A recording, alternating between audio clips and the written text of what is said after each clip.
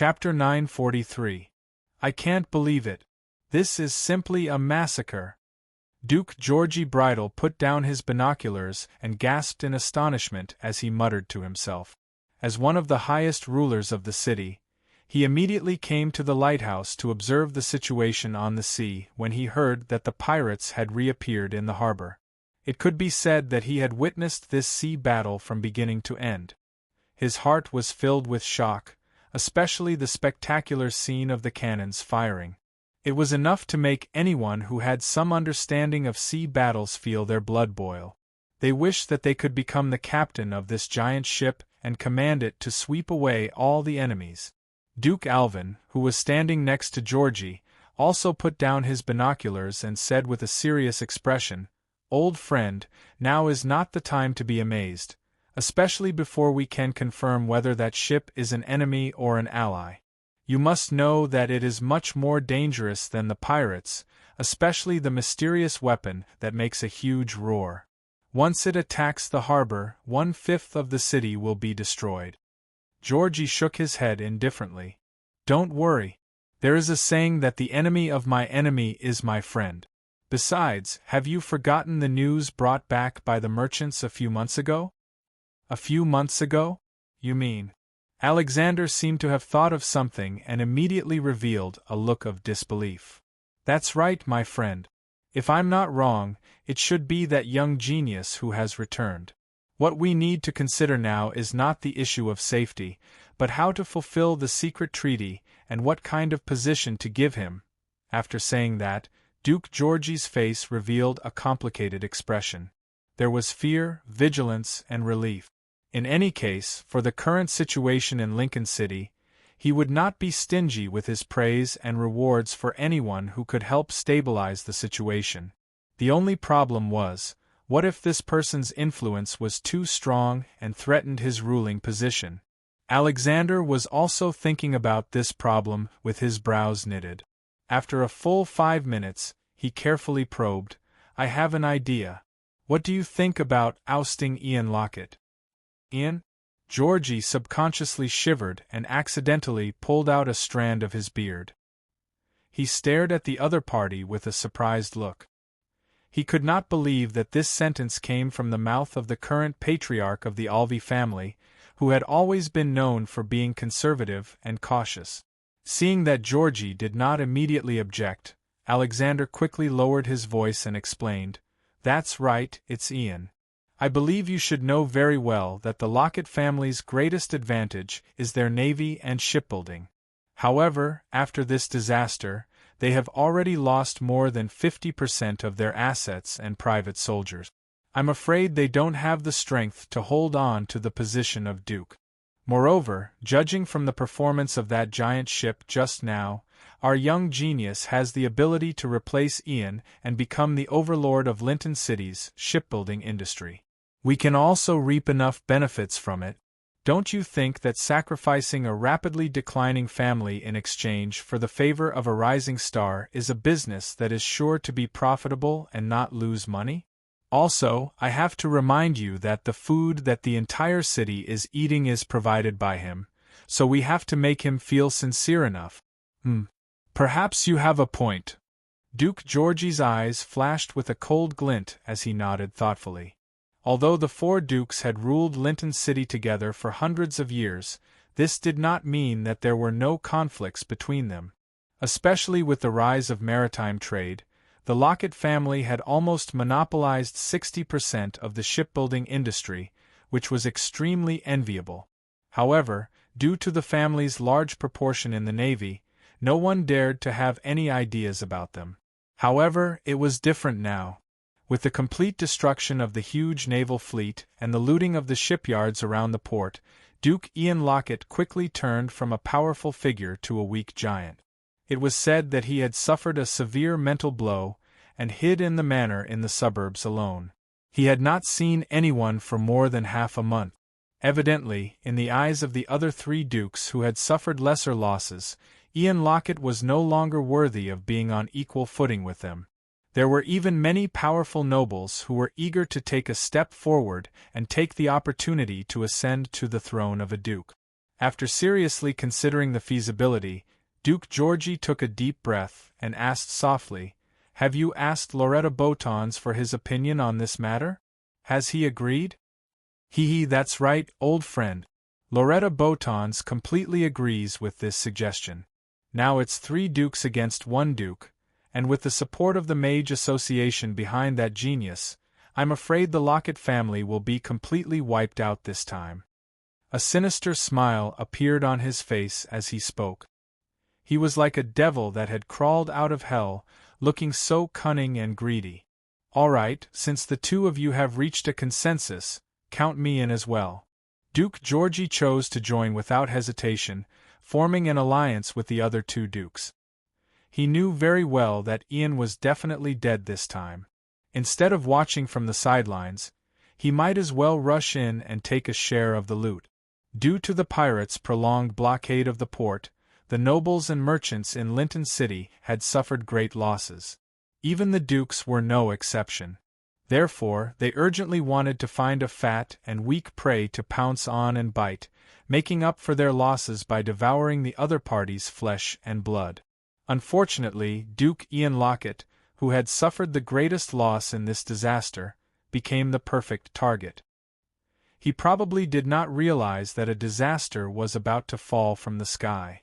After secretly deciding on the plan to eradicate the Locket family in the lighthouse, the 2 dukes quickly informed their trusted aides and began to lay out their plans in secret.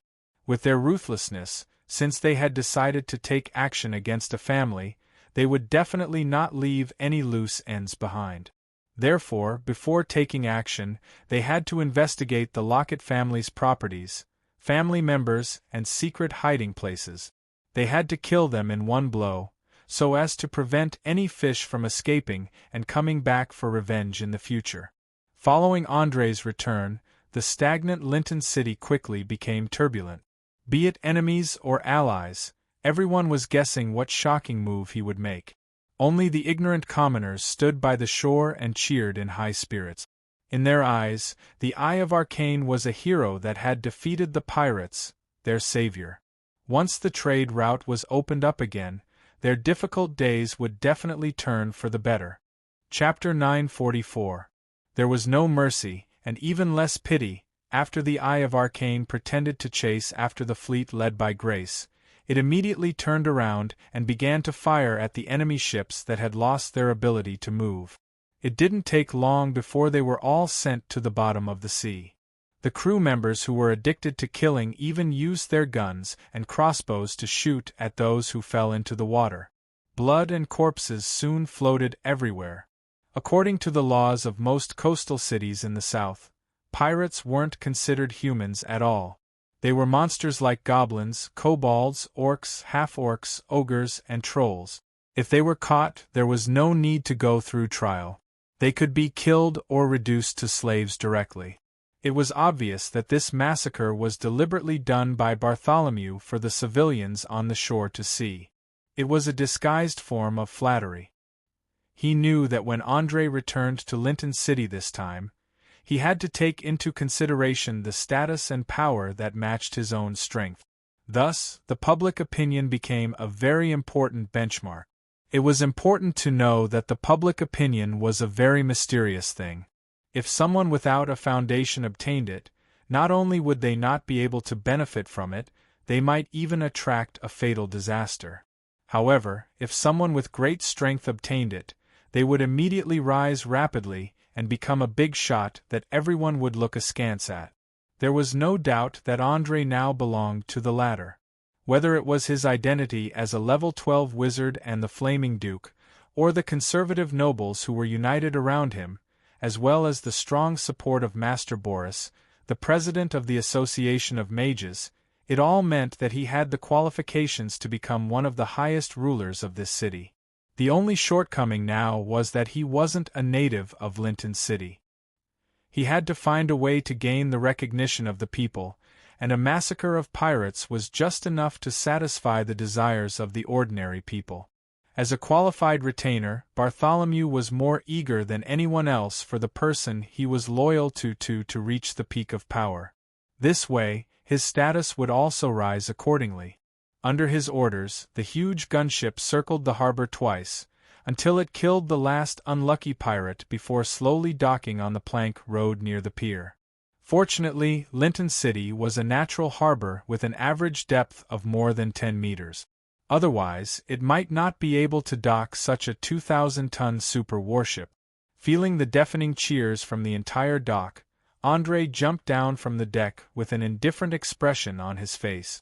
Under the gazes of tens of thousands of people, he walked unhurriedly into the city. However, before he could walk more than 10 meters, he saw a group of soldiers rushing in front of him, forcibly separating the crowd.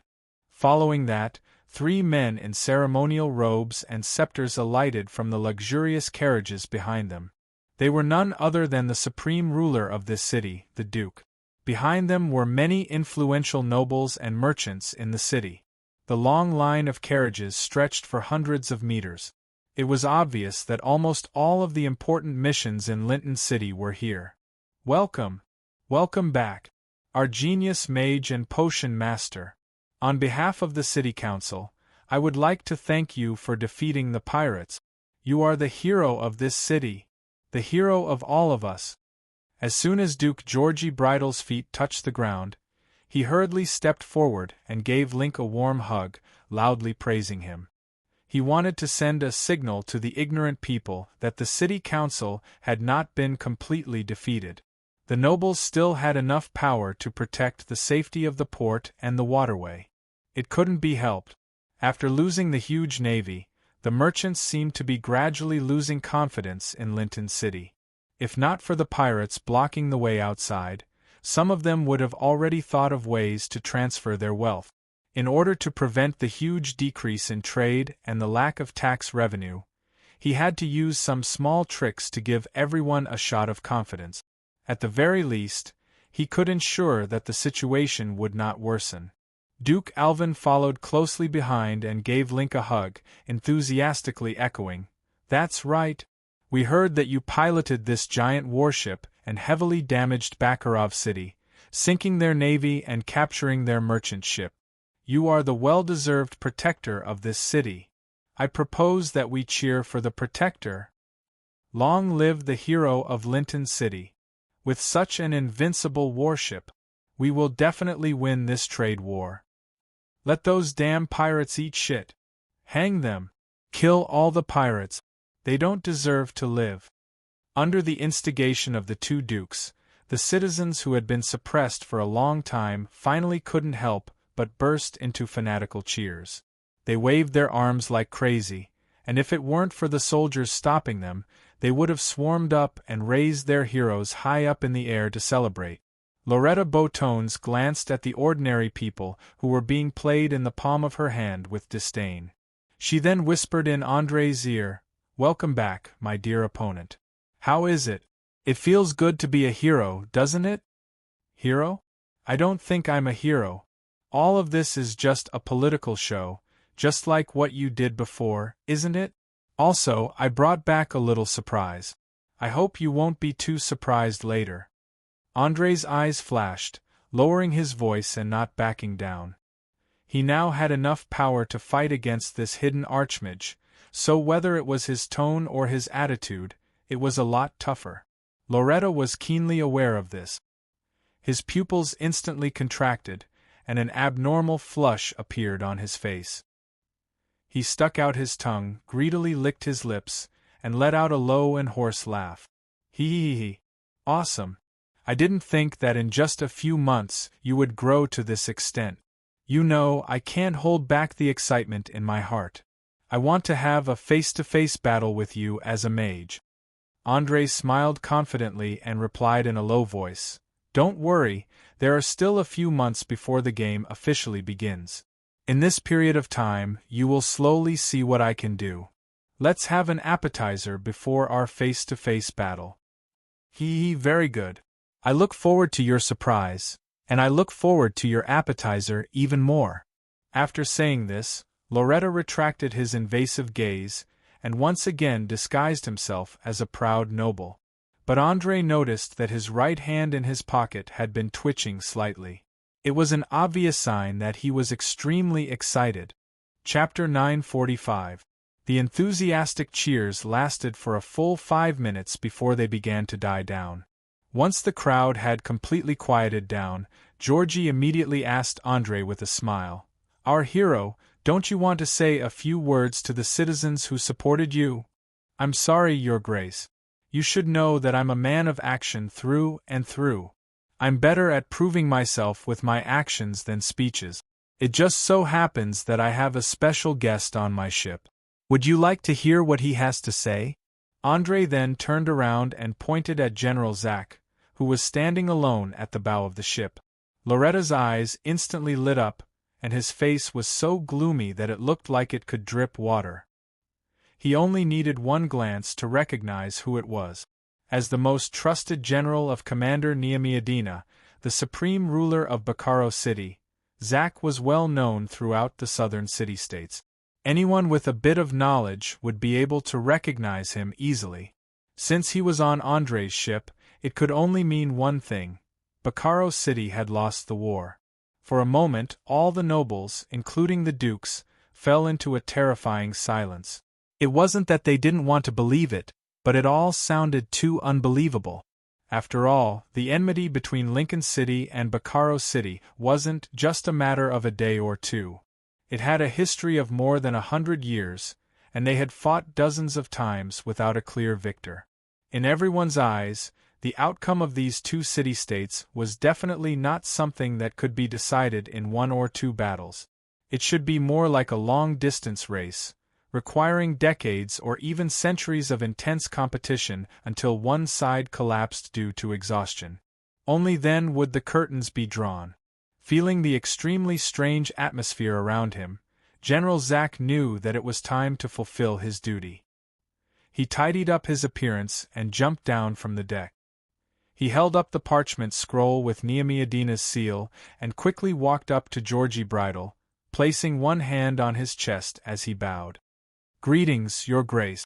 I represent the Bacaro City Council to submit a letter of surrender to you and announce our permanent withdrawal from the sea. We will never build another ship. In addition, we are willing to submit to His Excellency Andre and become his vassals." This sentence was like a huge rock being thrown into a calm pool of water, instantly causing an uproar. Gods above! Am I hallucinating? Bacaro City had actually admitted defeat. This is something that we haven't been able to do for over 100 years. A noble old man who looked to be in his 80s was holding a walking stick. He was so excited that his entire body was trembling. Another slightly younger man touched his chin and muttered to himself uncertainly, "Could it be fake? Hasn't our navy been annihilated? Why did they surrender? Where are their Griffin Knights? Damn it! I think there must be a conspiracy." A noblewoman who looked to be in her 30s whispered to her husband, "Don't worry, my dear. The dukes haven't said anything yet. Let's wait and see." The noblewoman's husband gently patted his wife's hand and stretched his neck, trying to see what was written on the sheepskin. Seeing that the situation was slowly spiraling out of control, Duke Georgie hurriedly took the sheepskin scroll and tore off the wax seal to quickly read the contents. The more he read, the more shocked he became. In the end, he even revealed an incomparably shocked expression. This was because there was a title that made countless people tremble in fear: the Flaming Duke. Duke Alexander, who was watching from the side, saw it as well. He stole a glance at Andre from the corner of his eye, beads of sweat appearing on his forehead. Just as Loreton was about to open his mouth to say something, a tall youth with eyes sharper than an eagle's suddenly squeezed out of the crowd. Without a word, he took off his white gloves in front of countless people and threw them at Andre's face. At the same time, he roared angrily, "Brat! Do you think no one will find out after you secretly killed my father? Let's duel. I'll use your blood to wash away the humiliation of the Brest family."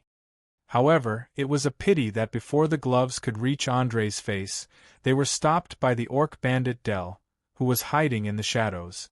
The orc bandit stared at the young man with provocative eyes, waiting for an order to slit the young man's throat. In fact, it wasn't just him. The dwarf warrior Angel, the female knight Camellia, the dark knight Yvette, and the barbarian warrior Clive, who had always had a fiery temper, all quickly drew their weapons and surrounded the enemy in a fan formation. Their eyes were filled with ferocity, as if they were ferocious beasts ready to devour their prey. It had to be known that they were all professionals above rank 6. Once they started fighting, it would be impossible to stop them without at least 100 or 200 elite soldiers. As for Eunice, she drew the sword of the king's blood and pointed it at the youth, using a cold voice to threaten, "Idiot! Draw your sword and accept your death. I'll let you know the consequences of offending my master." The sudden conflict caught everyone off guard, especially Duke Georgie, whose face was twitching non-stop. Through the contents of the letter of surrender, he already knew that the youth in front of him was the messenger of destruction and destruction, the infamous Flaming Duke. Now, someone actually dared to recklessly provoke him. He was simply tired of living. Duke Alexander also stared at the youth with an idiotic expression, because he had already recognized that this guy was none other than the eldest son of Blood Marquis Kyrgyz, Dandy. It was obvious that he had divined the news of his father's death through some special method and had specially come to cause trouble, wanting to kill his enemy in the name of a duel. It had to be said that this was an absolutely foolish action, because he didn't know that Andrei was already a rank 12 wizard. If the two really fought, it wouldn't even take a minute to determine the victor. Ha ha ha ha ha. Interesting. This is really too interesting. Should I sigh at how lucky you are? Or is your opponent too stupid? Loretta laughed wildly as he asked Andrei.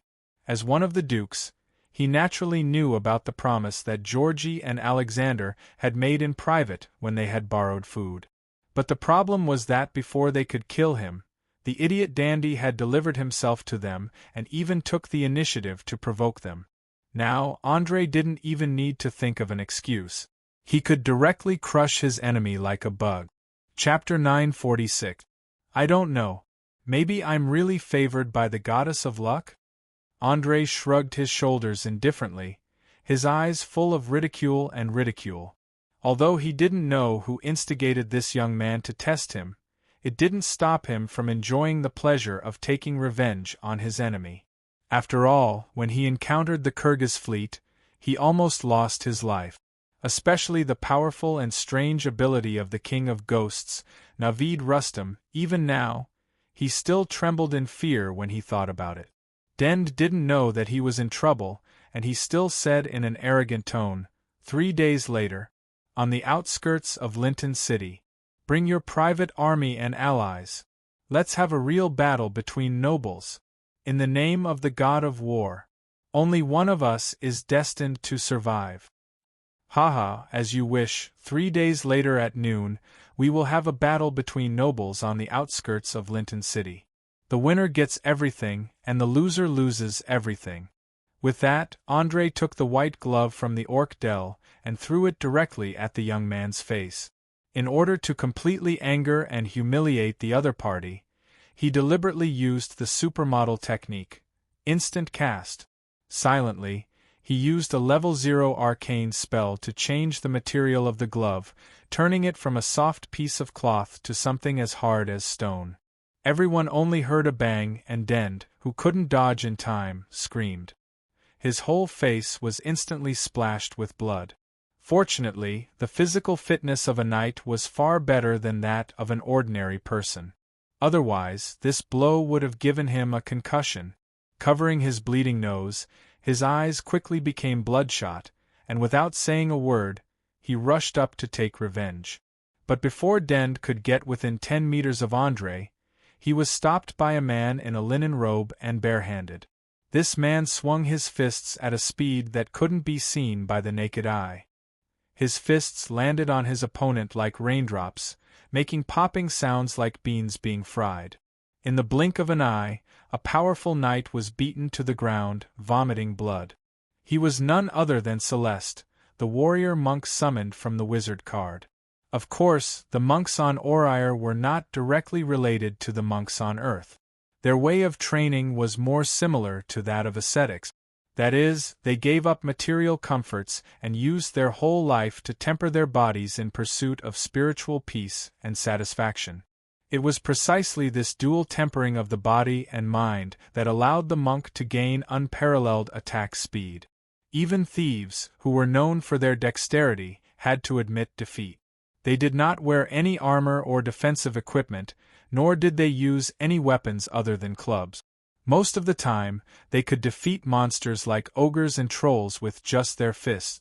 If Celeste were to fight against a fully armed knight, he might not be able to gain any advantage. However, if the knight was neither wearing armor nor unsheathing his sword, then even if there were 10 of them, Celeste would be able to easily overpower them. Looking at the embarrassed young man, André stretched out his right hand and patted the young man's face with a very insulting gesture under the gaze of countless pairs of eyes. Remember, no matter who asked you to provoke me today, tell him for me that don't use this method a second time. Otherwise, I don't mind making them all disappear, whether it's their soul or their body. As for you, poor thing, enjoy the next 3 days, because after 3 days, you and your family will forever become history. Bah. You think you've won? No. You don't understand who you're going against. Den spat out the blood in his mouth and retorted with a ferocious expression. I don't want to know, and I don't need to know, because after 3 days, I will show my true identity to the entire Linton City. I hope you won't be scared to the point of peeing your pants. Get lost, I don't like to talk to idiot. After saying that, André waved his hand at his followers, indicating for them to let him go. Otherwise, with the few followers that Den brought, he wouldn't be able to leave alive. Perhaps it was because he had suffered a great loss, but Den didn't continue to provoke him. He just glared at him viciously, wiped the blood from his mouth, turned around, squeezed through the crowd, and disappeared into the carriage at the end of the street. Following behind him were more than 20 angry nobles. Without asking, they were definitely the former allies of the Blood Marquis Kyrgyz. After watching these fellows who had been sentenced to death leave, André turned his head and smiled at George and other allies behind him, saying, "Everyone, did you hear that? I just came back, and an idiot gave me a generous gift. Who knows what the Brest family's assets are? I have to make some preparations in advance, or else I'll be in a hurry to take over so many assets all at once." As soon as these words came out, it immediately caused a burst of laughter. Lady Anasta of Western Xia was laughing so hard that she couldn't catch her breath and teased, "Don't worry, if you don't have enough people, I'll be happy to lend you a few butlers first." Ha ha ha ha. That's right. As a family with hundreds of years of history, we have enough butlers to help you through any difficulties at any time. In addition, as far as I know, the Brest family's main assets are focused on maritime trade. Since they lost most of their ships, they only have 2 large manors left, 1 mansion in the noble district, 1 warehouse, and 4 shops. As the leader of the conservative nobles, George knew most of the assets of the nobles in the city like the back of his hand. He didn't even have to specifically investigate and could reveal Den's background. There was no doubt that André's allies had developed an almost blind trust in him ever since they learned of what had happened at Bakharov City. In their eyes, even the renowned Griffin Knights had been crippled, let alone a mere Brest family. Georgie obviously felt this unusual atmosphere and frowned subconsciously. "Are you sure you want to duel with Dend outside the city? He has a lot of allies behind him, especially those radicals who have suffered heavy losses. They will definitely turn out in full force." "Your Excellency, please don't worry. Do you think I'll give in to a mob for nothing? Moreover, General Zach is still waiting for your reply. It's not our way of treating guests to keep them waiting." With that, André stretched out his left index finger and waved it in the air. In an instant, a dark blue flame that symbolized the Prince of Fire Elements, Aesop Desser, appeared in front of the 3 dukes. Although it lasted for a very short time, they all discovered the terrifying energy contained in it. In particular, Loretta, who was an archmage, immediately released a dangerous aura and did not hide the scorching light in his eyes.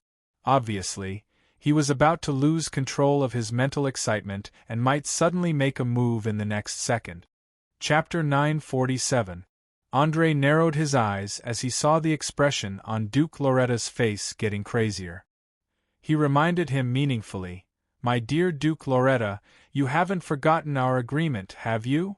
"No, no, no, of course I haven't forgotten. I'm just a little excited. I think you can understand, can't you?"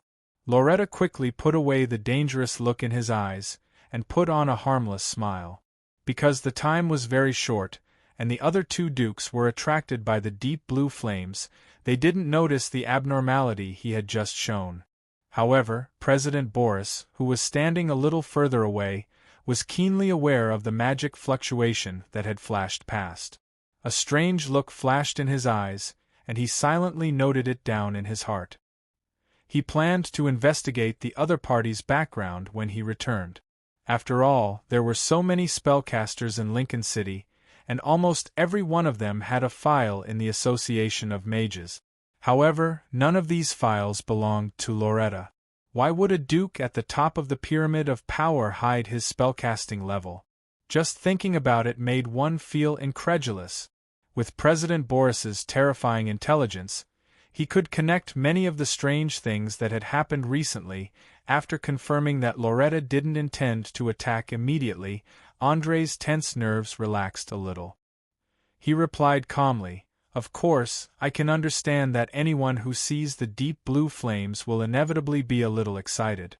But please take note, try not to do anything that will cause me to misunderstand. Otherwise, I can't guarantee that I won't take some extreme defensive measures." "No problem, I apologize for my behavior just now. In order to show my sincerity, I've decided to hold a celebratory banquet especially for you. How about 3 days later? I believe that after slapping those annoying flies, you'll need to relax and relieve your fatigue from the journey." With that, Loretta leaned forward slightly and bowed elegantly. Although he didn't quite understand what he was doing, André still nodded politely. "Sure, I'm happy to accept your apology and invitation. I hope your banquet won't be as boring as ordinary banquet."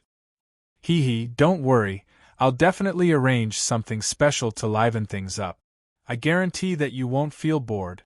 You have given me 2 surprises in a row today. Naturally, I have to give you 2 surprises in return."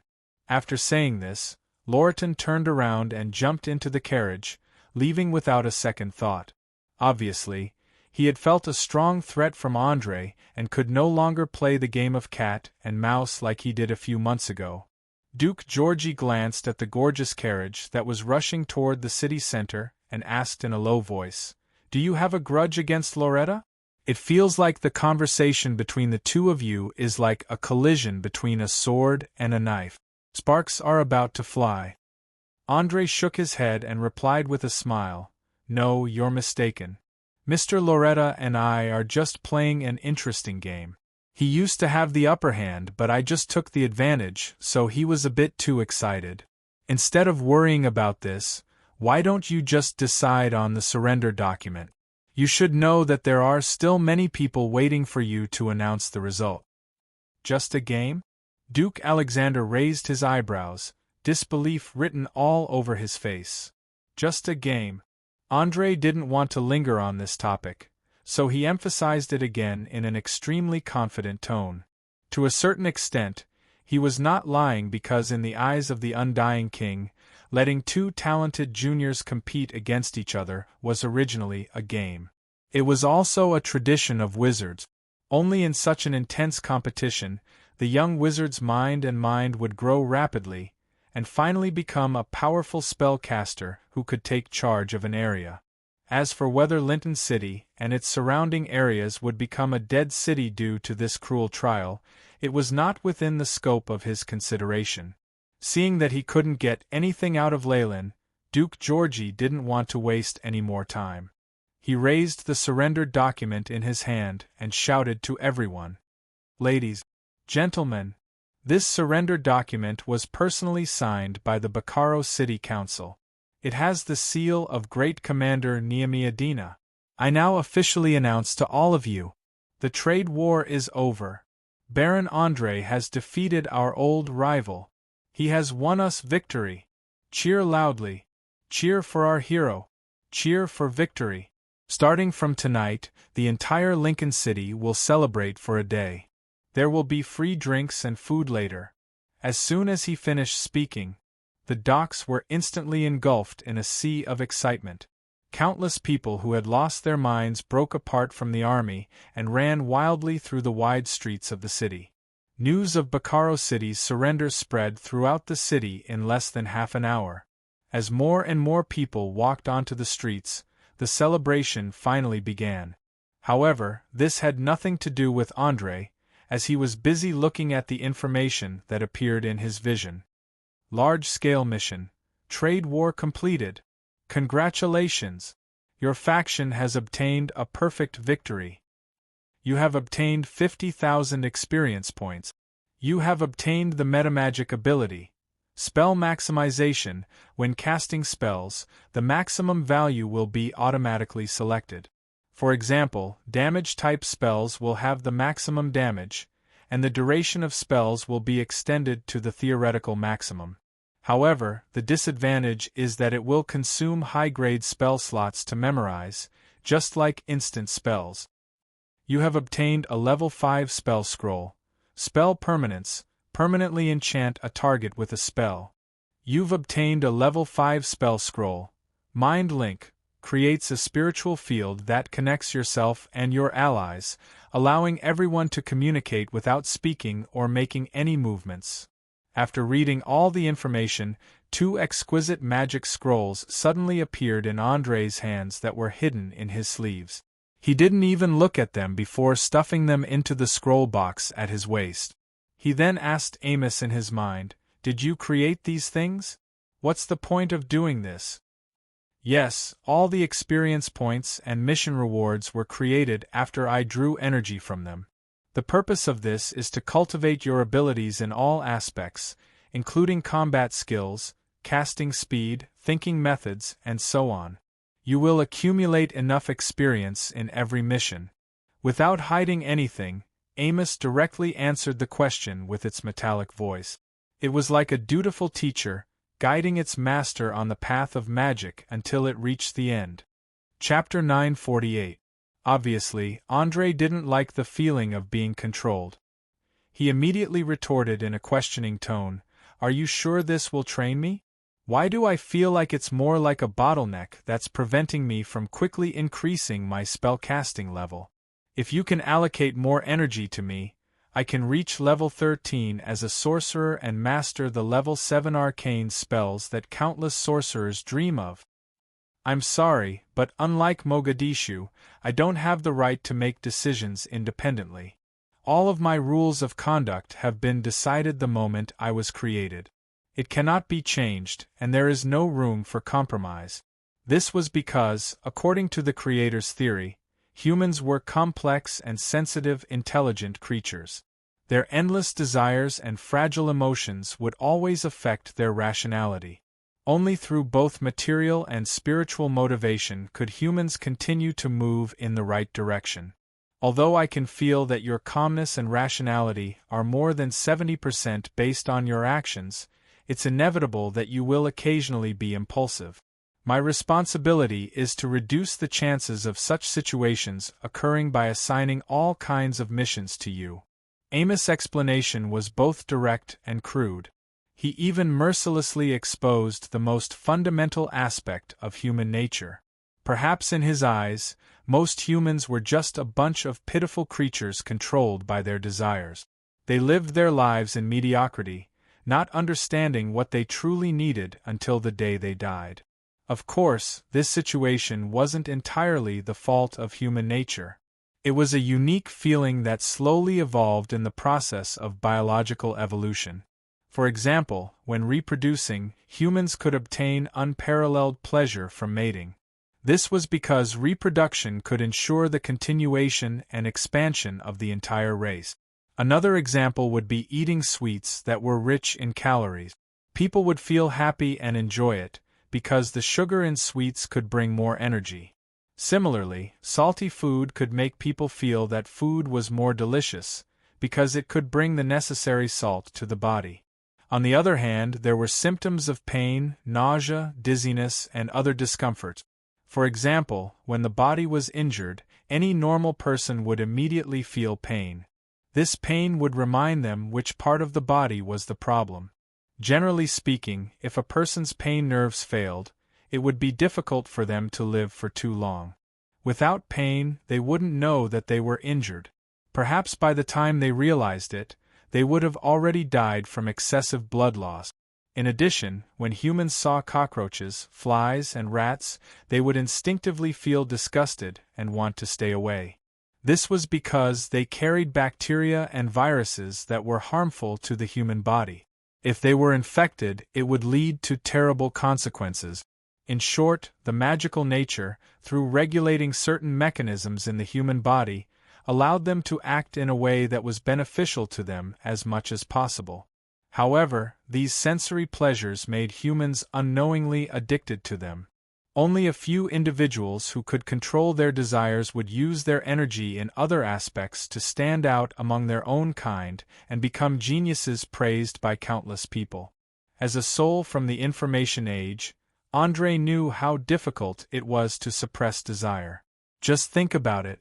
If a person was always surrounded by countless beauties, delicacies, fine wine, money, and authority, would he still continue to hide in an empty mage tower and endure the loneliness and boredom alone, studying profound magic day and night? Obviously, 99% of people would not choose the latter, especially when hormones were secreted in large quantities. Strong urges would dominate the brain, causing them to involuntarily have sex. Perhaps it was just like the saying that no matter if it was a man or a woman, they were all animals that thought with the lower half of their body. That was why in the ancient magic civilization, so many mages chose to transform themselves into liches. This way, they could completely get rid of their desires and focus on magic research. After thinking through all these, André understood that Amos's creator was right. He did need a supervisor to ensure that he stayed away from temptation and walked on the path of magic unswervingly. So he took a deep breath and said in his mind, "I think I understand. Continue to carry out your duties. Thank you very much for your understanding. You should know that for a mage, although the level of a profession is a very important yardstick, knowledge and experience are also very important. You are now a level 12 mage and have mastered the power of level 6 arcane spells, but your foundation is still relatively weak. You haven't even personally participated in large-scale magic experiments and high-level magic items. I personally think that you should stop leveling up as a mage and focus on this aspect. It's best to try to create a magic statue or modify a living body. It can greatly improve your understanding of the transformation of matter and energy." Amos used its metallic voice to give a pertinent suggestion in his mind. Although it was only a consciousness that thought independently, its attainment in magic was definitely not much worse than any legendary mage. Understood. After getting rid of those annoying flies, I will calm down and personally create a magic statue. A magic statue that is unique and different from any previous form. After saying this, André withdrew his consciousness from his mind and returned to the banquet that was being held in the city hall. Ever since the news of the surrender of Bakarov City had spread to every household, everyone had fallen into a state of blind optimism. Under Duke Georgi's suggestion, this impromptu banquet was held. Most of the participants were nobles and merchants in the city. Their purpose was simple, and that was to get to know André, who was in the limelight. After all, the only thing that could protect Linton City from the pirates was the Eye of Arcane that was docked at the dock. Therefore, whether it was for the safety of their own property or to inquire about those powerful cannons, these people had all sorts of motives. Not long ago, there was even a person in charge of a merchant group who hoped to hire the Eye of Arcane to escort their merchant ship. But unfortunately, André did not even think about it, and rejected the other party's proposal. Now that most of the pirates were under the control of the Alliance, how could he ruin the entire plan for a little benefit? Apart from that, countless noble ladies and socialites also made André feel very uncomfortable. Their gazes were like a pack of hungry wolves that wanted to swallow him alive. Fortunately, he was prepared and had brought his fiancée, Chloe, with him. Otherwise, he might have been cornered in a deserted corner and become the wolves' dinner. Chapter 949. Hey, my dear, you don't seem to like this kind of occasion, do you? Chloe blinked and asked. She was wearing a white corset and a long skirt, white lace gloves, and white stockings. She looked beautiful and sexy. Other than being a little thin, there was basically no flaw. Of course, in the eyes of most people, this kind of body and face was a huge flaw. Although it was not ugly, it was definitely not as attractive as a voluptuous figure. But in André's view, Chloe was a woman who really met his aesthetic standards. Therefore, he kissed her soft lips and replied with a smile, "That's right, I hate this kind of endless probing and social interaction. And I also noticed that you are the same as me, right?" Yes, I hate to participate in this kind of boring banquet. There are no bards' performances, no clowns for fun, and no joyful singing and dancing. There are only boring probing and interest exchange. Chloe complained while holding her fiancé's arm. Although she was muddle-headed most of the time and belonged to the typical natural airhead or naive suite, she had never made a mistake when it came to such a critical issue. André had always been very curious about what kind of tutor could teach such a strange student. Just when he was about to ask, he suddenly saw a pale young man not far away. It seemed that he had a conflict with Mabel. Both of their faces were red and their hands were on the hilt of their swords, as if blood would splatter on the spot in the next second. Fiona was lying on the chair with her eyes closed and seemed to have fallen asleep. "Damn it! Why does trouble always find me?" After cursing in a low voice, André hurriedly pulled Chloe, who was in high spirits, to the scene of the incident. He frowned and scolded, "Everyone stop! Who can explain what exactly is going on? This bastard!" He actually tried to drug Fiona's wine and even wanted to drag her into the opposite room. Mabel roared in anger. However, this was not surprising. After all, any elder brother who discovered that someone was actually trying to attack his younger sister would react very violently. He was already very rational not to pull out his sword and cut the other party into pieces on the spot. Hearing this, André's eyes instantly sharpened, and he released a terrifying aura. In just a few seconds, the surrounding temperature dropped by several degrees. As someone who was about to ascend to the peak of power in Linton City, how could he tolerate someone bullying his savior, let alone in such a despicable manner? The nobles who were more sensitive felt that the air around them was freezing and freezing. They could not help but shudder and look over. Especially the host of the banquet, Duke Georgie, who immediately abandoned a noblewoman in her 30s and hurriedly came over to persuade him, "Calm down, my friend. Please stay calm. No matter what happened just now, I promise to give you a satisfactory explanation." "Explain?" The corner of André's mouth slightly raised as he sneered. "Your Excellency, do you know who these siblings are? They are my saviors. They were the ones who fished me out of the sea. They allowed me to escape the fate of drowning. I promised that I would give them a respectable status. From then on, they would be able to live a prosperous life even if they did not have to do anything.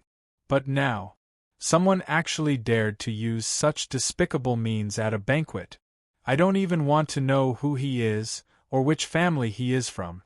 I only want to use his blood to wash away the humiliation these siblings have suffered. No need to waste words. Let's duel. Isn't that idiot planning to draw his sword anyway?" Mabel turned around, her eyes revealing gratitude. She was not an idiot, and she knew very well what saying such words in such a situation meant. Sigh. "All right, we'll do as you say. We'll settle this with a duel. Everyone, back off a little and make some space." These two gentlemen will engage in a duel to the death. Perhaps it was to curry favor with André, or for some other reason, but Duke Georgi did not attempt to dissuade them. Instead, he helped the guests clear out a large space. It was obvious that such actions were not normal. Anyone with a brain would be able to tell that there was a conspiracy brewing within. André was not an idiot, and he knew that he might have been set up. However, there was no way for him to back off now. He could only narrow his eyes and observe the development of the situation. He wanted to see who had the guts to play such tricks on him. After clearing out the space, Duke Georgi stood in the middle and said to the two youths who were about to engage in a duel to the death, "Remember, throwing weapons is not allowed. Insulting the other party is not allowed. Unrelated people are also not allowed to be used as shields. Do you understand?" "Understood." Mabel nodded her head vigorously. He could feel the power of anger flowing through his veins. He could use his hands to tear the enemy into pieces. The youth's gaze was a little unfocused, but he nodded as well. "Understood. Very good. I'll give you 1 minute to prepare. After 1 minute, the duel will begin." Georgi then took out an hourglass from his waist pocket and placed it on the table in front of everyone. It was a typical hourglass that lasted 1 minute. When the last grain of sand fell into the other side of the narrow bottleneck, the two youths could start fighting. André lowered his head and pondered for a few seconds. He then took 2 steps forward and whispered into Mabel's ear, "Don't hesitate. Kill your opponent immediately. If it's convenient, try to make the fight look bloody and cruel." "Understood." Mabel clenched her fists and replied. In fact, he had originally planned to do so. Not long ago, he had even killed people and buried their corpses in order to protect his sister. 1 minute passed in the blink of an eye. As the last grain of sand fell, the unknown youth quickly drew his sword and stabbed towards his opponent at an extremely fast speed. He had obviously undergone strict swordsmanship training. His steps were light and steady, and his movements were extremely precise. As a non-professional, he was already considered to be quite good. However, it was a pity that he was facing Mabel, who had just become a rank 1 warrior. The latter did not use much strength and easily blocked the tip of the sword, which flickered with cold light. Taking advantage of the momentary pause caused by the youth's collision, Mabel drew her other greatsword with a sinister smile and slashed down. Chapter 950. Puff! Accompanied by a strange sound, he, who had attacked with hatred, cleaved his opponent into 2 halves from the middle. The enemy's hands were severely carbonized, as if they had been corroded by strong acid. Without a doubt, the young man was as dead as he could be. The moment the magic greatsword, Helgram, hit him, it triggered the supernatural power attached to it. He didn't even have time to scream. The scene was extremely bloody, especially the brain matter that spurted out from his skull. It was enough to make a normal person vomit out their dinner from the previous night. However, none of the nobles and merchants present vomited, not even the delicate noble ladies and madams. Some of them even had excitement and anticipation in their eyes. After all, Orire was a barbaric and ignorant world. Therefore, the ruling class here might be arrogant, cruel, lustful, greedy, shameless, and stupid, but they would never be weak. Although everyone at the banquet appeared to be polite and courteous, they had already killed more than 1 person in secret. Chloe had once revealed that when she was 12 years old, she was forced by her family's knight to execute a few bandits who blocked the road and robbed them.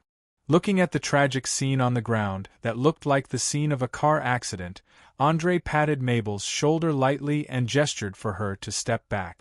Then, he took 2 steps forward and picked up a seal ring with the image of a stag beside the bloody corpse. A cold smile quickly appeared on his face. "Humph, the Lockett family? Who can tell me his relationship with Duke Ian?" "Dear, this guy is called Owen. He's Duke Ian's younger brother," Chloe reminded him softly. "Duke Ian. Andre seemed to have thought of something and glanced at Georgie and Alexander meaningfully. He then bent down to observe the eyeballs of the corpses. As expected, he found traces of magic in the pupils of the corpses. After a normal person died, their pupils would dilate. However, for people who were under magic or illusions, their pupils would not dilate after death. Instead, they would shrink. This phenomenon would last for a few minutes to a few hours. Obviously, this unlucky guy called Owen had been used by someone to provoke a war between him and Duke Ian. With Andre's intelligence, it didn't take much effort for him to lock onto the two most suspicious people. Without any hesitation, he said to Georgie, "Your Grace, I think you need to explain something to me. Don't say that you don't know anything. That's not only insulting my IQ, but also insulting your own IQ, isn't it?" Now, even the surrounding guests could smell a conspiracy in the air. They all pricked up their ears, wanting to know what was going on. Could it be a civil war between the dukes? Georgie didn't seem to have any intention of hiding his intentions. He smiled and replied in a low voice, "Of course. I will give you a satisfactory explanation. Please come with me. In addition, leave your lovely fiancé outside. It's best not to let too many people hear the contents of your conversation. Wait a moment, I need to make some arrangements." With that, Andre turned around and gently kissed the girl's forehead. He whispered into her ear, "Bring Mabel and Fiona home immediately.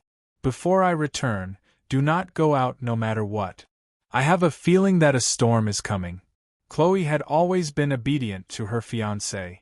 She nodded without hesitation, understood. "I will take good care of them." "Good girl." After kissing the girl's cheek again, Andre went straight to Duke Georgie's side. "Lead the way, Your Grace.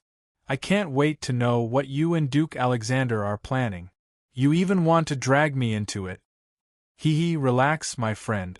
I guarantee that this matter will only bring you benefits and no harm," Georgie said as he gestured for Benjamin to follow him. He then walked quickly to the reception room at the back of the hall. Alexander also threw away the wine glass in his hand and followed closely behind. In the blink of an eye, they disappeared from everyone's sight. Seeing that the three most important characters of the banquet had left, the rest of the guests didn't have the mood to continue. After a while, they all left, leaving only the bloody corpse on the ground. The servants didn't dare to touch it because it was Duke Ian's younger brother. No one was willing to go near it. They didn't want to be involved in a terrible political storm. Just as Andre and the two dukes were spying, a man covered in a cloak and a hood was led by Benson to Black Lily's office. Bonnie, who had become the queen of Lincoln City's underground world, narrowed her eyes and sized him up. After a full minute, she asked, "I heard that you were looking for me?" "Yes, my master wants you to send a message to Sir Andre. He hopes that he can make a trip to the cemetery on the west side of the city before midnight. This is the token."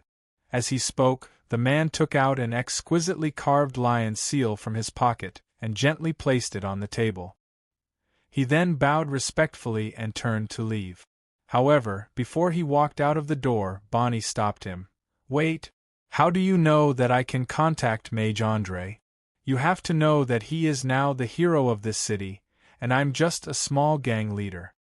The man smiled slightly and said in a playful tone, "Madam, except for those ignorant civilians, everyone in Lincoln City knows that you are his lover, so please don't deceive yourself. Otherwise, do you think that you can control more than half of the slums with these motley crew? Even the city guards turn a blind eye to it? No, they are all afraid of Mage Andre. They are afraid of the huge force behind him and the terrifying potential he has shown. Don't worry, my master is not his enemy. He just wants to meet and see if he can make a deal. That's all." After saying this, the man pulled his hood hard and turned to disappear into the dim corridor. The thugs around didn't stop him because they didn't receive orders from their boss. Looking at the lion's seal on the table, Bonnie directly asked the man standing beside her, "Scar, do you know this thing?" The latter picked up the seal and looked at it carefully for a few seconds. He quickly nodded. Of course, this is the symbol of the Brest family. Only the direct members of the family are qualified to wear it. The Brest family? Didn't they just make an agreement with André a few hours ago to fight to the death outside the city 3 days later? Why are they suddenly playing this game now? Bonnie frowned and asked.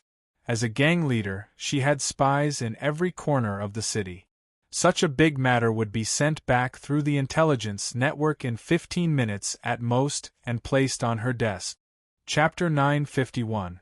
I can't be sure due to the lack of conditions, but for a family with such a long history, the internal strife has always been very fierce.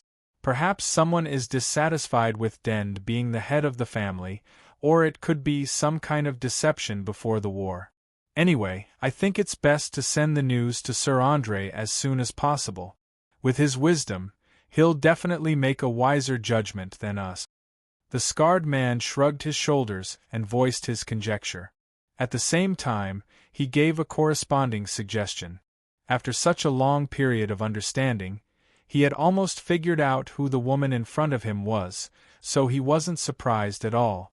In the eyes of many people in high society, gangs were the kind of trash organizations that were dirty, despicable, shameless, and betrayals. They could be crushed with a flick of their little finger. However, in the scarred man's eyes, the forces under Black Lily Bonnie had obviously exceeded the scope of ordinary gangs. They were developing into an underground union that gathered intelligence, assassinations, and infiltration. More importantly, this organization not only had a strong background, but also had many first-class industries with the ability to make money. Whether it was manpower, material resources, or financial resources, they didn't lack any of them. The only thing they lacked was time to settle down. Perhaps they looked very fragile at the moment, but as long as they settled down and developed for 10 years, they would definitely become a formidable behemoth. Of course, the premise of all this was that André, who was the backer, must not have any accidents. Otherwise, the nobles and merchants who had begun to feel threatened would immediately rush up and mercilessly tear the beginning of the scale of the slums into pieces. Black Lily Bonnie obviously understood this, and nodded without hesitation. You're right. We're good at gathering information, not making decisions. Arrange a carriage immediately, I'll make a trip there myself. As you wish, boss. The scarred man put one hand on his chest and bowed. Dragging his injured leg, he limped and disappeared into the corridor. 10 minutes later, a black carriage without any decorations set off from the slums and headed straight for the city hall. Soon, it disappeared into the dark night. At the same time, in a secret room behind the city hall, a conspiracy was in progress. You two, you can explain now. As soon as they sat down, André urged with a cold face. He hated being used the most, so there was no respect in his tone at all. It was as if the person sitting in front of him was not the Duke who stood at the peak of power in Linton City. Georgie shook his head nonchalantly. Calm down, my friend. This is just a small misunderstanding. After all, what we're about to discuss is too important. I have to make sure that you sever all ties with the Lockett family, and blood feud is the safest option. After hearing this, André would be a complete idiot if he still didn't understand. There was no doubt that the conflict just now was completely manipulated by the two old foxes in front of him. Their target was none other than Duke Ian, who had suffered heavy losses recently. In other words, the Duke Alliance, which was originally a monolithic alliance, was now disbanded. Some people couldn't wait to devour their former allies in order to strengthen themselves. After thinking about this, André's lips curled up slightly, and he asked in a playful tone, "Interesting. If I'm not mistaken, are you planning to uproot Duke Ian and his family? By the way, is this considered killing each other?" "No, of course not. As an outsider, you don't seem to understand the selection mechanism of the Duke. The title of Duke of Linton City has never been hereditary. It is based on strength. Only the 4 nobles with the strongest comprehensive strength will be crowned with the title of Duke. However, our four families have a firm hold on a large amount of resources, so we have always been dukes for hundreds of years, giving everyone the illusion that the duke will always belong to the four families. But now, Ian and his family have lost too much power and are no longer worthy of being called duke. If he was smart enough, he would have voluntarily handed over the title and given up all the benefits in the city. He would have stayed in the manor obediently, slowly accumulating strength, and waiting for the opportunity to rise again. But it was obvious that he didn't do that. He was still hoping to use the empty title to scare off those who were ready to take action. As a duke, I will never allow this to happen, let alone allow those who are not strong enough to be on equal footing with us. Besides, we have to squeeze out some space for you, right? Honorable Flaming Duke. As he spoke, a meaningful smile appeared on Ian's face. He looked very much like a ruthless, experienced, and unscrupulous politician. However, he was more dangerous than the politicians on Earth, because politicians could not raise a large-scale private army. Andre knew that Ian was dragging him into this mess. As long as he participated in the operation against Ian, it would be equivalent to joining the Duke's alliance. After carefully analyzing the pros and cons in his mind, he sneered and spread out his hands. All right, it seems that I have no reason to refuse. But there is one thing, I don't need the title of Duke. How about letting Lady Anastasia become the new Duke? What do you think? Alexander stroked the beard on his chin and pondered for a moment, then nodded quickly. Sure. After all, the title of Duke is yours. Whoever you want to be your spokesperson is your business. We won't interfere. It seems that you have made up your mind to inherit Master Boris's position as the president of the Mage Association. That's right. I've always been a mage, so I don't like to waste too much time on government affairs. Andre shrugged indifferently and openly admitted it. Ha ha ha ha. So, the misunderstanding between us has been cleared up, right? Duke Ian casually picked up a bottle of last year's wine from the shelf and poured a glass for everyone. Due to the limitations of the brewing technology, many wines were not better when stored for a long time. Take wine for example. If it was stored for more than 3 years, it was very likely that it would directly turn into grape vinegar. Therefore, when entertaining guests, the newer the wine, the more popular it was. If in this world, wine that was decades or centuries old was used to entertain guests, such as a mysterious 1982 liquid, not only would it not be praised, but it would also be secretly despised. The guests were likely to think that you were trying to fool them with old vinegar. Gently sniffing the fragrance of the new wine, Duke Ian raised his glass and said loudly, "To our friendship and cooperation. Cheers. Cheers. Cheers." Chapter 952. After discussing how to divide up the Lockett family's assets, Andre quickly left the city hall, intending to go back and make preparations. However, not long after he walked out of the door, he was stopped by a black carriage without any decorations. The person sitting in the driver's seat jumped down, bowed respectfully, and opened the door gently. He did not say a single word throughout the entire process. He was the epitome of silence is gold. As a level 12 mage, Andre could completely ignore most of the assassination attempts. Hence, he walked up without a second thought. However, he did not expect this at all. This kiss lasted until the two of them were about to suffocate before they reluctantly parted. Gazing at Black Lily's beautiful face, Andre asked with a smile, "Are you here to give me a surprise?" "Why am I not welcome?" Bonnie licked her lips and asked with heavy breaths. "Hee, how could that be? I want to swallow a cute little lamb like you into my stomach right now." Saying that, Andre immediately pressed Black Lily down on the chair and started kissing her earlobes. At the same time, he inserted his hand into the gap of her leather jacket and unbuttoned it easily with his nimble fingers. In the blink of an eye, he had taken off her jacket. The inexperienced Bonnie only felt her mind go blank. She could not resist the other party's invasion at all. Before her last bit of rationality completely disappeared, she shouted at the coachman, "Terry! Don't let the carriage stop where it is, it's too conspicuous. The coachman who received the order did not say another word. He immediately closed the door and returned to his seat. He quickly started the carriage and began to move around the streets of the city. Gently caressing his lover's smooth back, André teased in a half-joking tone, "Darling, what made you so thirsty that you couldn't wait to come to me?" Bonnie glared at him fiercely.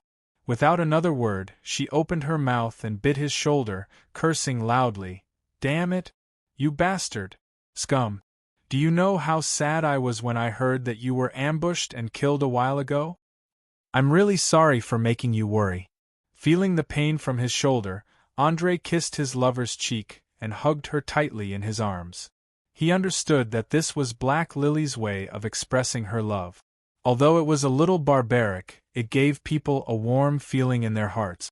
This was because only those who were closest to each other would use such an unscrupulous way to express their feelings and care for each other. "Promise me. There must not be a next time. Otherwise, I'll bite your flesh off next time." Bonnie took a deep breath and threatened. André laughed and shrugged. "No problem. I promise there won't be a next time." Obviously, this was a lie. As a mage, especially the owner of the arcane eye, how could he not be in danger?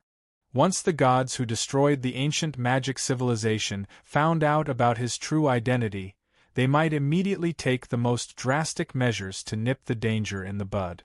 To a certain extent, from the moment he came to this world, he was destined to walk with danger and death.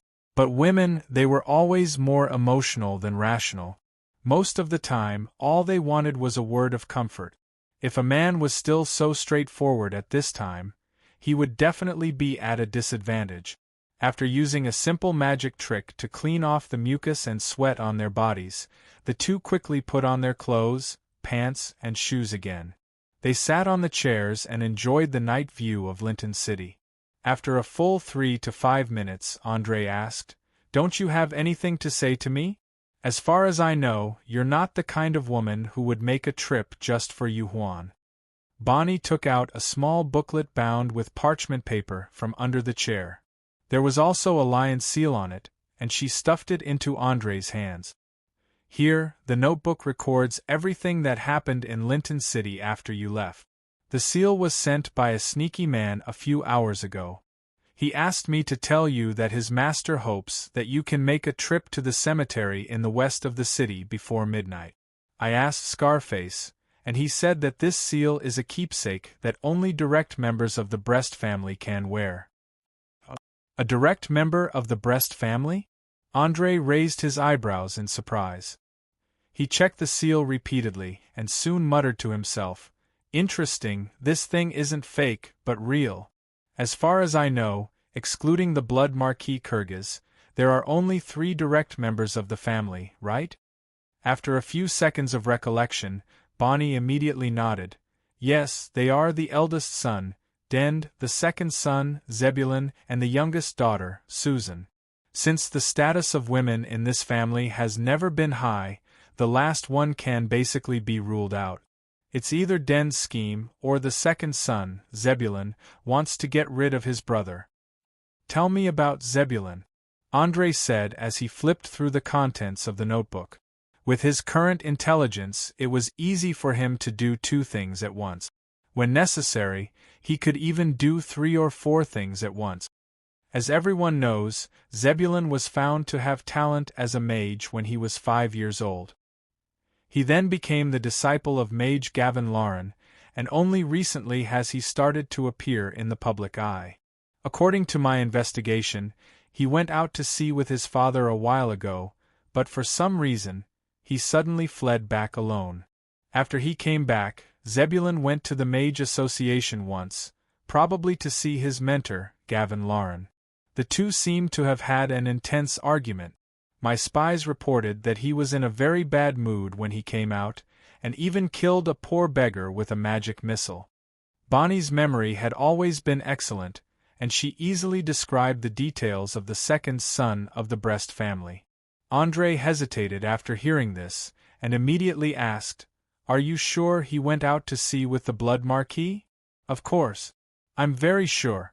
My people saw him with their own eyes, and they boarded the ship with a few people dressed as mages. Bonnie answered without thinking. Interesting, Zebulon is actually a survivor of that disaster. Looks like I have to meet him no matter what, or at least find out his attitude. After muttering to himself, André immediately ordered the coachman, Take me to the cemetery in the west of the city immediately. Chapter 953. The graveyard in the west of the city was a special place within the protection of the city walls. It was similar to a public cemetery, but only those who had reached a certain level of identity, status, and wealth were qualified to be buried there. In fact, most of the areas in the graveyard had been divided by the nobles and transformed into family tombs for generations to rest in. Hence, there were tall and magnificent tombs, obelisks, and exquisite carvings everywhere. Many of them were created by masters. If anyone could steal all the burial items here, they would instantly gain wealth that could never be spent in a few lifetimes. Of course, the nobles were not idiots. They knew that there would be many tomb robbers waiting for the opportunity to spy on the burial items in the tombs. Hence, there was always an army of about 200 people stationed around the area. Once they discovered someone robbing the tombs, they would immediately take action. However, for some reason, when André entered the graveyard, he did not see any signs of patrolling. The carriage was unimpeded and came to the towering statue of the god of death in the center of the graveyard. Bonnie looked a little nervous. One of her hands was tightly gripping the dagger at her waist. After more than 3 months of training, she was already a decent thief. Although she was still a little immature in picking locks, stealing, and detecting traps, she was already qualified in terms of combat and stealth. Especially in terms of sneak attacks and assassination, she was much better than others of the same level. Don't be nervous. Relax. We're here to negotiate, not to find trouble. Besides, even if there's a battle, you don't have to do anything. André lifted Black Lily's sexy chin and sucked on her tongue. He pushed open the door with a smile and jumped down from the carriage. With the dual abilities of night vision and secret vision, he quickly discovered that there was a living person standing behind the obelisk less than 10 meters away from him. Without any hesitation, he threw the lion's seal in his hand at the obelisk. At the same time, he said sarcastically, "Come out, Mage Zebulon. I see you. Are you so afraid of me that you have to be so sneaky when meeting me? I'm sorry. I believe you should know very well how many pairs of eyes are watching us in the city, so I have to be careful. Moreover, I've seen it with my own eyes. You've used unparalleled strength to kill the Phantom King, and you've even vaporized the entire fleet as well as a large amount of seawater. Isn't it natural for you to remain fearful and humble when facing the Flaming Duke?" The figure hiding behind the obelisk caught the lion's seal and slowly walked out of the darkness. It was the second son of the Blood Marquis, Zebulon. His face was extremely pale, and the bags and dark circles under his eyes showed that he had not slept for at least a week. For a mage, this was extremely fatal. In addition, his bloodless lips also indicated that this young man's body was in an extremely unhealthy state. If this continued, he would probably die suddenly without the need for others to do anything. "Were you on the ship?" André narrowed his eyes and asked. Zebulon took a deep breath and nodded. "Yes, I was trapped in the cabin of the flagship. I was almost burned to ashes by the terrifying flames." This answer obviously did not satisfy André. He continued to ask, "Then how did you escape?" "If I remember correctly, the sea within a radius of a few hundred meters was engulfed by the flames. It's a magic item. Before I set off, I paid a huge price to exchange for a teleportation rune with Master Barca of the Association. If my life was in danger, it would teleport me back to Linton City. That's why I was lucky to escape." Zebulon had no intention of hiding anything. He confidently revealed the secret of his survival in an attempt to gain the other party's trust. He knew very well how terrifying the young man standing in front of him was, so he did not plan to play any tricks from the start. When the difference in strength between the two parties reached a certain level, even the smartest person could not turn the situation around. André seemed to have noticed this. He smiled slightly and said in a praising tone, "Very good. You are one of the few people who know your place. At least you are much better than that arrogant mentor of yours. He never knew his place and always liked to play tricks with me. Although these tricks almost cost me my life." Zebulon put one hand on his chest and bowed. He smiled bitterly and sighed. "Sigh. To tell you the truth, Gavin Lauren is no longer my mentor. We had a falling out." "Oh? Why?" André raised his eyebrows in surprise. Zebulon helplessly spread his hands and replied, "Because Gavin Lauren has been blinded by the position of president of the association. He even plans to drag the Brest family into the abyss. I believe you have already met my brother. What do you think of him?" "An impulsive, irritable, low-intelligence idiot." André did not even think about it and gave his evaluation. "That's right. Your description is very accurate. As the first successor, Dend does not have enough brains to deal with the complicated political struggles. After a long period of night training, he likes to use his muscles and swords instead of thinking. He always wants to use the simplest and most violent way to solve problems. I can't just watch him destroy the entire family. That's why I invited you out for a chat today." After probing each other for a long time, Zebulon finally revealed his intentions. Noble families had always been bound together for good or ill. He could not just watch the once glorious Brest family fall into ruin. Looking at Zebulon's nervous eyes, André laughed. It was a happy and unrestrained laugh. "Ha ha ha ha. Unfortunately, my dear Zebulon, I have already made an agreement with my brother. 3 days later, in the outskirts of Lincoln City, there will be a private battle to determine who will survive. It is said that the Church of the God of War will send a priest to notarize. The winner will get everything, and the loser will lose everything, including property, servants, slaves, and noble titles. Do you think I will give up on getting rid of my enemy with my own hands and so many benefits? Or do you think Dend has the ability to resist my attack, so you want to use him as a bargaining chip? I can tell you very clearly that the Brest family was destined to be destroyed the moment your father provoked me. No one can save it. I heard you have a very beautiful sister?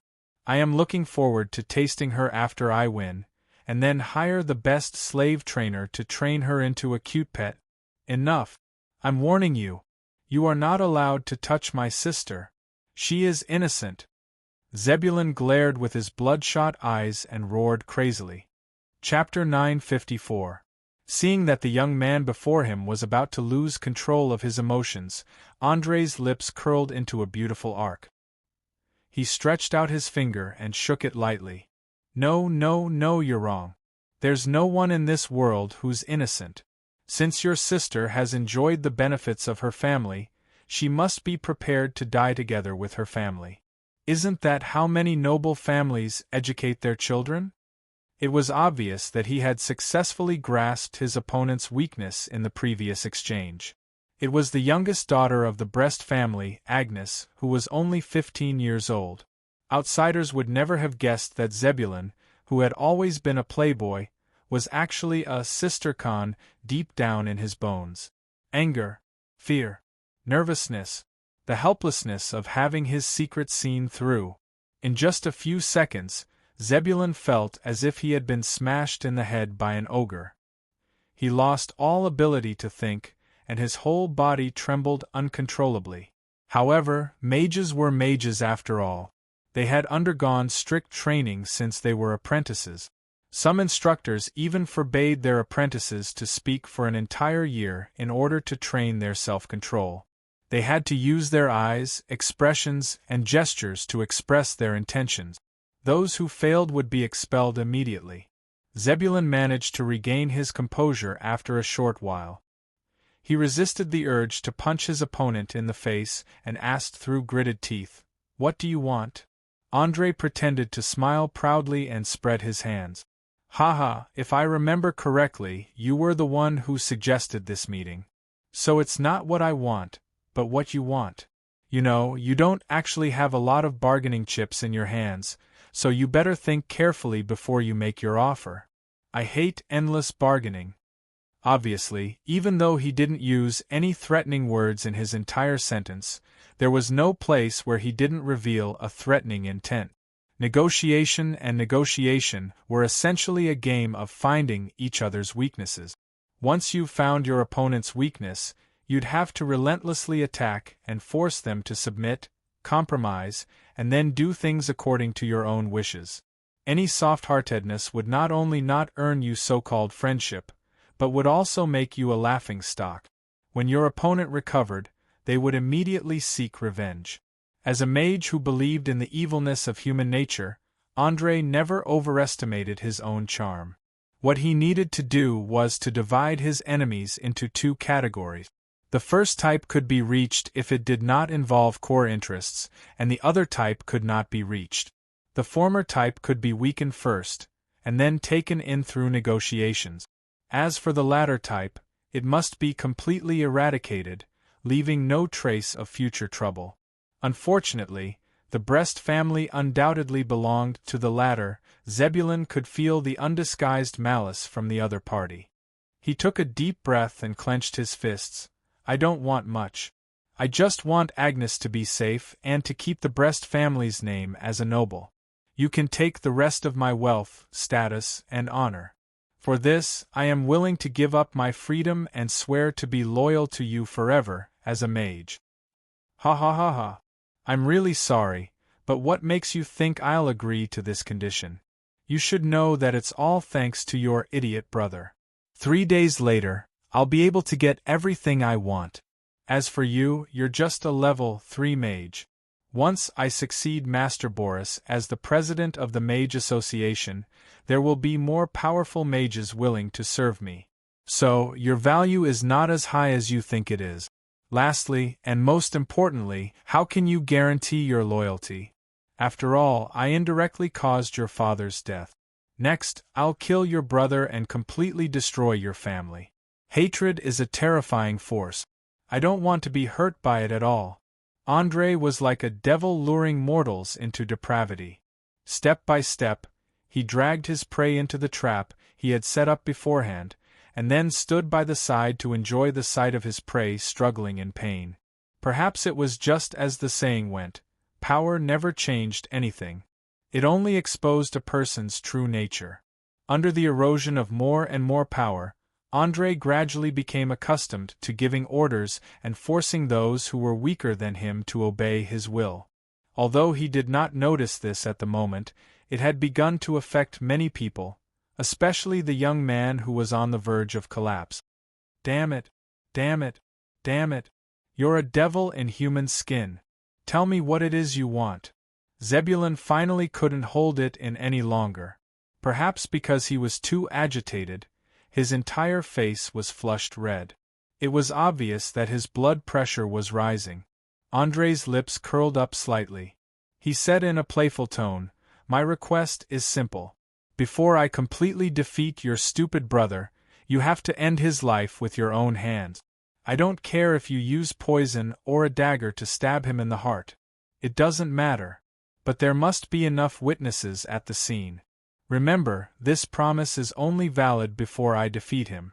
If I kill his army and subordinates, the promise will be null and void. Also, after this, your sister will become my hostage. Whether she lives well or not will depend on your performance in the future. Do you understand? You want me to be a kinslayer?" Zebulon fell to his knees and screamed. At this point, he finally understood Andrei's goal. Andrei wanted to use him to completely destroy the last resistance of the Brest family. He didn't even have to dirty his hands. After all, directly eliminating a noble family with a long history in front of so many people was a political risk. It might cause a certain degree of hostility and panic. However, if the family killed each other, people would only look down on the family's short-sightedness and despise their actions. Don't worry. You still have 3 days to consider. Think carefully before you give me an answer. Oh, right. Also, help me find out who instigated your brother. If the information is accurate, I will consider arranging a more comfortable environment for your sister in the future. Having said that, Andrei patted Zebulon's shoulder lightly. He turned around and jumped into the carriage. He then ordered the coachman to turn around. In just a few minutes, he had left the eerie cemetery. Watching the carriage disappear into the distance, Zebulon seemed to have gone mad. He swung his fists and punched a tombstone until his hands were bloody. He slowly stood up and stared at the lion-shaped seal in his palm. With a firm tone, he said word by word, "Agnes, I swear to protect you. Even if I have to sell my soul to the devil. I'm sorry, my brother." Chapter 955. Wow. Amazing. I want to say that you're becoming more and more like a powerful noble. You actually managed to make the second son of the Brest family kneel and beg with just a few words. As soon as the carriage left the cemetery, the black Lily Bonnie couldn't wait to jump up from her chair and exclaim. As a woman who had climbed up from the bottom of the slums, she had never seen a negotiation where an opponent was toyed with just a few words, and almost had a mental breakdown. Andrei kissed her cheek and shook his head lightly. "No, my dear. You only saw the surface and didn't understand what caused that scene. Why don't you explain it to me? You know that I really like to learn." Bonnie pulled down her collar. Feeling the softness and warmth from his palm, Andrei shrugged with a smile. "All right, since you're so delicious, I'll explain it to you a little. Listen carefully. First of all, the negotiation depends on the strength of both sides. This strength includes power, money, and reputation. It also includes one's profession level, talents, and so on. In this aspect, I'm countless times stronger than my opponent. Secondly, I've grasped Zebulon's weakness from the start, which is his only sister. As long as I use this to threaten him, he won't have any room to retaliate.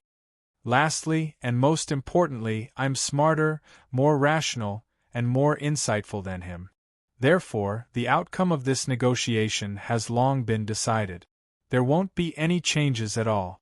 Also, I promise you that if he had dared to show even the slightest inclination to attack, he would have been burned to ashes by the endless flames." "Really?" Bonnie asked as she blinked her eyes playfully. Just as Andrei was about to say something, the carriage suddenly stopped. The coachman, who had been silent all this time, jumped down and opened the door. He reminded with a hoarse voice, "Boss, we've arrived at Countess Anastasia's mansion." Glancing at the brightly lit mansion outside the window, Bonnie sighed helplessly. "Sigh. Looks like we'll have to end our conversation here. What are your plans for the next few days?" "I'll return to Tues Valley tomorrow, and the day after to check on the situation in the territory and organize the army. You have to understand that private battles between nobles are not child's play, especially when it comes to etiquette. I have to make sure that no one can criticize me." After saying that, Andrei straightened his clothes and jumped down from the carriage. He waved to Black Lily in the carriage, and walked straight to the door. After watching him pass through the guards and enter the garden, Bonnie reluctantly said to the coachman, "Let's go home. I don't think the city will be too peaceful for the next few days. Try to keep a low profile. I don't want to cause trouble at this critical time." "Don't worry, Scarface has already ordered most of the people to retreat. Right now, no one in the slums can threaten us. As long as you agree, we can even instigate the city guards stationed nearby." The coachman drove the carriage while comforting his boss's slightly sensitive nerve. After a while, the carriage disappeared into the night. After passing through the quiet garden, Andrei was quickly led to the front hall by a servant. Before he had time to take off his cloak, he found that everyone in the room was looking at him. Especially the anxious Mabel. She stood up and stammered, I didn't cause any trouble for you, did I?" "Trouble? Ha ha ha ha. No, my friend, it's the opposite. This is a good thing." Andrei passed the cloak to the butler and walked up to the young man, patting him hard on the shoulder. When the latter heard this, he instantly heaved a sigh of relief and muttered to himself, "Phew! Thank the gods! I thought I'd gotten into big trouble again. Hee. I've already said that Andre will take care of everything. Now, let's continue to drink to our heart's content and make up for the losses at the banquet." Chloe, who had always been an optimist, raised her glass and took a big gulp of the best wine. Her fair face immediately flushed red, and she looked so cute and seductive. It was obvious that she was drunk, and even her eyes were a little blurry.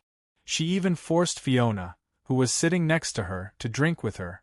From time to time, she would let out an ambiguous laugh or hum an unknown country song. Looking at her niece's drunken appearance, Countess Anastasia held her forehead helplessly and gave the old butler a look. Borg understood and immediately waved his hand.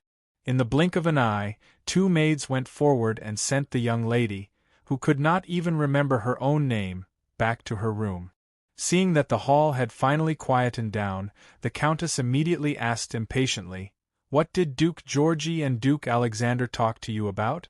Don't tell me they want to start a war?" Andre sat down and took a sip of water. He replied meaningfully, "No, madam. On the contrary, they want to form an alliance with me and take over the Locket family together. Also, please allow me to congratulate you. If nothing goes wrong, you will be conferred the title of the first Duchess in the history of Linton City by the Parliament in about 2 weeks at most." What? Perhaps because the news was too shocking, Countess Anastasia suddenly stood up from her chair with her eyes wide open.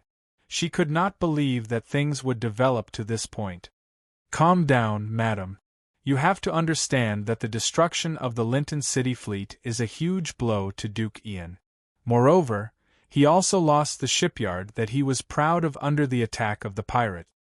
His strength has declined greatly, and it's not surprising that others are spying on him. Duke Georgi and Duke Alexander also lost a lot in this turmoil, and they need to find a prey to make up for their losses. Unfortunately, Duke Ian became the prey. Please be prepared. If nothing goes wrong, the Locket family will be removed from the list. In the cruel political struggle, if you don't know when to advance and when to retreat, it won't be long before you die without a burial place." After saying that, Andre forked a piece of delicious and juicy fried beef into his mouth. He did not eat much at the banquet, and his stomach was already rumbling with hunger. Now that he was home, he naturally had to make up for it. "You're right. Families that don't know when to advance or retreat usually don't have a good ending. I just didn't expect that in just a few months there would be 2 noble families with a long history that are about to die out." The Countess, who had recovered from her shock, could not help but lament. As a member of the noble class, she could not help but feel sad when she heard such news. Chapter 956. After a simple night's rest in Countess Anastasia's mansion, Andre left Linton City with his followers in a carriage the next morning, arriving at the castle in Tulsi Valley by noon. Abner, the head of internal affairs, had been notified in advance and was waiting at the gate with a large group of servants, slaves, and soldiers. Seeing the person he was loyal to walk out of the carriage, he quickly stepped forward and bowed deeply. "Welcome back, my lord. I've already asked the chef to prepare a sumptuous lunch according to your taste. I guarantee it will be clean and delicious." "Thank you, my dear head steward. You're always so capable. You've arranged everything well." Andre smiled and nodded in praise. As a former manager, he knew very well how much energy it took to take care of a territory with a population of tens of thousands of people. It was especially so when one had to repeat the same boring work every day. It was simply not fun at all. Abner shook his head humbly. "No, you're too kind. It's all thanks to the knowledge of agriculture and animal husbandry that you left behind. Otherwise, no matter how hard I worked, I wouldn't have been able to make the entire territory so prosperous in just half a year. Perhaps you're still not aware, but ever since the news of the first harvest of rice spread out, we've already captured at least 12 spies sent by the surrounding nobles. 12? Wow, that's quite a number. Andrei purposely made an exaggerated expression. One had to know that the only way into the valley was through the heavily guarded castle. He really didn't know whether to praise those greedy nobles for their audacity or laugh at their low intelligence. After all, even a professional thief would find it difficult to avoid the pursuit of a large group of hounds. Coincidentally, there were at least 30 ferocious dogs in the castle, and more than half of them had the bloodline of the Krar hounds. They were all true killers. Once they noticed something amiss, they would immediately swarm over and tear the intruder to pieces. Andrei didn't even need to think to know how miserable the fate of these spies would be. Not even a complete corpse would be left behind. Haha, thanks to them, I've saved a lot of dog food. Abner smiled and told the bloody truth. It was obvious that he had fed those unlucky spies to the dogs. Now, all that was left was a pile of bones. Don't think this is strange. In order to keep the hounds aggressive, the nobles often fed them living people. Sometimes it was servants who made mistakes, and sometimes it was poachers who were unlucky enough to be caught. Imagining the bloody scene of the hounds tearing a living person apart, Andrei quickly shook his head and forced himself to forget the scene just now. He continued to ask, what about other aspects? For example, our food reserves, profitability, the number of herds, and so on. In addition, how are the slaves eating? Are they starving? Abner, who knew the territory like the back of his hand, reported without hesitation, My lord, as per your orders, we have sold most of our food to Linton City to help the Dukes stabilize the soaring prices. That's why we don't have much food left, just enough for daily consumption and a professional army of 1,500 men. Their profits were also very good. When they sold the food, the Dukes gave them a good price. Furthermore, the chickens, ducks, and geese you raise lay thousands of eggs every day. Some of them are salted, while the rest are sent to the city to be sold. The profits are quite good. In addition, due to the large number of cattle, sheep, and horses, dairy products are also an important source of income. Cheese in particular is not only delicious, but also provides a lot of nutrients for the body. Half of it is sold, and the other half is stored as military rations. As for the last source of income, it's soy products, including oil dregs, dried tofu, bean cakes, and so on. I have to say, your use of soy is simply amazing. I never knew that something that could only be used to feed animals could be processed into so many different types of product. The taste is also very good.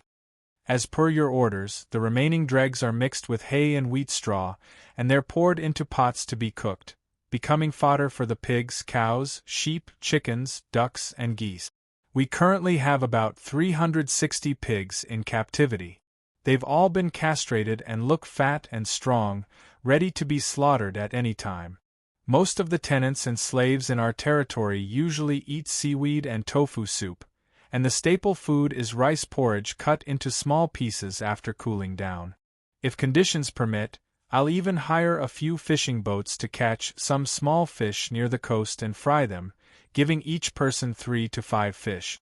They now regard you as the most respected and loved person in their lives, and have a strong sense of belonging to the territory.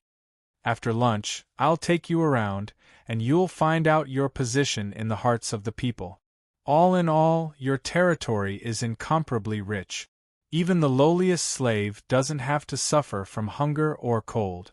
I dare to swear on my honor that there's no territory in the entire southern region that can compare to this. After listening to this long series of reports mixed with flattery, Andrei basically had a general understanding of his territory. To sum it up in a simple sentence, it was barely enough to satisfy the basic needs of the people. Perhaps the innovation of agricultural technology and the planting of new crops had multiplied the output of the land, but most of the tenants' income still had to be turned over to the lord. Needless to say, the slaves were even part of the master's property, not to mention any income. In fact, Andrei had reduced the tax ratio to the lowest 5.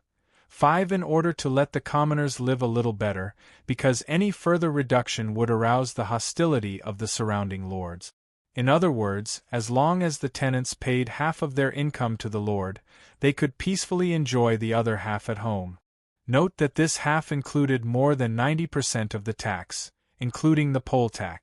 Once the tax was paid, there was no need to pay any other miscellaneous taxes.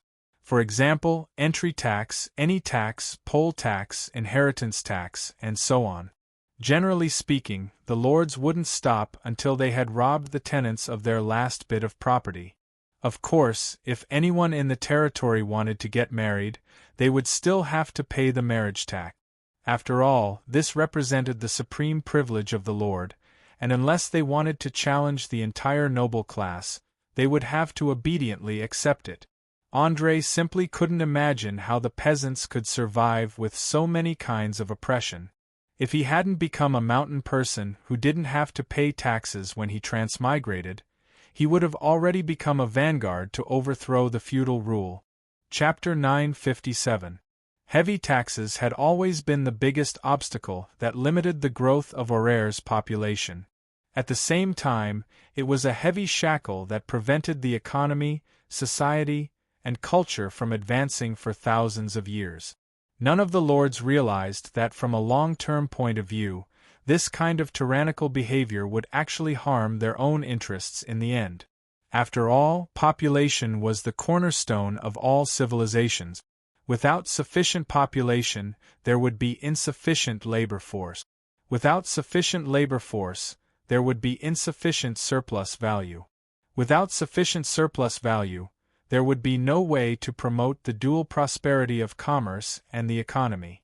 The extremely backward economy and commerce led to the low income of the lords, which in turn led to the lords crazily oppressing their tenants and serfs in their own territories.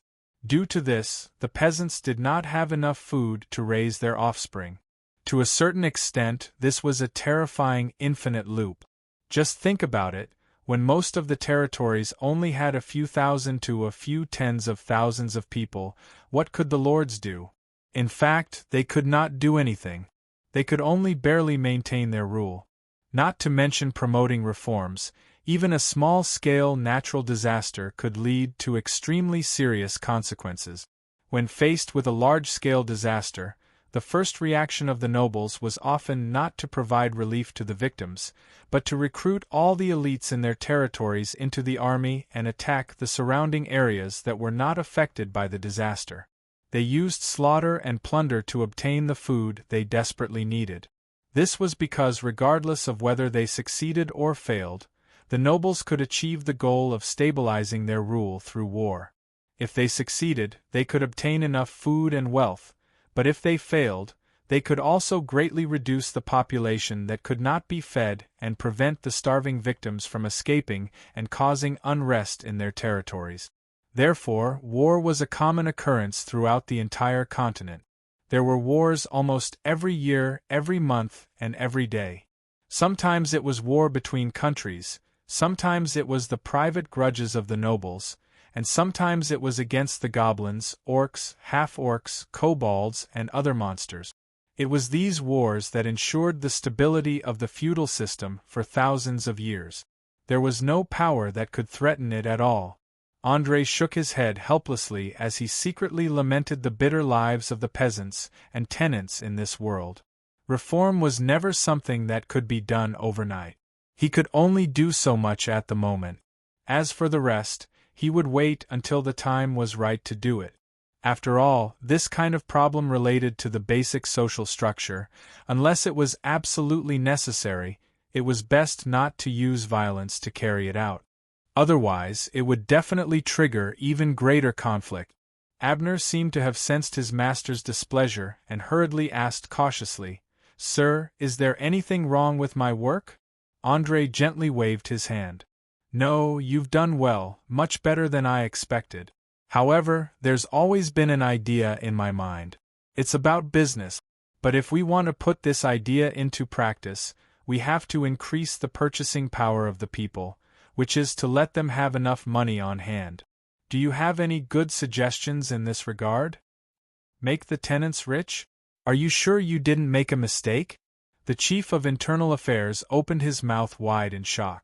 He was obviously shocked to the extreme. Even in his wildest dreams, he didn't dare to believe that he would one day hear such deviant words from the mouth of a feudal lord. In many traditional views, keeping the tenants and peasants poor was a necessary means to maintain the dignity and status of the nobles. This was because only those bumpkins, who were so poor that they would feel a sense of inferiority when they saw the nobles' majestic castles, luxurious clothing, and luxurious food. This inferiority would become a powerful tool of governance. Yes, I'm very sure. In my plan, the slaves in the territory will be released in batches and eventually all become commoners. They will have their own property and land. André didn't hide anything and directly spoke his thoughts. Sir, I don't recommend that you release the slaves on a large scale because this will greatly increase the cost of operation. Can you tell me more about your business idea? Although Abner wanted to raise objections to this whimsical plan at the first moment, he ultimately held back. The reason was simple. He didn't want to question the authority of the feudal lord in front of so many outsiders. Instead, he planned to persuade André with his eloquence. As a smart person, André immediately saw through the Chief of Internal Affairs' thoughts. He smiled and nodded. No problem. But before we get to the main topic, do you know how profits are generated in all business activities? Abner lowered his head and pondered for a few seconds. Then he quickly replied, It's demand, my lord. Only when people have a demand will they be willing to spend money to buy a certain product. This is also why food, salt, cloth, and other necessities have always occupied a large share of the trade. That's right. What you said is simply amazing. Demand is the foundation of all business activities. Then tell me, is a person's demand directly proportional to his income? André gradually guided Abner's thoughts. He knew very well that it would be difficult to make a stubborn and traditional Chief of Internal Affairs accept a new economic concept, so he didn't explain it directly. Instead, he let Abner understand it himself. This time, Abner took even less time to think. A second later, he answered affirmatively, Yes, a person's demand is directly proportional to his income. Because only when a person's income reaches a certain level will they consider how to enjoy life, collect art, appreciate poetry, and play. Very good. It seems that you have understood the truth that the need for survival is greater than the need for spiritual need. Then, one last question. If farmers and tenants have money in hand, will they also want to buy some luxury goods and experience the life of a noble? Once there was demand, would merchants flock here to sell their goods? With countless merchants, won't the business tax increase substantially? As a series of questions came out of Abner's mouth, he instantly realized the point that André was trying to make. His eyes widened as he muttered to himself, So that's how it is. So that's how it is. You want to increase the income of your subjects so that they can afford to buy more goods and attract more merchants. You want to use commercial taxes to replace agricultural taxes. This way, not only will you gain the gratitude of your subjects, you will also gain a prosperous trading town. Ha ha ha ha. My dear Chief, it seems that you accept new knowledge very quickly.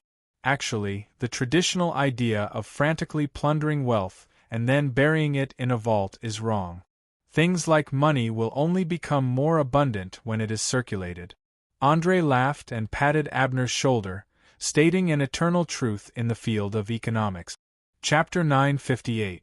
Perhaps it was because he hadn't been able to find someone who could understand his ideas for a long time, but André was in a particularly good mood today. He didn't even mind sharing some advanced economic concept. Just like that, he explained to Abner the importance of a stable transition from agriculture to a commercial structure, while asking how to increase the income of the farmers without touching the bottom line of the nobles. The two of them actually walked for close to 10 minutes on the short path that was less than 300 meters long. Just as they stepped into the hall on the first floor, a little loli wearing pink mage robes rushed over and hugged Andre. She shouted excitedly, "Mentor, you're finally back. I'm now a senior apprentice who has learned 4 rank 0 arcane spells." "Hee hee, well done, Beverly. Seeing that you've worked hard, I've decided to give you a small reward." Andre stroked the girl's soft golden hair with one hand, while his other hand reached into his multidimensional bag and took out a +2 physique amulet.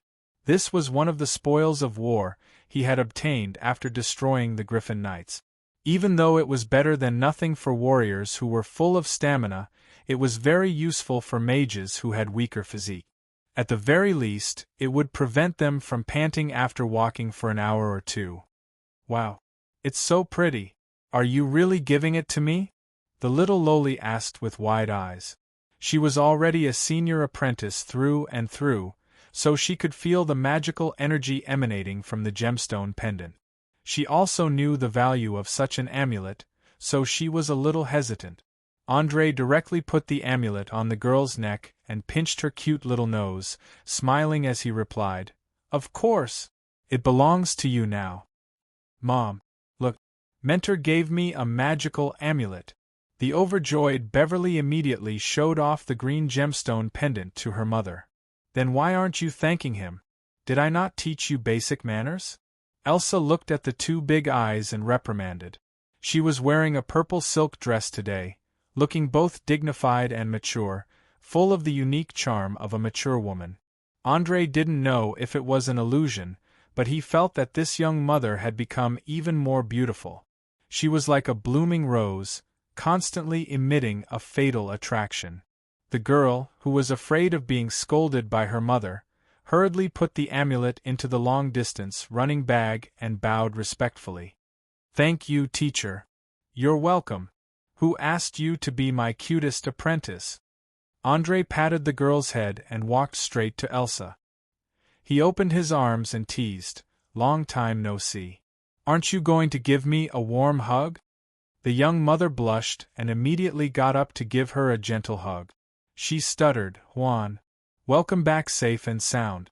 Taking advantage of the moment when their faces were touching, Andre quietly put his hand under the other party's skirt and caressed her smooth and slender thighs.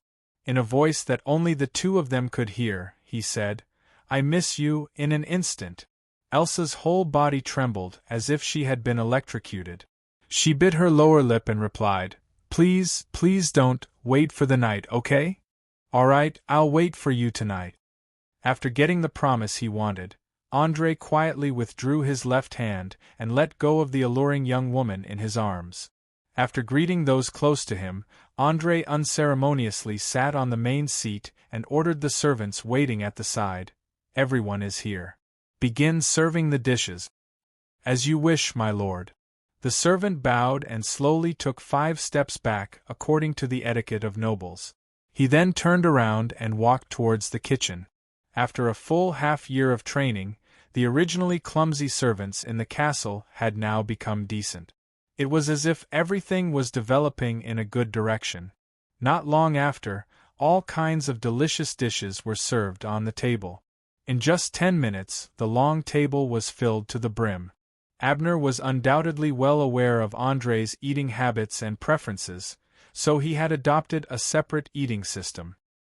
He had also specially removed a portion of the dark cuisine, such as pain puff, boiled fruit wrapped in dough, and live bird pie, literally, a live bird with feathers thrown directly into the dough and then sent into the oven to be baked. In this world where productivity was extremely low, the nobles were simply whimsical when it came to cooking in order to taste more different flavors.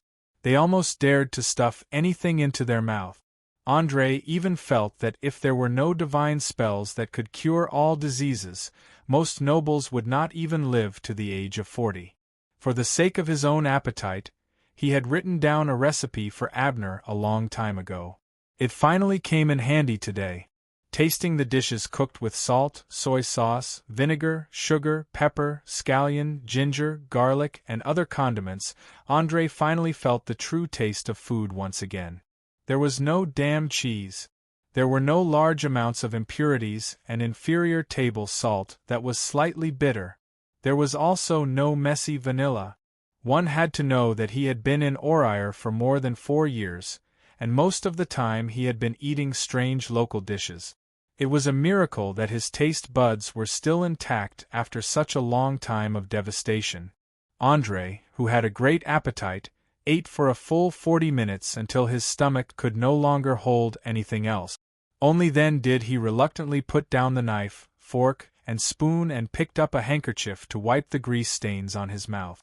Just as he was about to sit down and rest for a while, he suddenly heard a rush of horse hooves coming from outside. Following that, a cavalry in breastplate ran in from outside and shouted loudly, "Urgent report! Urgent report! Duke Wyan has declared war on Count Karl. They have set up a formation less than 10 kilometers away from the fortress we are building." "Abner, what's going on? When did I ask you to build the fortress?" André immediately frowned and asked. The Chief of Internal Affairs did not dare to be negligent. He immediately stood up and explained, "My lord, I asked people to build the fortress. Before you left, you gave an order to clear out all the beasts and monsters within 50 kilometers of the forest. In order to give the soldiers a place to rest and resupply, I began to build the fortress in a place with a water source. This way we can better control the surrounding area." Chapter 959. So that's how it is.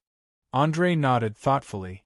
Although his military talent could only be considered above average, he also understood the importance of logistics, especially when it came to clearing out lush areas like the subtropical jungles. Without a stable rear, just sneak attacks and arrows alone would be enough to exhaust people. After understanding this point, he immediately stood up and went to the map hanging in the hall. "Tell me the location of the stronghold and the comparison of the forces of both sides," he asked without turning his head. The travel-worn cavalryman didn't say anything.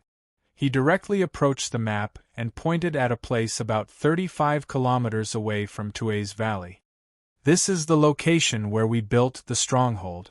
It's located on a high ground at the edge of the forest. There's an underground fountain in the middle that provides enough drinking water. In addition to the 4-meter-high walls that have been erected, it's enough to defend against most monsters and beasts. As for the forces of both sides, Duke Wyan has about 3,500 men.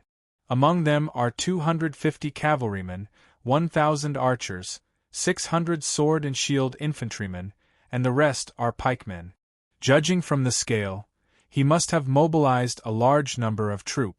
Who knows, he might have borrowed a lot from his allies. In comparison, Earl Karl was much weaker. He only brought with him less than 1,600 men. Among them, there were about 100 cavalrymen and 340 archers. The rest were infantrymen with messy weapons. Our scouts even discovered that many of them were militia that had been recruited at the last minute. They are in formation on the grassland 10 kilometers away from the stronghold. When I set off, they were still in a negotiation state." After listening to the details of the forces of both sides, André immediately narrowed his eyes and muttered to himself, "It seems like this is a war with a great disparity in strength. A premeditated invasion, a surprise attack. Count Karl is bound to lose." "You're right. Captain Buzz also thinks so. He also thinks that after Duke Wyan defeated his opponent, his next step is to force us to hand over the stronghold. Since the stronghold's location is blocking his only way to enter Count Karl's territory, he sent me back to ask for help." This cavalryman from the Kingdom of Brant was obviously not a simple-minded, brawny man. Not only was his speech clear, he had also memorized the structure of the enemy's army. For most of the illiterate people who could not even count from 1 to 100, he could be considered extremely intelligent. If it were any other time, André would definitely try to promote or nurture him, but he wasn't in the mood right now. This was because Duke Wayne and Count Karl were the two most important neighbors of his territory in the north. Once one of them annexed the other, they would immediately form a strategic encirclement in the south. Like the two giant claws of a crab, They firmly blocked the road to the inland and forced all the passing caravans to collect a large amount of taxes. Obviously, this would seriously infringe on the interests of André and his allies, especially the increasingly prosperous table salt trade. No one was allowed to strangle them. Thinking of this, his face quickly turned gloomy, and he continued to ask, "Tell me, how many soldiers are there in the fortress right now, and who is in command?" 150 wind cavalrymen, 200 barbarian warriors, Captain Buzz, Leader Wharton, and Shaman Tutu are all present. There are also about 300 goblins, 70 kobolds, and 5 ogre captives. It shouldn't be a problem to defend the fortress for a short period of time. However, the problem is that we have too few soldiers. If Duke Wayne uses siege weapons, he'll be able to flatten the 4-meter-tall wooden walls in 3 days. There was no doubt that the situation was much worse than expected. André did not think that Earl Carl would be able to fend off his aggressive old rival, so he had to take action, and he had to be fast. After hesitating for a few seconds, he immediately ordered the similarly solemn Chief of Internal Affairs, immediately gather all the troops in the valley. At the same time, recruit a portion of the militia and put them in charge of guarding the castle. Remember, once I leave, immediately put away the drawbridge and seal the gates. Enter a state of war. I have a feeling that someone is secretly helping Duke Wayne in this operation.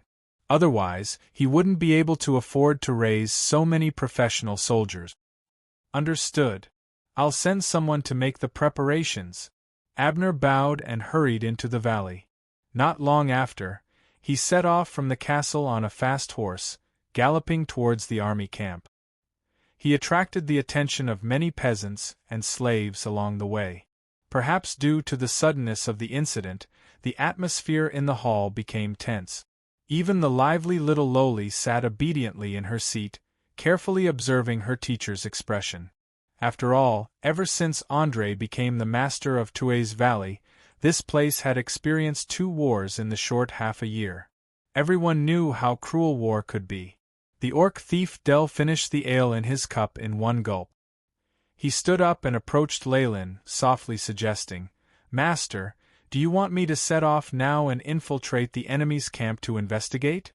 André muttered to himself for a moment before quickly nodding. "All right, but we have to be careful. I suspect that this might be a test from Lorton. He wants to get to the bottom of our situation. Don't worry, no matter who he's colluding with, I'll find evidence." Del put on his hood, hiding his ugly face. He went to the stables to get a fine horse and some rations before galloping towards the battlefield. In truth, André had never paid attention to this war between the nobles of 2 regions. After all, the Flaming Duke could control the power of fire at will. He only needed to transform into his elemental form to easily defeat this army of ordinary people. But the problem was that the time and place of this battle were too coincidental. It was as if it was controlled by an invisible hand. Coupled with the confrontation with Loretta at the docks yesterday, anyone with half a brain could not help but make the connection. Although he had more and more resources at his disposal and his own strength was increasing, André did not dare to relax in the slightest. This was because he knew better than anyone that Loretta Botons was an apprentice chosen by the undead king, Absalom Blackburn. He was a mage who had received the inheritance of the ancient magic civilization from a young age. He was also able to defeat his opponents time and time again in cruel trials. He was not an enemy that could be defeated easily. So from now on, André could not make even the slightest mistake. Otherwise, with Loretta's amazing insight, he would immediately find his weakness. In this dangerous game between mages, unless the outcome was decided at the very last moment, he could never reveal his trump card. Chapter 960. The scorching afternoon sun shone on the ground, bringing unbearable heat. Especially in the plains where there was no shade, the temperature had reached more than 40 degrees Celsius. Duke Wyan and Count Karl's troops were lined up neatly in a square formation, facing each other in the wasteland about 50 kilometers away from the Tue's Valley. This wasteland had a very beautiful name, the Land of Light. It was said that the goddess of dawn, Lucia, had once defeated the evil army from the underworld. That was why her powerful divine power remained. Under the nourishment of the divine power, this land was covered with countless sacred sunflowers that would not wither throughout the year. At a glance, it was like being in a golden sea. However, the soldiers and knights were not in the mood to appreciate this beautiful scenery. To be exact, they were suffering and suffering. Due to the direct sunlight, the metal armor became scalding hot in just a few minutes. The people inside felt as if they were locked in an oven. They were sweating all over, losing a lot of their physical strength and water. In another half an hour or so, there would probably be people falling to the ground one after another due to heatstroke. If it weren't for the fact that the monarchs of both sides were negotiating in front of the formation, there would have been knights who couldn't help but charge and settle everything with a fierce battle. However, Duke Wyan obviously didn't want to fight. Instead, he wanted to use negotiations to annex his opponent's territory. After all, in his eyes, Lincoln City was his biggest enemy. Old friend, you should know the difference in power between us. Therefore, I sincerely suggest that you listen to my suggestion and let the two families merge into one. Marriage? Count Karl, who was riding on the horse, frowned subconsciously. His eyes were full of doubt and distrust. As a traditional inland aristocrat, he was no stranger to the merger of two families.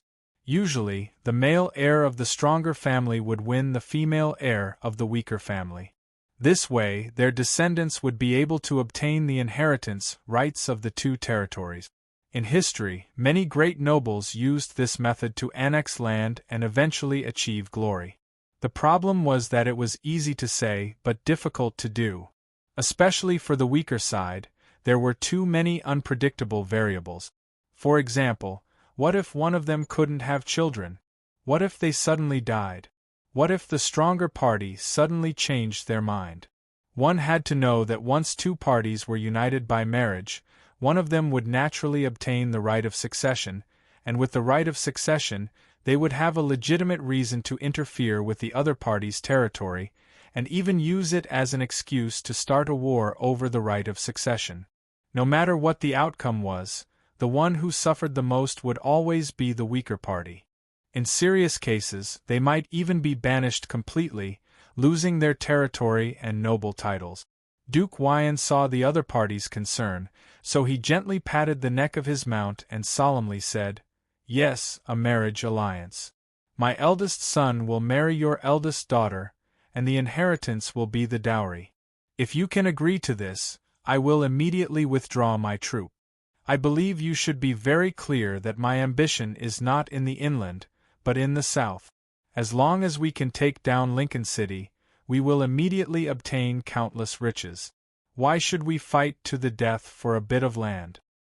To you, it may only be a little bit of land, but to me, it is a precious asset that my family relies on for survival and continuity. I'm sorry, but I don't want to be involved in your revenge, and I don't want to be enemies with Lincoln City." Count Karl shook his head and refused without hesitation.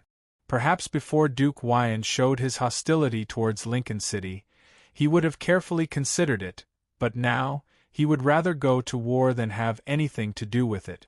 Perhaps the others didn't know about the grudge between Duke Wyan's family and Lincoln City, but Count Karl was very clear about it.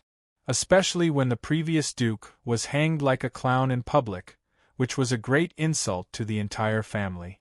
It was also because of the humiliation and anger that the current Duke Wyan had been accumulating his strength, waiting for an opportunity to launch a war of revenge. He longed to use blood and death to put an end to everything. However, Count Karl was very clear that it was impossible to defeat Lincoln City with just a large number of troops and brave knights. As long as the mages in the tower were still alive, no external enemy could break through the tall walls. But unfortunately, Duke Wyan didn't realize this, and he sneered and mocked. "Are you afraid?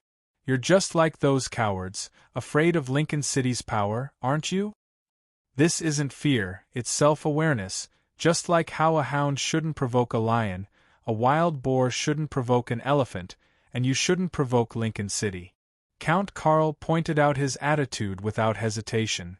Well then, it seems like negotiations have broken down, let's go to war. Duke Wyan glared at him, turned his horse around, and galloped back to his troops. Earl Karl took a deep breath and returned to the square formation. He gestured for the knights under him to get ready for war. Soon, along with the loud sound of a horn, the war drums began to thump loudly, and the infantry of both sides began to march forward in an orderly manner. At the same time, the archers began to shoot in a large area. The sharp arrows made use of the acceleration of gravity, drawing a beautiful parabola in the sky, and then fell like raindrops, piercing into the advancing infantry. At first glance, a large number of shieldless infantry fell to the ground like wheat being harvested, and let out painful screams and wails. As for the trump card of both sides, the cavalry, they were still silently waiting for the order to charge. Whether it was Duke Wyan or Count Karl, both understood that once the heavy cavalry was sent into the battlefield, it meant the final battle. Before that, they would try to use the infantry to break the enemy's line of defense, and let the enemy enter the battlefield first. There was no ambush. There was no strategic deception. There were no conspiracies. There was only the direct collision of blood and fire. It was exactly the same as the war in Orier for thousands of years. After 3 rounds of crossbow fire, the infantry formation finally met in the center of the battlefield. First, the spears that were 4 meters long collided with each other. Almost immediately, the soldiers in the front row were either killed or injured. Then, the swordsmen on both sides of the formation swarmed up and engaged in a chaotic battle. The deafening battle cries could be heard clearly even from a few kilometers away. Usually, due to physical limitations, such a high-intensity battle wouldn't last too long. Once one side was exhausted, the other side's heavy cavalry would immediately charge and defeat the opponent in one go. Chapter 961. Standing at the top of the arrow tower made of wood, Buzz, the cavalry commander, held up his binoculars and silently watched the battle in the distance. After more than 3 months of entanglement, pursuit, and encirclement with the monsters in the border forest, he had learned a lot of things, especially his understanding of war. He was no longer limited to head-on clashes without any technique. He was also quite proficient in using sneak attacks, counter-sneak attacks, high-speed movement of cavalry, and harassment tactic. At the start of the war, the Wind Cavalry from the Prairie Kingdom of Brant had suffered greatly. A few unlucky fellows were killed before they could even see what the enemy looked like. Because they were in the forest, they couldn't ride their horses as fast as they could in the plains and grasslands. They also couldn't adapt to the constant sneak attacks from the monsters under the ground and from the treetop. In just a few days, they had to retreat from the forest and watch Wharton lead the barbarians on a killing spree. But just as the saying went, actual combat was always the best teacher for a commander. It could eliminate the weak and let the strong stand out. There was no doubt that Buzz was never a weakling. After a few weeks, he gradually learned how to deal with the goblins and kobolds who would do anything. He even used the speed of the cavalry to block a group of goblins who were plotting behind the scenes in a cave and burn them all to ashes. In the following encirclement and suppression, the reborn Wind Cavalry fully displayed their advantages. Time and time again, they crushed the enemy's resistance, causing them to flee in all directions in panic. They were no longer able to organize a decent resistance. In about 2 months, they captured thousands of captives from the endless forest, plains, and caves. Then, they sold these captives to the mines in the surrounding areas in exchange for the poor human slaves and other materials. Finally, they built a fortress made of stones, wood, lime, and other materials. Of course, to the goblins, kobolds, orcs, half-orcs, ogres, and other monsters who couldn't even build straw huts, this was already a very strong fortress. Without any siege weapons, they would need at least 10 times the number of troops to be able to take down this fortress. Hey, buddy, you've been looking through the binoculars for a long time. Don't you want to say something? Wharton asked casually as he chewed on the delicious and juicy roasted lamb leg. As a typical barbarian warrior, he was never afraid of fighting with any enemy, and he didn't care about the number of enemies. True barbarian warriors believed that dying in a fierce battle was a great honor, and dying in bed was a disgrace. Buzz glanced helplessly at his friend who had fought alongside him for 3 months and shook his head with a wry smile. That's an obvious fact. What can I say? Duke Wyon's army was far more powerful than Count Karl's in terms of both quantity and quality. It was only a matter of time before he won. The problem now was how Duke White would deal with them after they won. As everyone knows, this fortress is in the way of his march. If he can't take it, he won't be able to invade Count Karl's territory as he pleases. Wharton obviously didn't care about this. He continued to chew on the mutton in his mouth and shrugged. So we're going to war again? Judging from Duke White's hatred for Linton City, I'm afraid war is inevitable unless we're willing to withdraw from this fortress, Buzz speculated as he stroked his beard. Withdraw from the stronghold? Are you kidding me? This is a stronghold that we spent over 2 months to build. I'd rather burn it than give it to the enemy. Since that Duke White wants war, we'll give him war. We'll show him the bravery of barbarians. Wharton waved the mutton leg in his hand and shouted excitedly. It was as if he was waving a sharp weapon instead of a mutton leg. Tutu Munka sighed slightly when he saw that he was still so reckless. He reminded him in a hoarse voice, "Child, how many times have I told you that fighting head-on against an enemy who is countless times stronger than you is not bravery? It's called stupidity or seeking your own death. When will you learn to be calm and think like a real leader? Look at your friend Buzz. He's changed from a charging knight to an excellent commander who can skillfully use his cavalry. But what about you? You're still obsessed with personal strength. Perhaps as a warrior, there was nothing wrong with his actions. But as a leader, you'll lead your entire race into the abyss. I'm about to die, Wharton. I'm afraid I don't have time to teach you more about what a leader should do. So, you must start to discipline yourself and set an unbreakable bottom line for yourself. When to attack, when to retreat, when to fight to the death, when to give up all honor and compromise. Wharton's heart was full of respect for this soul shaman who had helped him out of many difficult situations.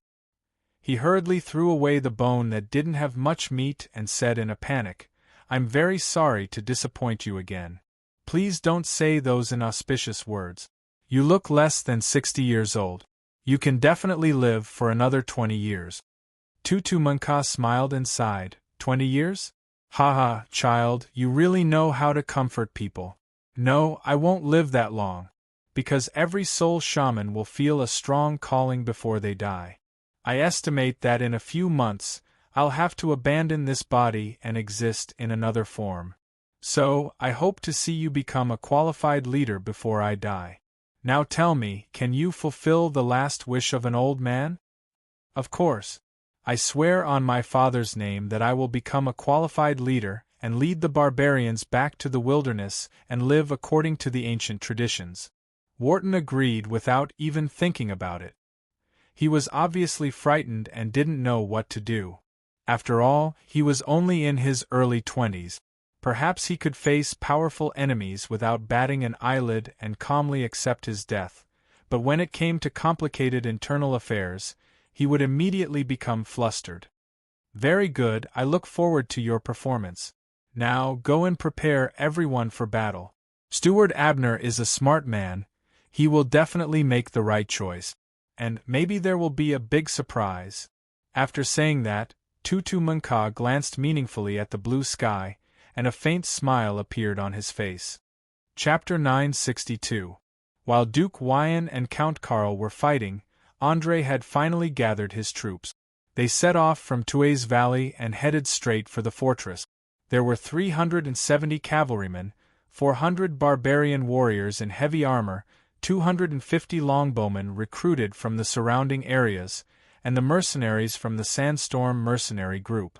All in all, there were about 1,000 of them. Although there were not many of them, they were well trained and well equipped. Most of them had seen blood before, so they were definitely not a militia that was put together at the last minute. Especially the cavalrymen and barbarian warriors, they were the best of the best. The former had undergone several months of arduous training. Basically, all of them were warriors with professions. Furthermore, they were equipped with sturdy breastplates, fully enclosed helmets, lances, scimitars, composite bows, and 4 quivers with a total of 80 arrows. Not only could they shoot at the enemy with their bows from afar, they could also launch a charge and use the powerful charging force of their warhorses to tear apart the enemy's formation. The latter were not bad either. Normal barbarians were excellent warriors when they reached adulthood. They were strong, had good endurance, and had terrifying violent abilities. Once they entered a chaotic battle, they could defeat the enemy within a few minutes. They were equipped with heavy half-body armor and horned helmet. Their weapons were relatively messy. Some had war hammers, some had axes, and some had broadswords. The only thing they had in common was that they all had a row of throwing axes hanging from their waist. Before they charged into the battlefield, the enemy would first taste at least 2 waves of axes raining down from the sky. As for the other hand, they held a combat shield, mainly used to block arrows flying from afar. Although the barbarians lost their natural ability to move quickly after putting on their heavy armor, they were still as fast as any elite soldiers. Watching the mighty army pass by, Andrei asked Uras, who was following behind him, without looking back, "How is it? Are you ready to be the commander of this army? You must know that they are very proud. If you can't bring them a glorious victory, I'm afraid they won't listen to your command." "Of course, I've been ready for a long time. It's my honor to be the commander of such an elite private army." Ura's eyes were filled with enthusiasm and anticipation. Ever since he swore his loyalty, he had been waiting silently. Today, he finally had the chance to prove his worth. How could he not be nervous and excited? "Very good. I like confident people. As long as you can achieve your goals in the upcoming war, I will confer you the title of a knight and give you the fortress at the edge of the forest as well as the land within 10 kilometers of it as your fief. In this way you can bring your clansmen over and settle them down. It doesn't matter whether they are farming or grazing." Andrei had never been a stingy person, especially when it came to those capable talents. He had always been generous, not to mention that it was just a fortress built in 2 months and 10 kilometers of undeveloped wasteland. However, in Ura's eyes, this action was seen as a sign of respect and appreciation. He was so excited that he almost shed tears. He hurriedly took a deep breath and promised, "Thank you for your generosity. In the name of the great desert god, Akamala, I swear that I will be loyal to you and your family forever, and I will never betray you." To him, who had lost his home, owning a piece of land was more important than any money, wealth, or beautiful women. Because with this piece of land, he could let his clansmen who were forced to wander around have a home. They could live a peaceful life and then reproduce. One had to know that in the Great Kamla Desert, an oasis with a radius of 10 kilometers was enough to trigger a fierce war between dozens of clans. However, Uras only needed to offer his loyalty and ability to obtain it easily. It was so easy that he felt like he was in a dream. Andrei was obviously satisfied with his reaction. He smiled and waved his hand. "Hee, don't be in a hurry to thank me. Don't forget the conditions. You need to achieve your goals first. Remember, I won't be personally involved in this war. If you meet a difficult opponent, seek help from my followers." "Understood. I won't disappoint you. After all, this is where my value lies." After saying this resolutely, Uras thumped his chest hard. He quickly turned his horse around and galloped to the side of the mercenary band, excitedly sharing this important news with his clansmen. In just a few minutes, The entire Sandstorm mercenary band was roaring with excitement. Some of them even knelt down to pay their respects to Andre. One could foresee that in the coming battle, they would definitely fight with their lives on the line, even if it meant sacrificing themselves. Those who had never lived in the desert would never understand how precious a piece of land that could be used for farming and grazing was. They would never understand the price they were willing to pay to obtain such a piece of land. Necromancer Mant stared coldly at the excited mercenary band and silently came up behind Andre. He smiled and said, "My evil master, your grasp of the human heart is simply amazing. Look at these poor fellows. They've actually been blinded by a piece of barren land. They don't know that it's just a carrot tied to a stick, used to make donkeys and horses run with all their might until they die of exhaustion. No, man. You have to understand that value is different in everyone's heart. Some people think that gold and jewels are the most valuable, because they can be used to buy any commodity in the world, including family and love.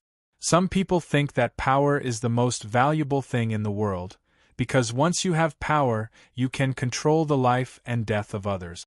You can rob them of their wealth and force others to like you and love you. To these homeless people, a piece of land that they can live on, a warm home, and a stable life are all treasures that can't be bought with any amount of money or power. Therefore, I'm not trying to deceive them with a piece of barren land. Instead, I'm giving them what they want the most. In the interactions between people, giving an appropriate gift at the right time or giving an appropriate promise can often produce unexpected results. Therefore, when you decide to rope in a target, it's best to first understand their personality, preferences, and troubles. That way, you can be like me, using something that seems cheap to gain loyalty and gratitude. Andre's eyes emitted a deep light as he spoke, as if sucking people in. Without a doubt, he was now a qualified leader. Moreover, he was proficient in using tactics to improve the loyalty of his subordinate. It wouldn't be long before he would be able to play the game of power like a fish in water, and play everyone in the palm of his hand. Chapter 963. 35 kilometers wasn't a long distance. A person could complete it in about 5 hours by walking at full speed. If they were to run or ride a horse, the time would be even shorter. But the problem was that marching wasn't like rushing. They had to strictly control their speed. On one hand, they had to ensure that the soldiers didn't run out of stamina. On the other hand, they had to send out scouts to investigate the surrounding situation to prevent enemies from ambushing them. Generally speaking, an army in the era of cold weapons would never travel more than 30 kilometers a day. Basically, they would stop at 20 kilometers to rest, camp, and eat. They would then continue the next day. However, Andre obviously didn't have the time to make the army move slowly. He only had 3 days to solve the sudden trouble, so he had to move quickly. Otherwise, he wouldn't be able to bring the army back to Lincoln City on time. Although he could easily kill thousands of ordinary soldiers by himself, it would undoubtedly be very awkward. After all, the reason why Noble's private battles were talked about by countless people was that the parties involved wouldn't easily join the battle. They would sit in the stands like spectators and watch their subordinates fight to the death. If someone personally joined the battle, it would undoubtedly be regarded as ungentlemanly. Andre even felt that perhaps Loretta chose to stir up trouble at this time to make him lose sight of the other side. He might even take the initiative to expose part of his hidden strength. Without a doubt, this was a very successful strategy. At the very least, it made him feel very uncomfortable. It was as if there were 2 annoying flies, one flying in front of him while the other was buzzing behind him. The only thing he could do now was to choose one of them and slap it to death. Obviously, Andre chose Duke Wyan. He wouldn't allow the trade route to the inland to be cut off by anyone. After more than 4 hours of speedy travel, the team finally entered the corpse-strewn battlefield before the sun set. Because there was no burial, many carnivores such as wolves, foxes, crows, and eagles were enjoying a feast of corpses. Even when they saw the humans approaching, they didn't have the intention to move aside. Instead, they let out threatening growls. Just when Andrei wanted to send someone to count the number of corpses, he suddenly discovered that the orc thief Del had appeared behind him and bowed respectfully. "Master, there's no need to trouble yourself. If you want to know the losses of both sides, just ask me directly. Tell me, what have you found?" Andrei was not in the mood to talk nonsense and asked directly. Del took off his hood and pointed at the corpses on the ground. First, the losses on both sides. Duke White lost about 400 men, most of them infantry. Count Karl, on the other hand, had lost almost all of his soldiers.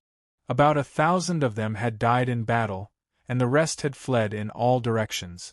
Under the protection of 50 cavalrymen, he had fled back to his castle in a sorry state. I reckoned that other than seeking help from the other feudal lords around him, there was no way he could have defended his territory. In addition, I also found some interesting things in Duke White's personal belongings during the chaotic battle. As he spoke, Del took out a few parchment letters from his bosom. Andrei took a look at them and discovered that they were all private letters sent to Duke White by the surrounding nobles of Linton City. Between the lines, there was a message that they had formed a close alliance with Duke White. No wonder Duke White was able to gather a professional army of 3,500 men. More than half of them should have come from the support of his allies. It was obvious that this news was out of the ordinary, especially at such a sensitive time. It was like pouring a bucket of oil into a fire. Investigate all the feudal lords involved as soon as possible. Find out who is the mastermind behind all of this. Here are 10 drafts of 500 gold coins for the funds for this operation. Remember, I don't care if you bribe, threaten, or assassinate them. I want to know what they want to do before things get completely out of control. After he finished speaking, Andrei handed the bills to the half-beastman, his eyes filled with a chilling light. He was now certain that Duke White's sudden military operation was definitely ordered by Loretta. Apart from this guy, there was no one else in the vicinity of Linton City who could make the scattered nobles of the inland unite. Understood. Please rest assured, I promise to give you the truth in a week at most. But as a half-beastman, it's not convenient for me to move around in human society. I wonder if you can let Yvonne work with me. After stuffing the bills into his bosom, Del immediately made his request. At the same time, he looked at the half-elven bard who was lazily riding on the horse. Andrei glanced at the half-elven who had a faint smile on her face and asked, "Yvonne, what do you think?" "Me?" The bard pointed at her nose and spread out her hands with a smile. "It doesn't matter. It's just stealing information. If you need it, I'm ready to act at any time." Andrei nodded with satisfaction. "Very good. Then the two of you will be in charge of the investigation. If necessary, I authorize you to launch assassinations and completely muddy the waters. No matter what, we can't let this alliance truly operate."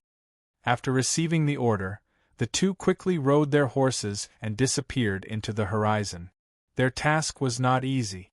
After hundreds of years of marriage, confrontation, and war between the inland lords, the relationship between them was simply a mess.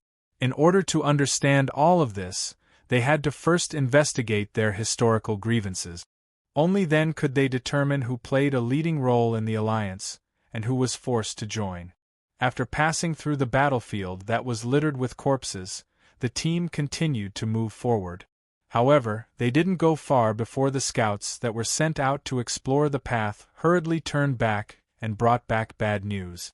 That was, the fortress ahead was surrounded by an army of about 1,200 people. The enemy wasn't in a hurry to launch an attack. Instead, they began to build defensive fortifications. After listening to the scout's report, Uras directly went to find Andrei and explained with a serious expression, "My lord, I'm afraid we don't have time to rest. Duke Wyan has divided his army into two groups. One group is guarding the main road, and the other group is definitely going to rush to Count Karl's castle. Once he captures the castle, then we'll be like rats caught in a bellows. No matter which side we attack, we'll be attacked by the other side. So we're in a race against time? Andre asked expressionlessly. Chapter 964. Yes, I need your support and authority now.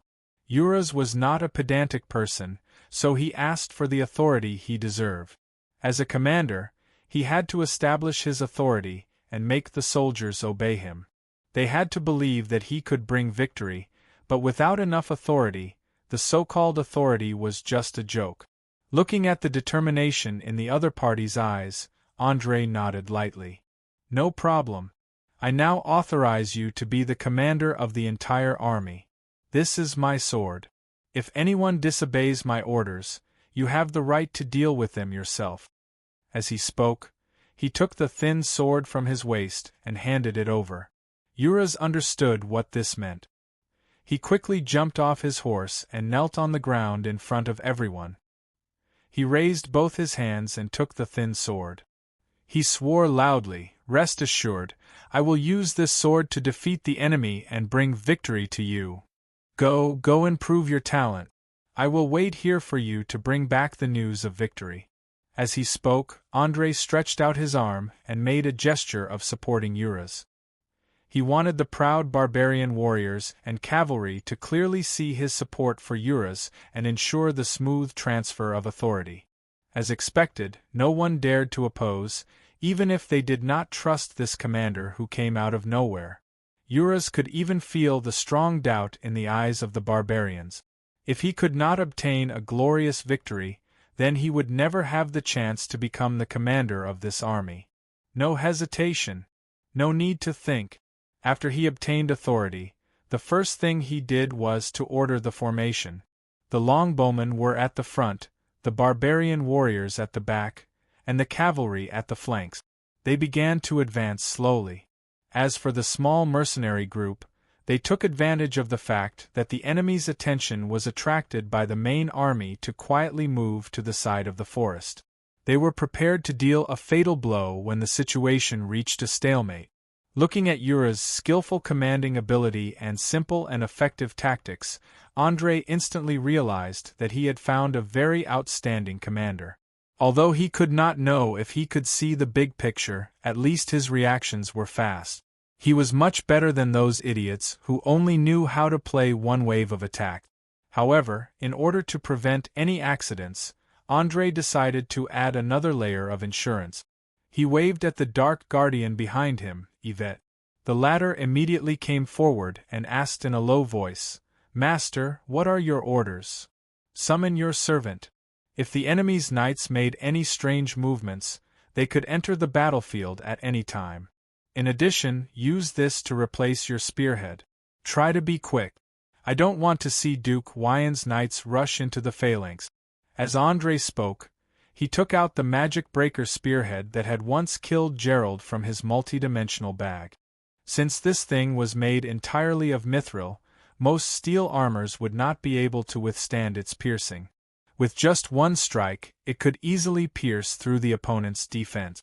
Yvette gently touched the spearhead with her finger, and a cruel smile immediately appeared on her face. "As you wish, my dear master. I believe that when the knights find out that their armor has been pierced through, they will show an incomparably wonderful expression." "Then what are you waiting for? Go and enjoy this beautiful evening and the exciting war. You like blood and death very much, don't you?" Andre asked with a smile. He could feel that the spirit of this woman in pure black armor standing in front of him was becoming more and more excited. She was like a hungry beast, eager to devour fresh life. "Of course. Please excuse me for a moment. Summoning an inferno creature is a very dangerous thing." Yvette put one hand on her chest and slightly bowed. She quickly jumped down from the warhorse and quickly changed the spearhead. Then, she retreated to the open space behind her and knelt down on one knee to pray to a god of the evil faction. In the blink of an eye, a bright flame began to form a huge fire circle on the ground. Then, the flame quickly spread and formed a complex and mysterious pattern. A sulfuric smell from the inferno began to spread in the air. The flame seemed to have a life of its own. It danced and flickered with the wind, gradually forming a solid body. A minute later, a black steed rushed out from the center of the flame. Its entire body was emitting scorching heat.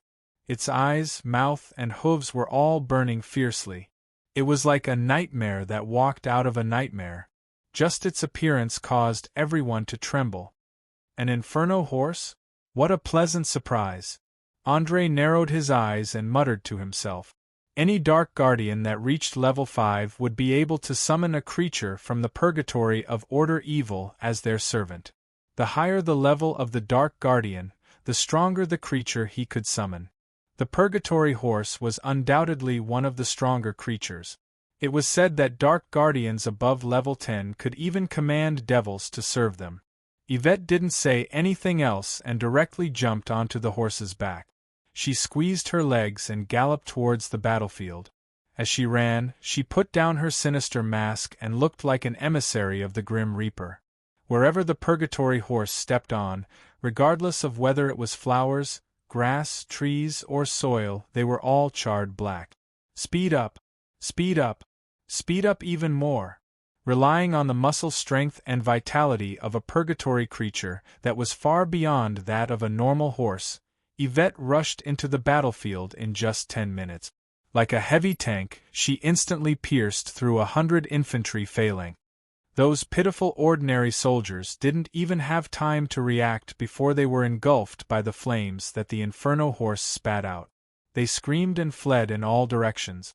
With their pitiful knowledge, they didn't know how to deal with a horse that could spit fire.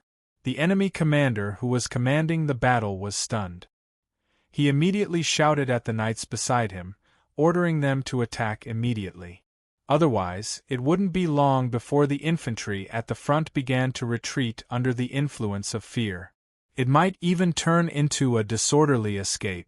Soon, 2 fully armed knights jumped onto their war horses and rushed out from the rear, heading straight for Yvette.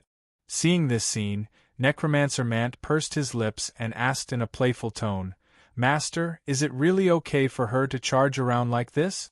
Isn't it a little different from the order you gave just now?" André smiled and spread out his hands. "It's fine. I can tolerate a little change in the plan. After all, Yvette did well, didn't she? She successfully lured the enemy's knight out. As long as she can defeat the enemy, then I can ignore some details. What if she can't do that?" Mant continued to ask meaningfully. You're really a bad guy. Alright, since you want to know, then I can tell you clearly. She will be punished, and very severely." After saying this, André no longer paid attention to the necromancer beside him and focused on the changes on the battlefield. Chapter 965. Cluck cluck cluck. Cluck cluck cluck cluck, accompanied by the crisp sound of horse hooves, 2 knights wearing silver full-body armor charged from the left and right respectively. They held their lances horizontally, constantly adjusting their posture and position in order to find the best position to attack while raising their shields to block the opponent's lances. In comparison, Yvette looked like a demon from hell. Whether it was her black armor or her fire-breathing mount, they all gave off a sinister and terrifying feeling. However, she looked much calmer than her opponents. She didn't even bother to use her shield. She held her lances and controlled her speed while silently placing her other hand on her waist, gripping her sword tightly. Due to the Inferno horse's body constantly emitting flames, no one noticed these small, fatal movements. 150 meters. 100 meters. 50 meters. 30 meters. 10 meters. In just half a minute, the 2 sides met in the center of the battlefield. They could see each other's eyes through the gaps in their helmets, feel each other's rapid breathing and heartbeat. There was no nonsense. There was no need for conversation. 4 warriors like them, it was enough to fight. Just as they were about to meet, the 2 knights abruptly increased the speed of their steeds, attempting to use their equestrian skills to catch Yvette off guard. Although every knight could master this skill, there were not many who could use it at a critical moment. Yvette didn't show any signs of panic as she watched the lances getting closer and closer to her chest. Instead, she tilted her body slightly and allowed one of the knight's lances to pierce her shoulder. The intense pain caused by the collision made her feel suffocated. However, at the same time, she also stabbed her lance into one of the knight's heart. The knight's shield and armor didn't cushion the impact at all.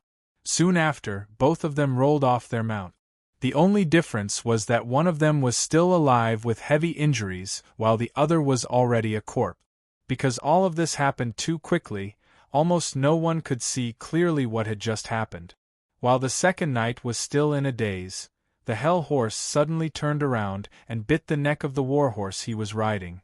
Then, it spat out a scorching flame from its mouth, burning the warhorse's head into charcoal.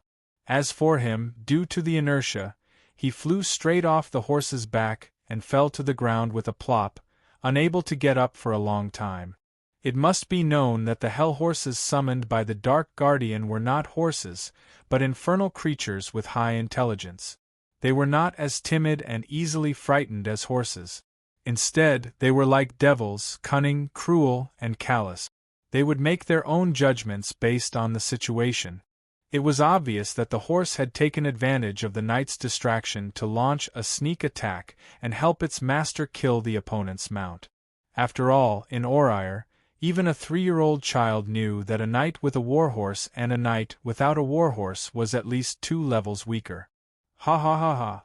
Well done. I'll reward you later.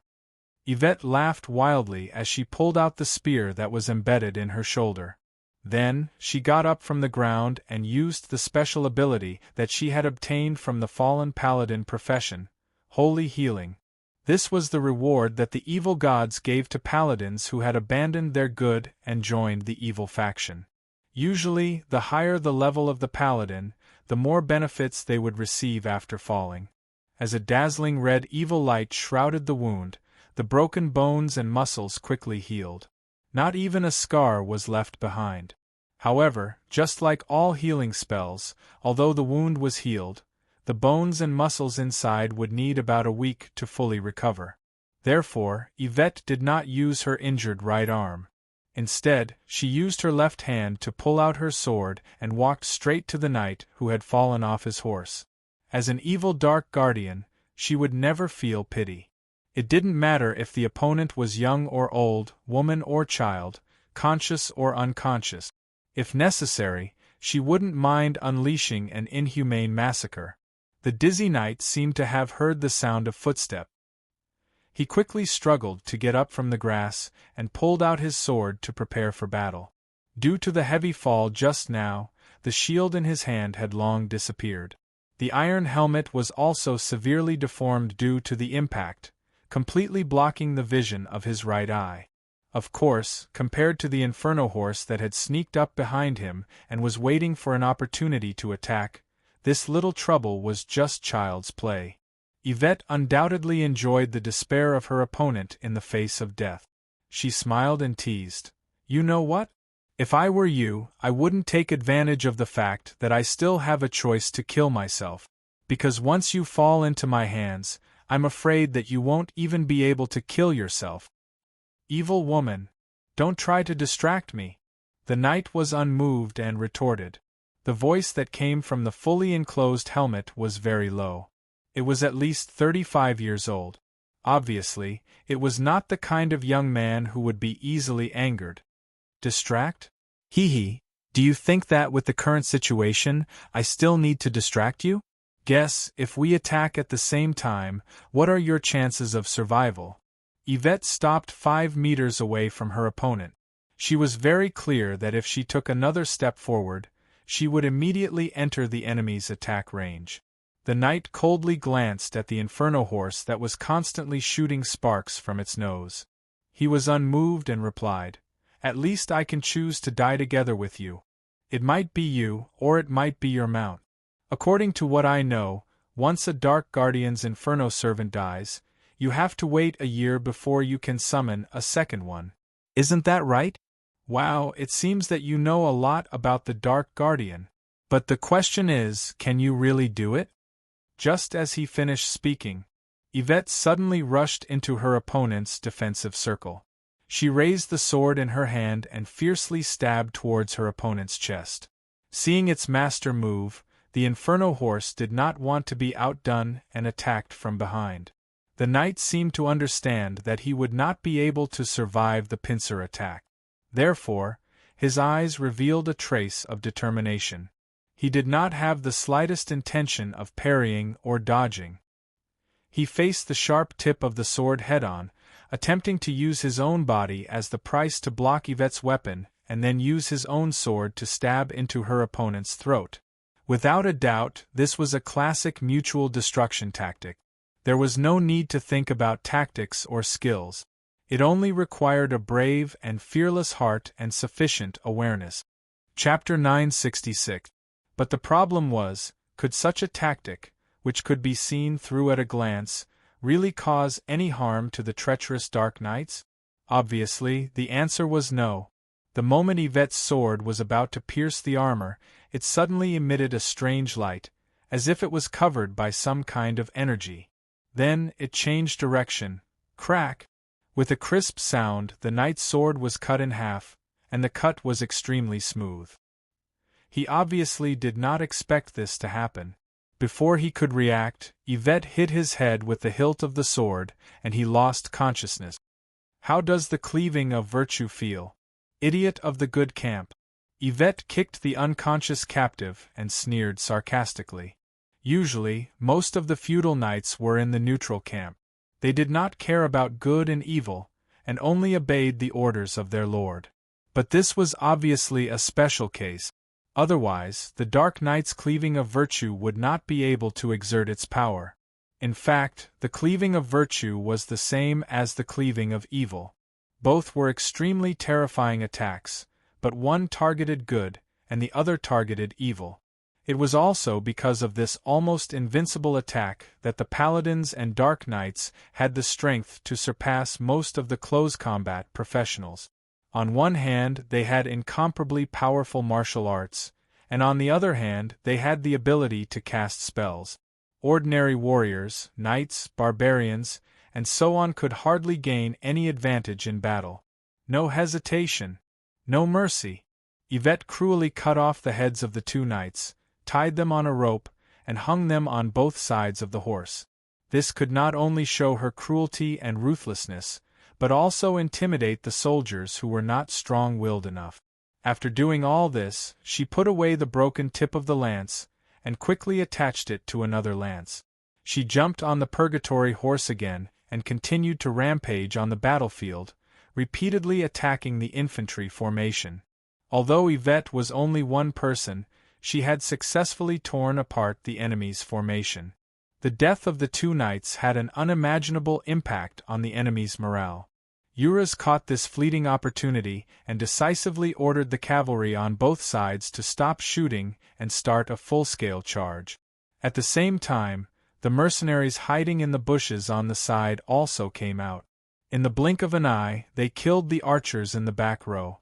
The barbarian warriors could no longer control the boiling blood in their bodies. They roared and used their berserk abilities.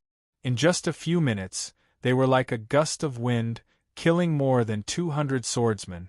Normal humans could not withstand such a crazy attack. Not even a complete corpse was left behind. Even though the enemy commander also sent out heavy cavalry in an attempt to salvage the situation, he did not expect that at this crucial moment, the tightly shut door of the fortress behind him would suddenly open. The cavaliers and barbarian warriors stationed inside came out in full force, executing the classic tactic of stabbing the chrysanthemum, forcefully destroying the last shred of hope. In desperation, the noble, who looked to be in his early 50s, abandoned his army without saying a word. He turned around and led 7 or 8 guards to ride a horse and escape in the direction of Duke Wyon's army. Obviously, he was very clear about his mission, which was to let Duke Wyon know that the army's escape route had been cut off as soon as possible. Now, it was not the enemy who was at a disadvantage, but himself. Looking at the direction of the enemy's escape, Wild Elf Adeline immediately suggested, "Master, do you want me to chase after them and kill them?" As a forest ranger, she was best at tracking and hunting, especially in the jungle and the wilderness. Almost no one could escape from a ranger's pursuit. Andre smiled and shook his head. No, there's no need for that. I just want Duke Wyan to know that his escape route has been cut off. In this way, he can either turn around and fight us to the death, or he can use the fastest speed to capture Count Karl's castle.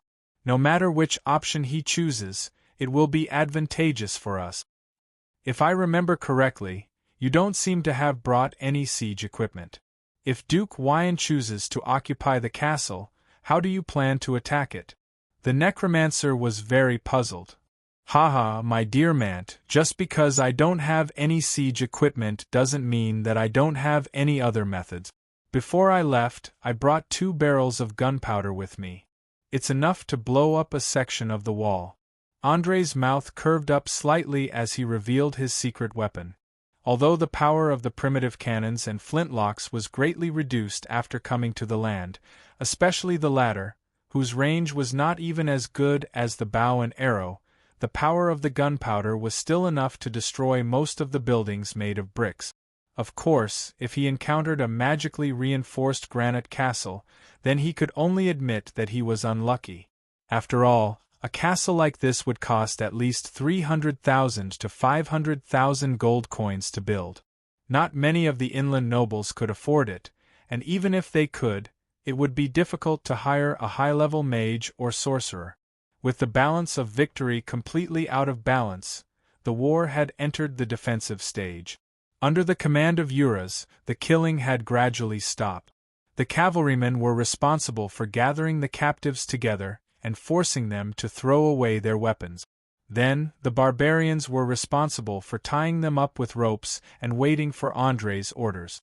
As for those who were seriously injured, they were directly chopped to death on the spot.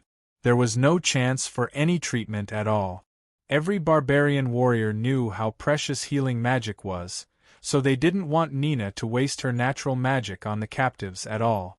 After all, if she used too much on the captives, her own people would get less of it. Perhaps most of them were illiterate, but they still understood this principle. As for the captives who were tied up, they didn't have any objections at all. They didn't even have the slightest intention to resist. After all, Oreir hadn't developed to the point of awakening their national consciousness. In the eyes of most ordinary soldiers, fighting a war was just a job. When the side they were loyal to was defeated, this job would end. There was no need to put their lives on the line. After a simple count of the casualties and captives, Uras quickly found Andre and reported, "My lord, we have lost about 35 barbarian warriors, 28 cavalrymen, 40 mercenaries, 23 longbowmen, 60 war horses, and 200 wounded. Fortunately, not many of them are seriously injured. They are receiving treatment with magic. I believe that their lives won't be in danger, but they will need to rest for a while." Hearing that the death toll didn't exceed 150, Andre immediately showed a satisfied expression. "Not bad, it's completely within the acceptable range. What about the captives? How many did we capture?" "There are a lot of captives, about 700 of them. There are no knights, no nobles, and some of them escaped into the forest during the chaos. For safety's sake, I didn't send anyone to chase after them." As a qualified commander, Uras knew very well how dangerous it was to send people to chase after the enemy hiding in the forest when the sun was about to set. He would never make such a low-level mistake. Chapter 967. 700 people? Andre raised his eyebrows in surprise. He didn't expect that so many people would choose to surrender instead of running away into the forest after such a big battle. The tall trees in the forest at the border could be used as a natural umbrella. Once someone escaped into the forest, it would be impossible to chase after them. Uras seemed to be aware of the doubts of the person he was loyal to. He immediately explained with a smile, "Sir, please believe me. As long as we don't encounter those cruel lords who like to slaughter captives, no one is willing to risk being devoured by the wild beasts. Maybe you think that the dense forest is a perfect shelter, but in fact it is a place of death. because when the sky gets dark, many carnivores will start to hunt for food. Wolves, bears, tigers, leopards, poisonous snakes, scorpions, centipedes, giant spiders, and so on. There are too many things that can kill people. Unless you are an expert in jungle survival, or an idiot who doesn't know anything, the smartest choice would be to become a captive. André suddenly understood and muttered to himself, "So that's how it is." In other words, compared to us, the captives are more afraid of the forest. You are not wrong to think so, but I think the word choice is more appropriate. The captives chose us, who have a higher chance of survival. By the way, what do you plan to do with them? Ask for ransom, or lock them up and deal with them after we defeat Duke Win? Obviously, Euras automatically filtered out the option of slaughtering the captive. After such a long time of understanding, he could almost understand the thoughts and character of the person he was loyal to. As long as it was not a last resort, he would not give the order to kill the innocent. Glancing at the captives who were like walking corpses, André narrowed his eyes and pondered for a moment. Soon, he said in a meaningful tone, "No, I don't need ransom, nor will I lock them up. I plan to turn them into my soldiers." "You mean, force them to fight for us?" Euras was shocked. His face was full of disbelief. Although in the history of Oreir, it was not that there were no special cases of captives being forcibly incorporated into the army, but that was under the premise of completely defeating the enemy. Otherwise, it was very likely that there would be a sudden change of sides on the battlefield. For an excellent commander, it was better to have as few uncertainties as possible. Furthermore, his army was strong and there was no need to replenish them. That's right. Given the increasingly unstable situation, I believe that an appropriate expansion of the army is necessary. We need at least 2,000 people to ensure that we can deal with any crisis that may occur at any time. Don't worry, you don't need to take over these captives. I'll find a powerful manager for them. As he spoke, André waved at the Dark Knight who was patrolling the battlefield on the Hell Horse. "Yvette, come here. I have a mission for you." Without saying a word, the latter urged his horse to trot forward and bowed with one hand on his chest. "Master, may I know why you called for me? Did you notice those captives? I'm prepared to hand them all over to you. No matter what method you use, I hope to see them become my claws and fangs before dawn tomorrow. Now tell me, can you do it?" André asked straightforwardly. "You mean any method?" Yvette's eyes flashed with a dangerous glint. She purposely emphasized the word, any method. André nodded his head without hesitation. "That's right. Any method. I can even accept the 11 Strokes Law." The 11 Strokes Law, as the name implied, was a cruel military law that was implemented to eliminate the fear in the hearts of the army and strengthen their determination to fight. Usually, 10 people would draw lots and randomly pick an unlucky person to beat to death with a stone or a stick. This would instill fear in every soldier's heart, and in the next battle, they would become incomparably brave and fierce. Of course, such an extreme method couldn't be used by just anyone. If the executor wasn't capable enough, it would instantly lead to a mutiny in the army. However, the Dark Knights were the best candidates to carry out the 11 Strokes Law. This was because they constantly emitted an aura of evil and despair. Any ordinary person who stood within 3 meters of them would tremble from the bottom of their heart.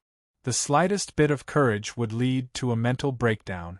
With this ability, very few soldiers dared to go against the orders of the Dark Knight. It was also because of this that they became the ideal commanders of the evil army.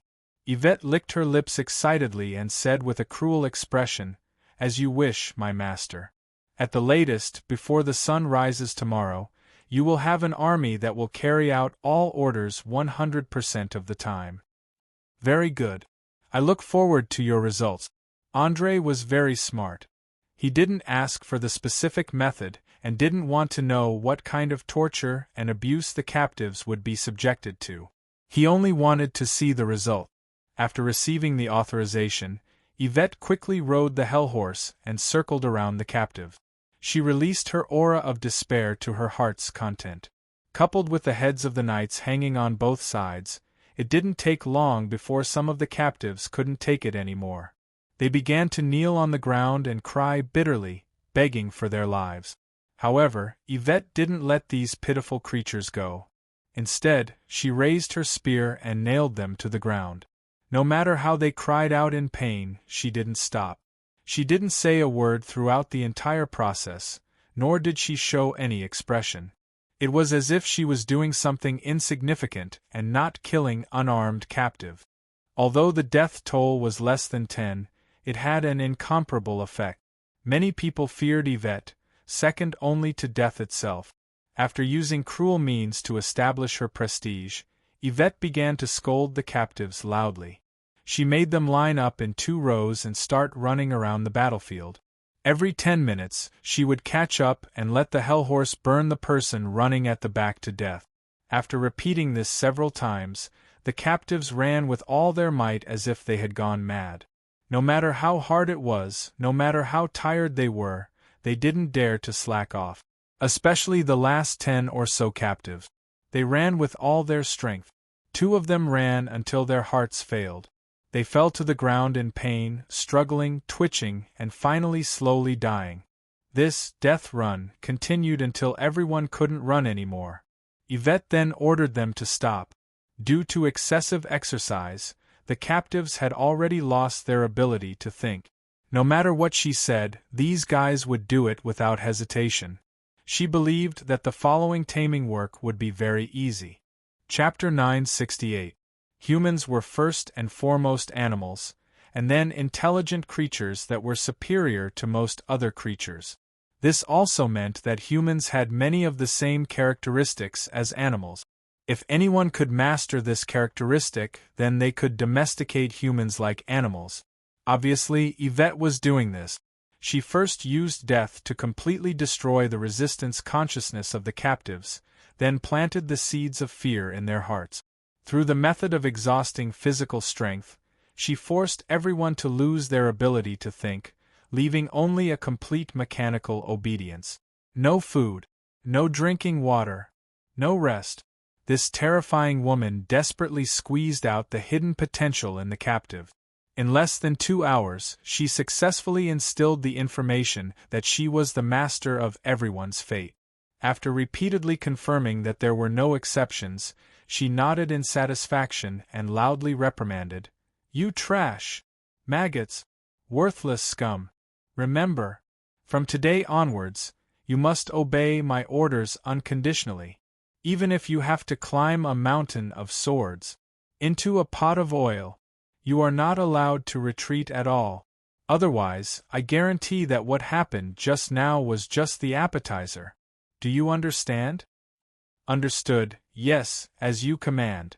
The captives who had long been tortured by exhaustion, fear, and the threat of death weakly responded. Although Yvette was definitely a beauty from the outside, in their hearts, she had long been equated with the devil. They did not even have the courage to raise their heads and look at her. "Damn it! Did you not eat? I can't hear you." Yvette was obviously very dissatisfied with their sloppy attitude, and used a dangerous gaze to scan the crowd. The captives were suddenly scared to the point of trembling, and hurriedly shouted at the top of their lungs, "Yes! Understood." Although they really wanted to say that they really did not eat, and that they were tired, hungry, and thirsty, but considering the consequences of telling the truth, they decisively chose to give up. However, they did not know that many times, taming a person started from these little things. By the time they realized it, it had already become a subconscious conditioned reflex, and it was very difficult to change it back. "Very good. I am now mercifully allowing you to eat. Savor this meal. I suggest that you eat more, because until you prove your worth in the war, no one will be able to eat anything else." With that, a wicked smile appeared on Yvette's face as she raised her hand and snapped her fingers. The young man, who had been watching from the side for 2 hours, felt a chill run down his spine. He hurriedly ran forward and asked in a trembling voice, What do you have orders?" Yvette pointed at the captives sitting on the ground and ordered without hesitation, "Prepare some food for these trash and maggots. It doesn't have to be too good, as long as the pigs can eat it." "As you wish." The young man glanced at the captive with pity and quickly went to prepare food. Due to the short duration of the war, the enemy did not have time to burn the supplies when they escaped. The cavalry seized about 10 days' worth of rations for more than 1,000 people. Coupled with the stockpiled food in the fortress, the army did not lack food at all. In fact, they even had some surplus. Not long after, dozens of steaming big pots were carried in front of the captives. Just as Yvette had instructed, they were all stewed pig food made from bran, animal organs, offal, and blood clots. The only fortunate thing was that there was a lot of salt in it, allowing them to replenish the salt that they had lost from sweating earlier. Just like the saying goes, a starving person would taste good even if he only ate a piece of shit. The captives frantically rushed to the pot, using both hands to grab the boiling stew and stuffing it into their mouth. It did not matter even if their tongues were scalded. André, who was eating his dinner at the entrance of the fortress, coldly watched everything as he asked Uras, who was sitting beside him, "What do you think? How do you think these captives will perform in the next battle?" "My lord, I really don't want to make any more comment. Your followers are completely training these soldiers according to the method of training wild beasts. No, to be exact, these soldiers can no longer be considered human. They are beasts that are filled with hunger. Once they join the battle, they will immediately become wild horses and kill everything in front of them in order to gain the favor of their master." Uras suppressed the disgust in his heart and analyzed this group of captives from the beginning to the end. In his eyes, this was not an army at all, but a group of thugs from head to toe. There was no telling when they would go out of control, because according to the current development of the situation, these people would sooner or later fear Yvette more than death itself. They would rather die in battle than taste the price of defeat. In other words, this was a group of lunatics that could only win and not lose. Perhaps their combat strength would be astonishing in a short period of time, but they were undeniably evil. André shook his head with a noncommittal smile. "No, my dear commander. You don't understand what I mean. Do you know? There is a famous saying in my hometown that is, in order to win the war, you can do anything. In war, you have no right to be weak, and you have no right to talk about morals. Only after you have won will you have the right to judge them. History is written for the victors, and war is also a war that is praised by the victors. Although I don't really like Yvette's methods, it is undeniable that the captives she trained can replace the barbarian warriors in the first wave of the battle and greatly reduce our casualties. As a commander, you have to understand that war is a battle of attrition. Don't give up on any method to weaken the enemy and strengthen yourself, even if it is cruel and dirty. Haha, these words are so true. I haven't seen you for a while, and your way of thinking has become more mature. If only Wharton had 1/10, no, 1/20 of your intelligence, I would be so satisfied that I would close my eyes." Tutumanka stroked his white beard and sighed from the bottom of his heart. As a soul shaman, he could clearly feel that the soul of the young man sitting opposite him had become much stronger. Looking at the old man's mesmerizing eyes, André laughed and teased, "Don't worry, I believe that he will become a qualified leader one day. But before that, he has to learn how to read. There are too few barbarians who can read, let alone absorb knowledge from books." Wharton, the barbarian leader who had been used as a negative example, didn't even dare to open his mouth to speak. He kept his head down and ate furiously, trying to make others ignore him. Seeing him like this, Tutumanka smiled kindly and immediately lowered his voice to ask André, "A few months have passed. Have you found any results from your investigation? I don't have much time left. Who was it that slaughtered the barbarian tribe in the border forest, and who was the one behind all this?" Chapter 969. In the face of the old shaman's serious question, Andrei did not intend to continue hiding the truth. He could feel that in just a few months, the old man's life force had weakened a lot. There was no doubt that he was slowly approaching the end of his life, towards death. Although Andrei never minded lying, he did not want to lie to someone who was about to die, especially when this person was his ally. So he took out a handkerchief to wipe the oil stains on his mouth and nodded gently. Yes, I've already investigated clearly. The other party has a great background and is very strong. If you want to launch an attack, I'm afraid it will be difficult to have any effect. Even I can't guarantee that I can defeat him now. It's okay, I can understand your difficulties. Just give me his name. Tutu Monka looked very calm, completely unlike Wharton, who was agitated. Even his tone did not fluctuate at all. But the more it was like this, the more Andrei knew that the other party had made up his mind to take revenge. He could only sigh helplessly. Sigh. Well, the mastermind behind all this is Loretta Botons. As for the specific execution, it is a half-orc warrior.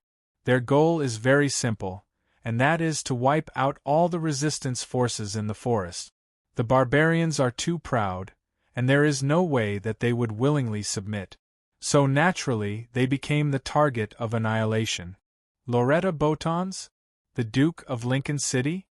Tutu Monka's eyes revealed a trace of surprise. Obviously, he did not expect that the person who destroyed his tribe would be a great noble who stood at the peak of power. It should be known that although the barbarians would occasionally raid one or two noble manors in winter or spring when there was a shortage of food, usually they would not do any damage. After the nobles took back the manors, they could still sow seeds and harvest in the autumn. The conflict between the two parties was not too big, at least not to the point that they had to go through all the trouble to exterminate them. In reality, the damage caused by the barbarians was far less than the harassment of the farmers by the gnomes and dogmen. Sensing the old shaman's surprise and doubt, Andrei had to explain, "That's right, Loretta Botons. The Duke of Lincoln City is just one of his many identities. He's also an apprentice of a legendary mage, a great mage with a casting level of 14. He secretly controls more than half of the cities in the Green Sea Alliance. According to the information I've received, Duke Wyon's sudden attack on Count Karl was orchestrated by him." What? Tutu Monka could no longer maintain his composure and immediately stood up. After all, he was not a barbarian who knew nothing about magic. He understood what a legendary mage meant. Ever since the gods could no longer send down saints and incarnations, legendary mages were the most powerful force in the world. Perhaps the soul shaman could be considered a decent spellcasting class, but it was still far from being a mage. The reason was simple. The power of a soul shaman came from the world of souls, so the more powerful they were, the more strongly they would be influenced by the world of souls and eventually become a part of it. Most soul shamans completely abandoned their physical bodies before reaching level 10 and became a member of the world of souls. Not to mention the legendary level, even those above level 14 were extremely rare. Mages, on the other hand, were different. They had set their sights on the supreme truth of the universe from the very beginning. Until now, they had yet to find out where the source of their power came from. What was the magical energy that permeated every corner of the universe? Even the legendary mages were diligently researching it. If a legendary mage was behind this conspiracy, then the only thing Tutu Monka could do was to remain silent. Although hatred was like a burning flame that constantly devoured his mind, he had to endure in order to prevent the barbarian tribes in the surrounding forest from being destroyed. No matter in which world, under any social system, there was a universal principle. That was, might was the truth. If one's fist was big, one had the right to speak loudly. If one's fist was small and still wanted to forcefully express one's opinion, one would either be completely ignored or be beaten to death by the one with the bigger fist. There was no second possibility. Looking at the old shaman's desperate and pained eyes, Andrei comforted him. It seems that you wisely chose to give up on revenge. That's good, because I'm not ready to go to war with Loretta Botons. But don't worry, there will definitely be a battle between us by the middle of next year at the latest. Aren't you afraid of the legendary mage behind him? Tutu Munka quickly discovered the problem, and an expression of disbelief appeared on his face. Afraid? Why should I be afraid? Do you think that without the permission of the legendary mage, I would choose Loretta Botons as my opponent? Remember, my friend, this is an ancient and dangerous game between mages. It's a contest of wisdom and strength. You've only been accidentally implicated. If Loretta had been serious, you wouldn't have been able to escape. As the barbarians' role in the territory increased, Andrei didn't want to hide some things any longer. Taking advantage of this opportunity, he chose to lay all his cards on the table. He believed that, with the wisdom of the old man in front of him, he would know what was best for the barbarians. The young leader, Wharton, clenched his fists tightly. Normally, with his impulsive and sensitive personality, he would have jumped up and shouted loudly that he wanted to tear his enemy into pieces. But for some reason, he held himself back. His eyes were bloodshot as if he hadn't slept for a few days, looking extremely terrifying and ferocious. Tutu Munka didn't say a word. He patted Wharton's shoulder, then took a deep breath and asked, "What do you want us to do? Let go of this hatred and continue to endure? Or become the sword in your hand?" Andrei shook his head with a solemn expression. "No, hatred is a powerful force. You should keep it. Besides, I didn't say that you're not allowed to take revenge. But there's a prerequisite, and that's after this year." "After this year? What do you mean?" Tutu Munka frowned subconsciously. Just like the literal meaning. According to the rules set by the legendary mage, next year is the date of our battle. In other words, when the last day of this year passes, we can tear apart the false peace and launch an attack at all costs. After saying that, Andrei's eyes revealed a trace of excitement and anticipation. Ever since he came to this world, this was the first time he had faced such a powerful enemy head-on. Just thinking about it made him feel like he couldn't stop. Chapter 970. Fighting against the heavens, fighting against the earth, and fighting against people. The joy was endless. As someone who had a strong desire for control, Andrei was never afraid of fighting. He even liked the thrill of the thrill. He never liked to be passive, but was good at creating opportunities and taking the initiative to attack. His style of doing things was full of aggressiveness. Tutu Munka had a deep understanding of this aspect. He did not doubt that Linton City would be filled with bloodshed next year, so he nodded thoughtfully. "You mean, I can do whatever I want next year?" Andrei wanted to say that even if he really tried to assassinate him, he would just be throwing his life away. A level 14 wizard had too many ways to protect himself, not to mention an apprentice who was chosen by a spellcaster like the Undead King. It wouldn't be strange if he was resurrected immediately after being killed. After all, there were all kinds of arcane spells, and there were countless of them. Just the level 3 spell, Vampiric Touch, which could drain the life points of the enemy and then use it to heal one's own injuries, was enough to give countless professionals a headache. However, seeing that the old shaman was on the verge of death, he still replied with certainty, "Yes, no matter what you want to do, whether you use my name or your own, it doesn't matter.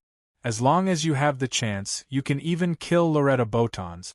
You don't have to worry about revenge at all." "Very well, I will do as you say and continue to endure until the last day of this year.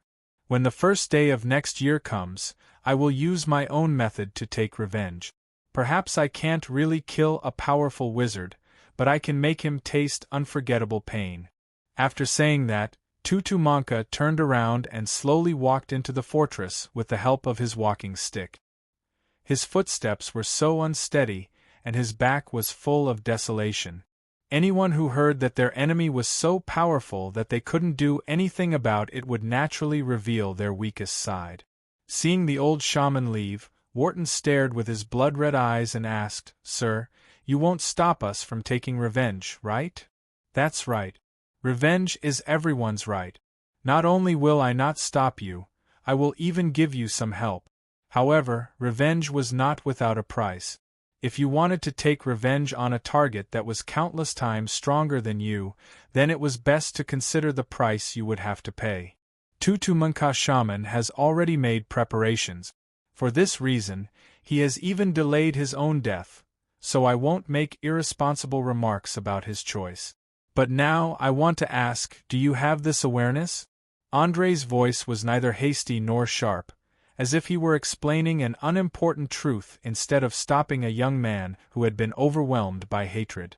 But it was a pity that Wharton couldn't understand his painstaking efforts. He simply said, "I already knew that." Then, he chased after the old shaman. Looking at these two stubborn fellows, Andre sighed helplessly and said to Euros beside him, "Keep an eye on the barbarians and see if there's anyone worth nurturing. It looks like this Wharton won't live for much longer. We need to find a replacement." "Understood. I'll take note of that." Euros agreed without hesitation. He wasn't an idiot. It was easy for him to analyze what a simple-minded barbarian would do if he was controlled by hatred. As long as Wharton dared to find trouble with Loretta Botons, he wouldn't have much chance of surviving. After a simple dinner, Andre's army set up camp and began to rest. Since he had already cut off the enemy's escape route, he didn't need to rush anymore. He only sent out 100 or so cavalrymen to follow the route of Duke Win's army. Once they caught up, they would immediately launch harassment tactics. Day and night they would launch sneak attacks, shooting arrows and making the enemy exhausted. After all, in a real war, most of the complicated tactics would fail prematurely due to various accidents. On the contrary, the simple and repeated tactics were more likely to succeed. Euros' idea was very simple. There were two main points. The first was to delay the speed of Duke Win's army so that the enemy would automatically retreat after running out of food supplies. The second was to rely on mobile warfare to force Duke Win to be unable to focus on attacking Count Karl's castle. In the vast desert, he had seen with his own eyes how the desert bandits rode on camels and how they used harassment and sneak attacks to forcefully drag down a strong caravan. Today, he was using what he had learned to deal with the enemy. As for the prisoners who were tortured half to death, they fell asleep on the grass without a care for their image. After experiencing both mental and physical torture, they were completely exhausted. In addition, they had eaten too much food, so they slept like dead pigs. Not knowing whether it was because she was afraid of completely torturing these people to death, or because she suddenly had a conscience, Yvette didn't continue to torture the prisoners. She returned to her tent alone to rest.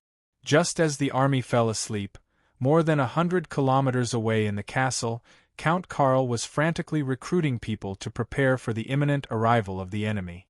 It couldn't be helped. After all, he had lost almost all of his troops in one battle.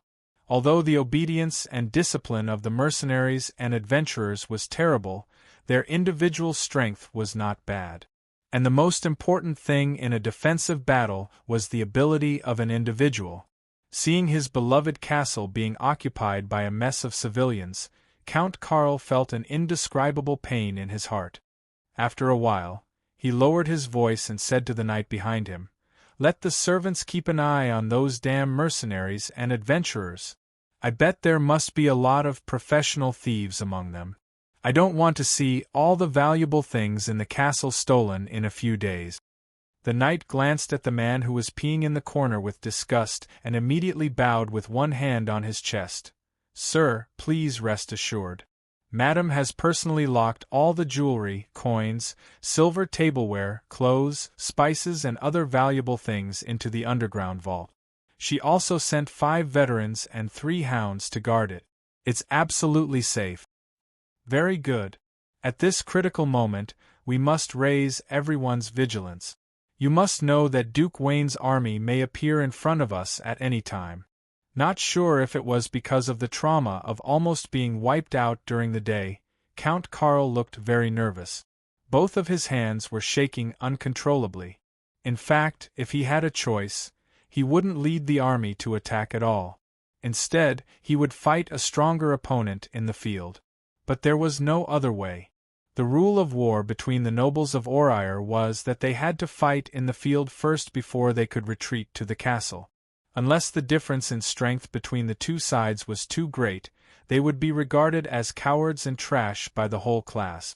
Once they were labeled as such, the family would become a laughing-stock in the noble circle.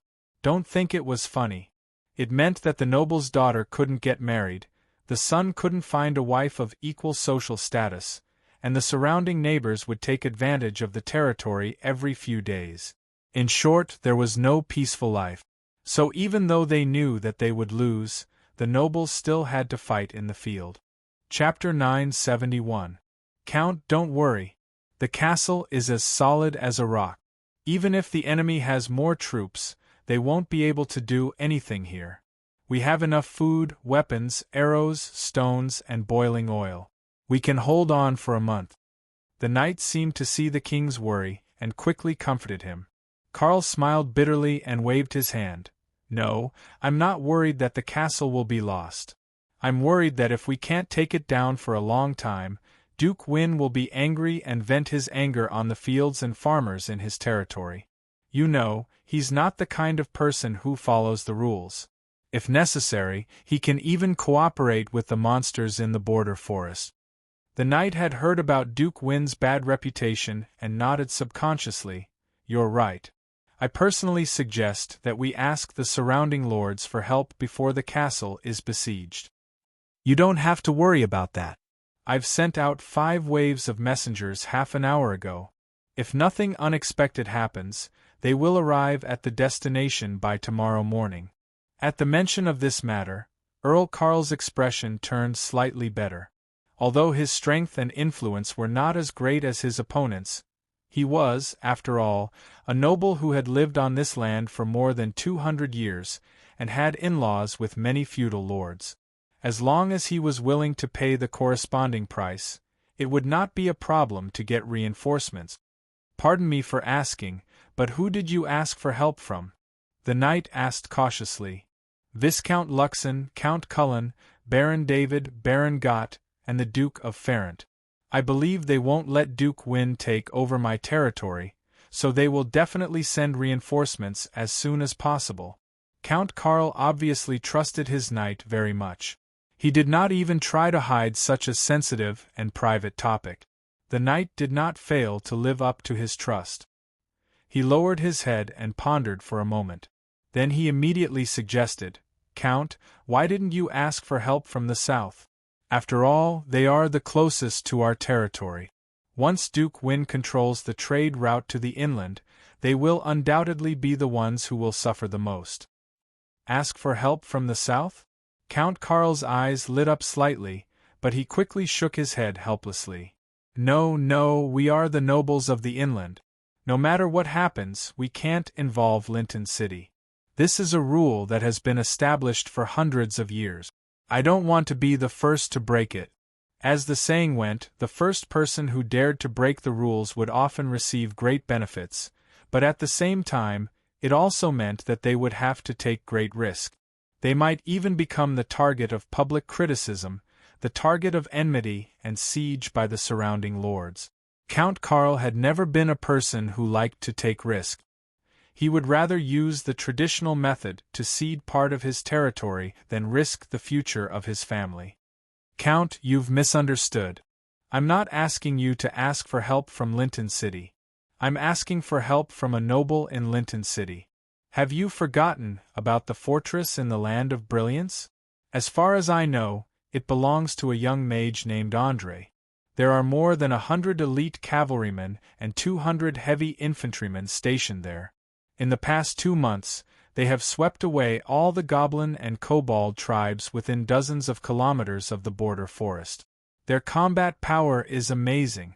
According to the tradition of not sending more than half of the army, The enemy's territory should have at least the same number of cavalrymen and infantrymen. Coupled with a small number of militia, our neighbor can easily pull up an army of thousands. Moreover, he is a mysterious spellcaster. His strength alone is enough to pose a serious threat to Duke Win. Most importantly, Duke Win will not let go of the fortress that stands on the transportation route. So, the two of them will have to fight no matter what. Why don't we make good use of it? Obviously, this 40-year-old knight was very smart. He took advantage of a small loophole. Although the inland nobles severely rejected the rich trade port of Linton City, they never rejected the noble class that ruled it. Some even maintained a very close relationship. Every few generations there would be a marriage alliance in order to strengthen the relationship between each other. To a certain extent there was nothing strange about this. It was just like in the Middle Ages of Europe, when two countries were at war with each other, the nobles still held banquets as they should, and those who should marry each other were not affected in the slightest. In any case, the noble class of the entire southern region was split from an ancient empire. Even if the bones were broken, the tendons were still connected. Count Karl was undoubtedly very interested in this proposal. He stroked the beard on his chin and thought for a few minutes. Soon, he nodded and agreed. What you said makes sense. Maybe we can make use of it a little. But for the sake of caution, we can't use words like asking for help. Why don't you find a few trustworthy people and bring my wife and daughter to meet this young man and test his attitude? Li Yundong said with a smile. Remember, tell others that he is going out to seek refuge. I believe that no one will find fault with this excuse. Seeing that his suggestion was accepted, the knight was overjoyed. He thumped his chest and said, Please rest assured, I will let my two sons personally escort them. I guarantee that there will be no accident. Very good. Make arrangements before the enemy arrives. Also, bring some gemstones. Mages are usually interested in these shiny things. After saying that, Count Karl patted the knight's shoulder lightly and walked towards the bedroom alone. He needed to say a few words to his wife before he left to ensure that he could get reinforcements as soon as possible. Because the faster the reinforcements came, the less damage the territory would suffer and the easier it would be to recover. If the war lasted for more than a month, then the wheat in the fields could not be harvested. Even if Duke Wayne could not take it away, he would burn it all. Although the nobles rarely killed each other in private wars, they would not be merciful in terms of destruction. Some of the fiercer nobles would even spend a large sum of money to sprinkle salt on their opponent's land, making it impossible for them to plant crops for a few years. Of course, not everyone could afford to do such a thing, but it would not be difficult to set a fire. 10 minutes later, a carriage escorted by 5 people slowly left the castle. It followed the path behind the forest and sped towards Tue's Valley. In the carriage, a young and beautiful mother was gently comforting her 13 or 14 years old daughter. Chapter 972. Baby, don't cry. Come to Mommy's arms. Count Karl's wife, Gloria, picked up her daughter who was wearing a blue dress and gently stroked her brown hair, trying to make this severely frightened little girl stop crying. But obviously, this strategy didn't have any effect. Especially the high-speed carriage, which made the girl frightened. She cried and shouted, Woo! I don't want to leave the castle. I want to go home. I want to go home. Don't make a fuss, Elena. Your father is in danger. The reason why he let you leave the castle is to protect you. Gloria tried to explain to her daughter why she left the castle in the middle of the night. It could be seen that she was like most of the noblewomen. She had no experience in taking care of children. Usually, a maid was responsible for taking care of children, so she didn't know what a child needed at this time. Hearing that her father was in danger, the girl called Elena didn't stop crying. Instead, she cried even more fiercely. In addition, the forest was particularly quiet at night. The crying spread very far and even caused echoes. The accompanying guard couldn't stand it anymore. He leaned on the window and reminded, madam, you better let the young lady calm down as soon as possible. Otherwise we will be exposed. You know that Duke Wyon's army is likely to be nearby. If we are discovered, Before he could finish his words, a crossbow arrow flew towards him and accurately pierced through his right eye. Instantly, this young man who was less than 25 years old fell from the horse. Blood spurted out and dyed the window glass red. Under the moonlight it looked so hideous and terrifying. Ah! The little girl, who was mentally unstable, let out a shrill scream. She turned around and wanted to open the door to escape. Fortunately, her mother reacted fast enough. She pulled her and hugged her tightly. The fully armed coachman shouted at the top of his lungs, "Enemy attack! Enemy attack! I saw a figure in the forest in front. We must turn around immediately. Everyone follow me. Stop these cavalry. By time for madam and the young lady to escape." Another guard drew his weapon and rushed towards the enemy's arrows. The rest of the guards did not hesitate to follow him. They were undoubtedly very loyal. Even though they knew that it was a dead end, they still did not turn back. In a short span of 10 seconds, they collided with the cavalry that rushed out from the opposite side of the forest. Everyone was doing their best to delay the enemy's pursuit. Unfortunately, the disparity in numbers was too obvious. In less than 3 to 5 minutes, all the guards were killed. The cavalry that followed closely behind the carriage didn't let go. From the badges on their armor, it was easy to recognize that they were the soldiers of Duke Wayne. It was common knowledge that a horse carriage could never be faster than a cavalry. Therefore, it did not take long for the distance between the two to close. Through the rear window, the pursuers could even see the panicked mother and daughter inside the carriage. With the help of the bright moonlight, one of the cavalrymen recognized the other party's identity and immediately laughed wildly. "Ha ha ha ha. Guys, we're going to catch a big fish. If I'm not mistaken, they must be Count Karl's wife and daughter. Awesome. Pay attention. Don't accidentally hurt the madam and the young lady. I believe that the Duke will be very happy to see them in his tent." Another cavalryman echoed loudly. In fact, because of the high price of equipment and horses, basically anyone who could become a cavalryman either had extraordinary skills or was the descendant of a small noble who did not have the right to inherit. They belonged to the reserve of the noble class. As long as they performed well in a certain war, they would immediately be promoted. Therefore, unlike the ordinary soldiers, they did not have the natural fear of the nobles. Just when these guys were happy and a little carried away, suddenly there was a whooshing sound in front of them. Before anyone could react, more than 10 people rolled off the back of their horses.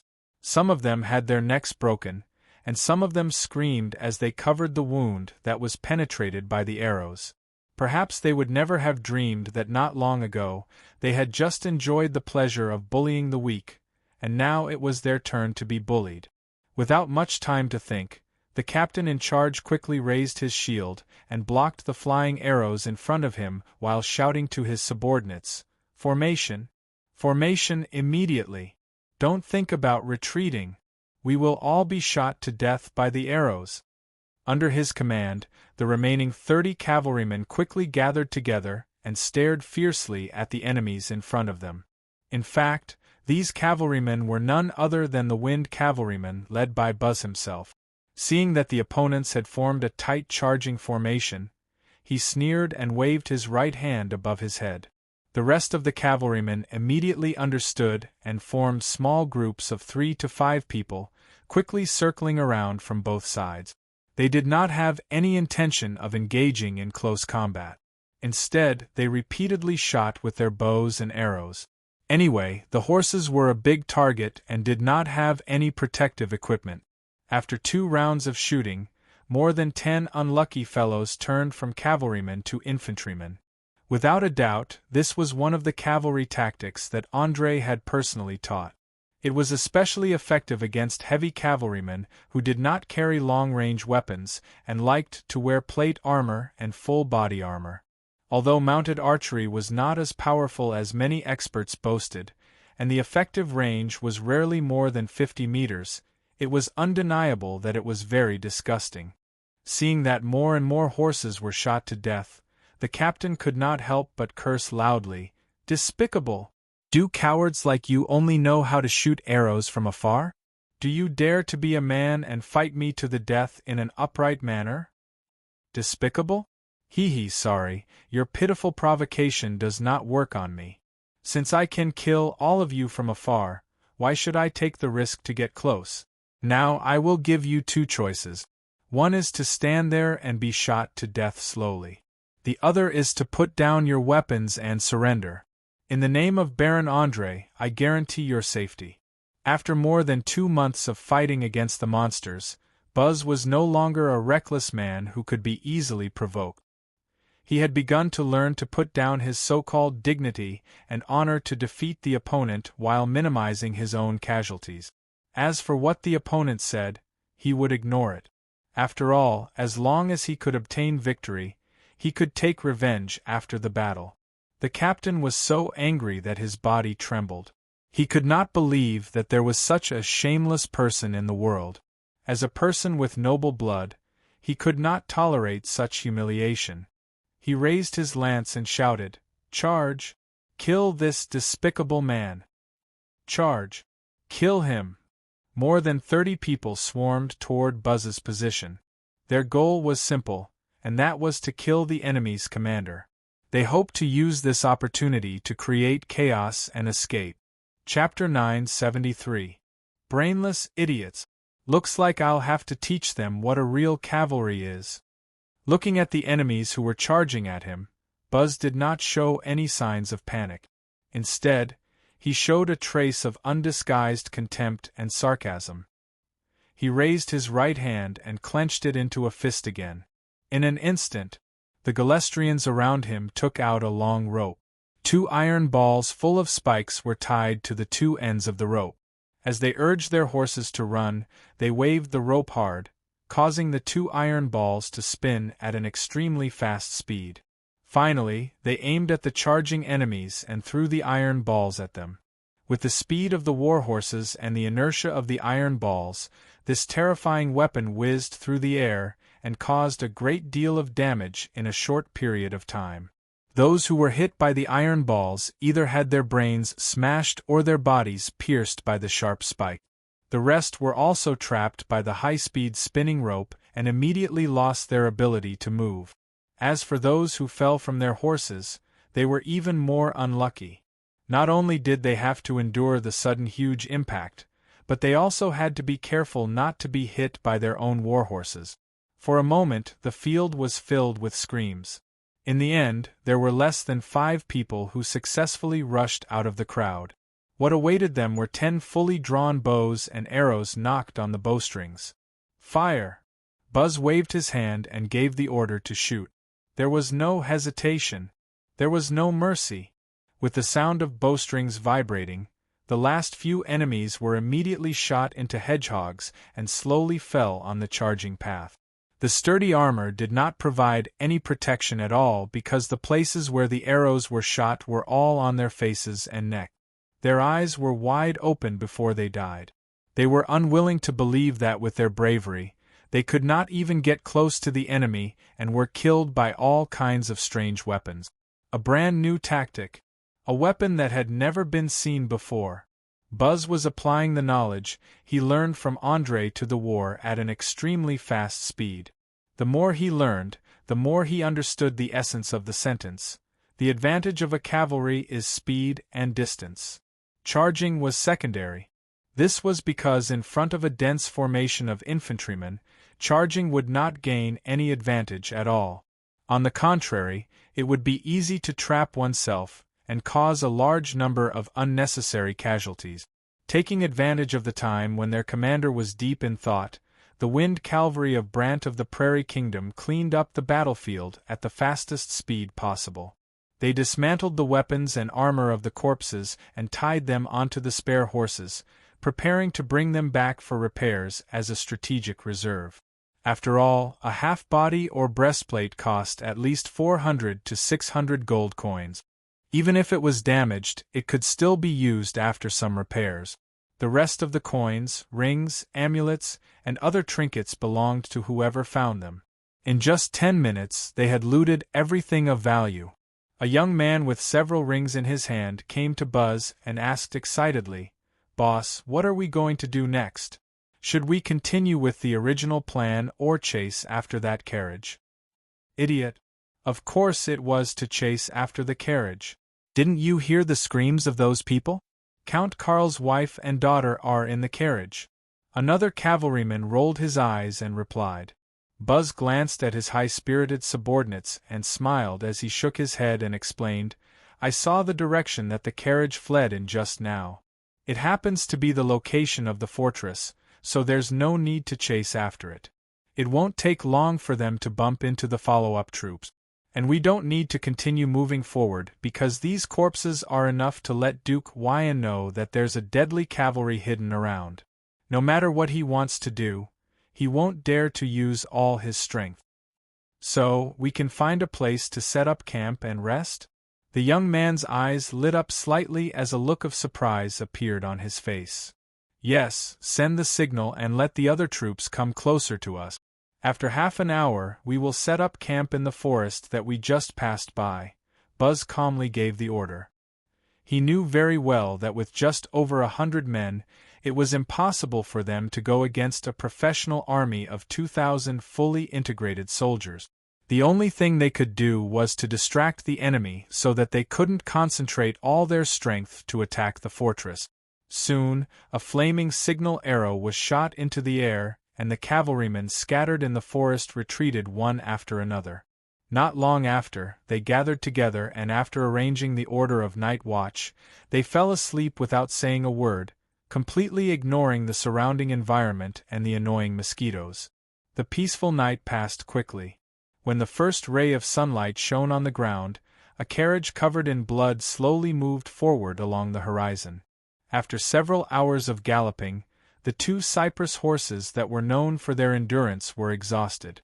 They no longer had the strength to run and could only drag the carriage forward slowly. Due to the hasty escape, the coachman didn't know where he was now and didn't know which direction was the right direction to go. He could only be cautious and vigilant against any beasts, monsters, or bandits that might appear at any time. The carriage was silent at this moment. The severely frightened girl was exhausted. She lay in her mother's arms and fell into a deep sleep. Occasionally, she would murmur something, but no one knew what she was saying. Gloria's expression was blank. She kept looking around with her eyes wide open. Even a wild rabbit that jumped out of the grass could make her tremble in fear. This young lady finally understood how terrible war was, especially when the dark red blood stains on the window reminded her how fragile her and her daughter's lives were. Just as these 3 frightened birds carefully entered the land of light, they suddenly heard the sound of horse hooves in the distance. Then, a row of cavalrymen quickly appeared on the horizon. Although the coachman wanted to turn the carriage around and hide, the Cyprus horses that had almost lost all their strength couldn't run at all. They could only stop in place and beg for the protection of the gods. 1 minute, 2 minutes, 5 minutes, seeing the fully armed cavalrymen getting closer and closer, Gloria felt that her heart was tangled together as if waiting for the judgment of fate. However, the cavalrymen didn't seem to care about the 2 carriages. They whistled past from both sides. Only one cavalryman stopped and shouted at the coachman, "No matter who you are, no matter where you come from, come with me right now." "Your Excellency, I'm Count Karl's servant. His wife and daughter are in the carriage. I ask you to treat them like nobles." Realizing that he couldn't avoid being captured, the coachman hurriedly reported his master's name, hoping to get some preferential treatment. Chapter 974. Just as Gloria and Elena were taken to the road to the fortress, Duke Wyan's army also arrived in front of Count Karl's castle. Without any hesitation, he ordered his men to surround the castle. At the same time, under the supervision of the army craftsmen, they began to cut down trees to build siege weapons. Looking at the panicked guards above the castle, Duke Wyon's face showed a trace of pride. He smiled and asked his confidant around him, "How long do we need to attack? You know, I can't wait to see my old friend Carl kneel in front of me and cry." "Sir, according to the calculations of the craftsman, it will take at least 2 days to build enough siege towers, battering rams, and catapults, and the soldiers just march through the night, so they need some time to rest." Although most of the noble's confidants were good at flattery, this one was obviously a special case. Not only did he not agree with the monarch, but he was like a lifeless old man, reporting a lot of data. It was simply boring to the extreme. However, Count Wyon was not angry. Instead, he laughed happily. "Ha ha ha ha! Ross, you still lack a sense of humor. Well, let poor Count Carl suffer for 2 more days. After 2 days, this castle will change owners." The middle-aged man called Ross was unmoved. He still reminded with a blank expression, "Sir, I advise you not to be too careless. Although the current situation is favorable to us, it doesn't mean that there are no worries. Maybe you don't know, but we sent a cavalry squad yesterday, and they haven't returned yet. If there is no accident, they must have been killed by someone. According to the saying that only cavalrymen can wipe out the cavalrymen, there is at least a group of 50 to 100 cavalrymen patrolling the area. They could attack our camp at any time. So from today onwards, we have to expand the patrol area to ensure that the siege weapons are not secretly destroyed." "What? You're saying that my men were killed? Did you find the bodies?" Duke Wyon's face suddenly changed. He frowned and asked. After all, although he had an army of 2,000, the number of cavalry was only about 250. Even if one of them died, he would be distressed for half a day, let alone a whole team. The inland nobles were not like the coastal city-states like Lincoln City, who could easily equip hundreds or even thousands of cavalrymen with the huge profits from trade. "My lord, these are just my personal speculations. I haven't found the corpse yet. However, we have lost contact with them for more than 6 hours. Either they have collectively deserted, or they have all been attacked and killed. Which do you think is more likely?" Ross pursed his lips and asked in a harsh tone. "Damn it. Looks like we're really in trouble. Expand the patrol area immediately, especially the siege weapons that are still under construction. Do not allow any problems to occur." After that, Duke Wyon didn't care whether his men heard him clearly or not. He hurried back to his tent. He pushed open the thick curtain and saw a half-orc warrior sitting on a chair, quietly reading a book called The Art of Commanding. It had to be said that this scene was a little strange because the Beastmen had always been one of the races that disliked reading the most. Compared to schemes and wisdom, they were more inclined to use violence to solve problems. Of course, this half-orc was none other than one of Loretta Boton's right-hand men, Cass, who had integrated all the monsters in the border forest. Seeing Duke Wyon come in, the half-orc warrior slowly closed the book in his hand, raised his head and asked, "Tell me, what happened that made you so nervous?" "It's the enemy. The mage you called Andre found out about my actions. He killed my whole cavalry last night." Duke Wyon roared at the top of his voice. He was obviously very angry, madly smashing the decorations and furnishings in the tent. His movements were that fast? Cass pretended to be surprised and raised his eyebrows. In fact, he had already been informed last night and knew how terrifying the Flaming Duke was. It would not be strange if he burned more than 2,000 soldiers to death by himself. Duke Wyon was quite dissatisfied with the half-orc's casual attitude. He slammed the table and shouted, "Damn it! I demand that you immediately fulfill the terms of the alliance. Unfortunately, our alliance will not take effect until next year. Not to mention that you have to conquer Count Carl's territory alone to prove your worth. You should know that I never work with losers." Cass did not even think about it and directly rejected the half-orc's request. In his eyes, the half-orc standing in front of him was just cannon fodder, a chess piece used to test the strength of the enemy. Once used, he could be discarded. There was no value in keeping him. Bastard! Aren't you afraid that I'll reveal your secret? Duke Wyan angrily threatened. He was not an idiot. He knew how dangerous it was to be an enemy of a member of the Magic Association in Lincoln City. A normal army would not be able to withstand the bombardment of powerful magic. Cass sneered and spread out his hands. Do as you wish. I'd like to see how many people will believe your word. Don't forget where you got the troops you have now and why those nobles support you. Without our help, it's hard to say whether you can defeat Earl Carl. So instead of venting your anger on me here, you might as well launch an attack quickly. According to my deduction, since the enemy has begun to appear, it means that your troops in the fortress are done for. If you don't move faster, it won't be long before you face the predicament of being attacked from both sides. Just you wait. One day I'll make you regret this.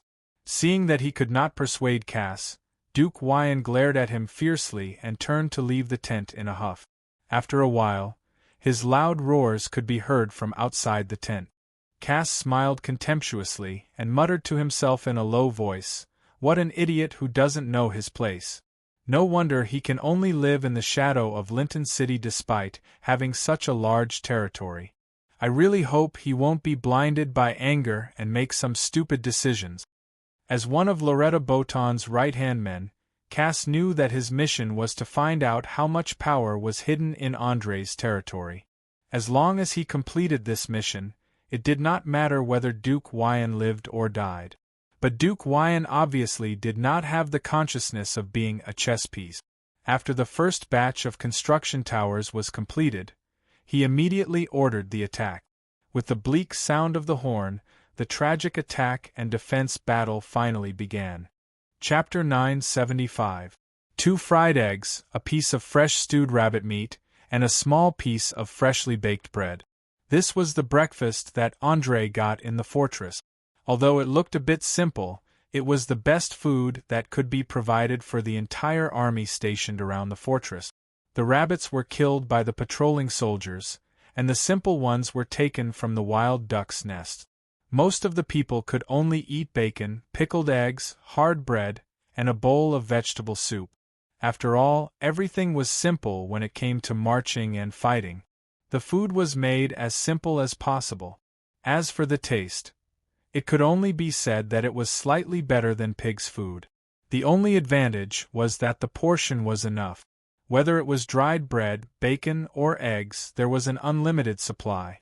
Just when Andre had just swallowed the 2 fried eggs and was about to eat the rabbit meat, he suddenly heard a series of footsteps outside the house, followed by a knock on the door. Bang! Bang! Bang! Report. Your Excellency! We found a suspicious carriage when we were patrolling this morning. The other party claimed to be Count Carl's servant, wife, and daughter. I've escorted them back. Do you have time to meet them now? Count Carl's wife and daughter. Andre obviously didn't expect his soldiers to bring such explosive news. He subconsciously put down the fork in his hand, allowing the delicious and juicy rabbit meat on the plate to escape. After thinking for a few seconds, he immediately said, "Bring them in. I happen to have time now." As soon as his voice fell, the rough wooden door was pushed open, and a fully armed cavalryman took 2 steps forward and bowed solemnly. He pointed at the 3 people behind him and introduced, "Sir, this man dressed as a coachman claims to be a servant, and the 2 ladies are the Count's family." After he finished speaking, he retreated to the side and silently waited for orders. Gloria was obviously very surprised by Andre's age. She almost couldn't believe that the boy in front of her, who was obviously underage, was actually her husband's target for help. For a moment, she was stunned and didn't know what to say. However, just when the young mother was hesitating, the young Elena's stomach suddenly grumbled. Her 2 big eyes stared straight at the rabbit meat and bread on the table. Without a doubt, after an entire night of torment, the girl's stomach was rumbling with hunger. Thus, the moment she saw food, she immediately couldn't control herself. If it wasn't for the strict aristocratic education that she had received since she was young, she might have already shouted that she was hungry. André, who had always been good at observing, noticed this. He pushed the rabbit meat and soft bread forward and said with a smile, "Beautiful lady, may I have the honor of inviting you to breakfast?"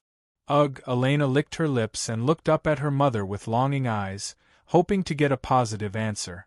No mother in the world was willing to see her child starve, so Gloria nodded without hesitation. After getting permission, the girl walked to the table and curtsied in a very ladylike manner. "Hello, I'm Count Karl's eldest daughter, Elena. It's a pleasure to have breakfast with you." It had to be said that it was a very interesting thing to see a cute little girl putting on an act. André stood up and returned the greeting. "Please sit down, Miss Elena. I'm sorry that I can't provide you with better food. Because this is a fortress that has just experienced a war, most of the food is pickled. Believe me, you won't like it." "It's okay. It's already good enough to have rabbit meat and fresh toast."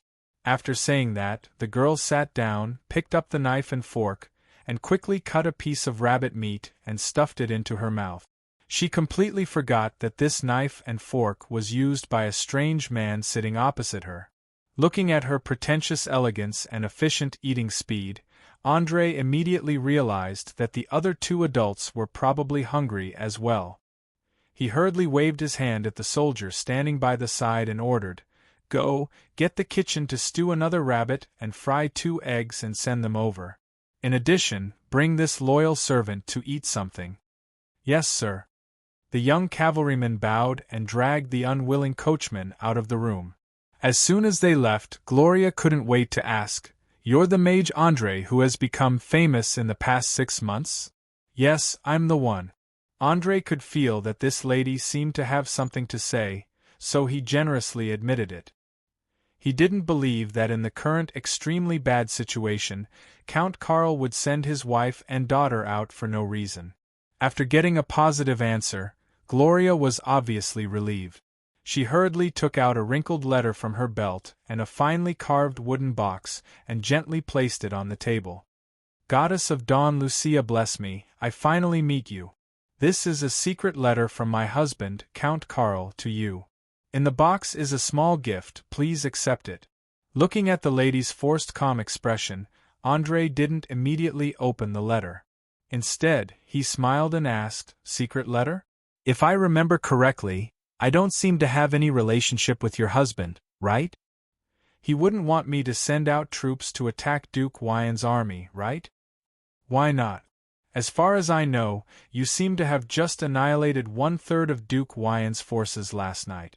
With his character, he will never give up. As the saying goes, the enemy of an enemy is a friend.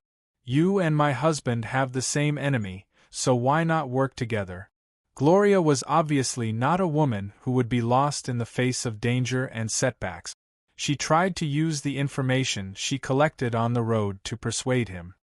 But unfortunately, André was also not the kind of person who would be swayed by a few words. He stood up and walked to the map hanging on the wall. He pointed at Count Karl's territory and said, "Madam, if I'm not wrong, Duke Wyon has probably led his army to surround your husband's castle. This also means that his territory is currently empty. There is no defensive force at all. Please give me a reason why I should take such a huge risk to rescue your husband instead of marching west to plunder the wealth of Duke Wyon's territory." There was nothing in the world that was priceless. Although André had long been prepared to set out to rescue his neighbor at any time. However, he didn't want the other party to think that his friendship was so cheap that he didn't have to pay a single price to be able to come and go as he pleased. Chapter 976. Humans were very strange creatures. Their standard for value was often not determined by the specific use of things, but by the difficulty of obtaining them. The more difficult it was to obtain something, the more precious it was to them. On the contrary, the easier it was to obtain something, the less they would cherish it. The most obvious example was when a man pursued a woman. No matter how gentle, considerate, and beautiful a woman was, as long as there were no difficulties or obstacles in the process of pursuing her, then the man who pursued her would not care too much. However, if a woman who wasn't considered pretty knew how to control the rhythm, make full use of her advantages, and stimulate the desire to conquer in a man's genes, then she would be able to firmly occupy the initiative in this game. Even if a man got her, he would take extra care of her, afraid that he would accidentally lose her again. It had to be said that this was a kind of downright sad. As a smart person, André would never let anyone feel that his good intentions were cheap, and he would not allow anyone to order him around. He wanted to let the noblewoman in front of him know the heavy price to pay, so he deliberately acted very impolite and did not give her a chance to close the distance between them. Obviously, it was the first time that Gloria participated in the interest negotiation between nobles, and she was a little unaccustomed to the confrontation of words. After hesitating for a while, she asked, "Then what do you want? Do you want to watch my husband's territory be annexed by Duke Wyan?" "Madam, you have to understand that there is a price to be paid for everything, just like how farmers give more than half of their harvest to the feudal lord in exchange for the feudal lord's protection. If you want me to help Earl Carl, then show some sincerity. I'm a pragmatist, and I don't like empty promises. Now tell me, what do you plan to use in exchange for my troops?" André's tone was neither sharp nor arrogant, as if he was talking about a trivial matter. However, he tore apart all the hypocritical parts of the negotiation and went straight to the core of the problem. Although he did not have much intention for the surrounding neighbors, he hoped to use this opportunity to expand his influence and slowly infiltrate through trade. In fact, so far, he had reached the limit in terms of land expansion. Whether it was the farmland in Tue's Valley or the pasture that was about to be opened with the fortress as the center, all of them required a large amount of labor. The gap would not be filled in for more than 10 years. Most of the time, the bigger the territory, the better. Instead, it was necessary to ensure the density of the population. Otherwise, it would be a waste to have an empty land without people. Gloria fell into silence because she didn't know what André wanted, but André knew what she wanted. From the very beginning of the negotiations, the two sides were not on equal footing, so it was inevitable that they would be passive. After hesitating for a while, the Countess finally could not hold back her anxiety. She carefully took out a scepter-shaped seal ring from her underwear. "This is the symbol of my husband's family's supreme power. Any treaty or document will take effect as soon as it is stamped. There is no need to worry about reneging on a debt in the future. How about it? Are you satisfied with this price?" Staring at the exquisite patterns on the ring, the corners of André's mouth curled up slightly. He smiled and nodded. "Yes, I am very satisfied. Since you've clearly expressed your sincerity, I won't waste any more words. The requirement is very simple. Count Karl must swear to be subordinate to me. Of course, this kind of subordination can be secret and not public. I don't need him to pay tribute every year, and I won't pry into the slightest bit of land. I just need to use his name as an inland noble to establish a social circle that can influence the surrounding feudal lord. As long as you can sign such a secret agreement with me, then I can immediately order the army to move out and completely defeat Duke Wyan. I can even help your husband to invade his territory." Why could the nobles stand in this world for thousands of years? The reason was very simple. In order to protect their own interests, they firmly grasped the power in their hands. The elements that maintained the power were those boring banquets, parties, hunting, and so on. This huge network of connections completely covered the commoners. Only those with noble blood or status were qualified to get the ticket to the game of power. As for the civilians, even if they caused a big commotion, it was only temporary. It wouldn't take long for them to completely disappear under the suppression of the nobles. In fact, Orier was the same as Earth. There had been many large-scale peasant uprisings, and some had even overthrown the regime at that time. But what happened in the end? Either they were attacked by the remaining nobles, or they were collectively beaten by the surrounding feudal countries until all the rebels were killed. It could be said that the nobles used bloody facts to tell every civilian how miserable the consequences of violating their interests were. So now many peasants who couldn't survive would rather escape into the mountains and become bandits than play any tricks to overthrow the nobles' rule. The longer André dealt with the nobles, the more he could deeply understand the hidden rules under the feudal system, especially those seemingly useless marriages and alliances, which were completely another form of war. Now he intended to expand his influence and control. Coupled with the gap between the inland nobles and the coastal nobles, it was necessary to support a chess piece. Gloria didn't expect the conditions to be so loose at all. She asked in disbelief, "Really? Is this the only one?" André pretended to be free and easy and said, "Yes, madam, there is no other request." "Well, what are you waiting for? Quickly take out a pen and paper and let us sign the terms." Gloria seemed to be a little impatient. She wanted to bring the reinforcements back as soon as possible. She was afraid that there would be unexpected changes as time passed. Anyway, in her eyes, such a private subordinate relationship was nothing. As long as she could keep her territory and title, it didn't matter even if she completely became a vassal. As a mage, André would always bring a quill, parchment, and ink with him wherever he went. In just a few minutes, he had already written down the relevant terms and conditions on the parchment. After confirming that there were no problems, Gloria dripped a few drops of wax on it and then stamped her husband's seal. As soon as all this was done, she immediately asked eagerly, "Now that you have what you want, when can we start marching?" "Anytime, but I personally suggest that you leave after breakfast. After all, on the march, I'm afraid it will be difficult to eat fresh fried eggs and rabbit meat." After saying that, André smiled and rolled up the parchment and put it in his waist bag. With this secret agreement with the family seal, he could hold Count Karl in the palm of his hand. If Count Karl dared to do anything, he only needed to publicize the content. He didn't even need to do anything himself. The inland nobles who hated Linton City would skin Count Karl alive.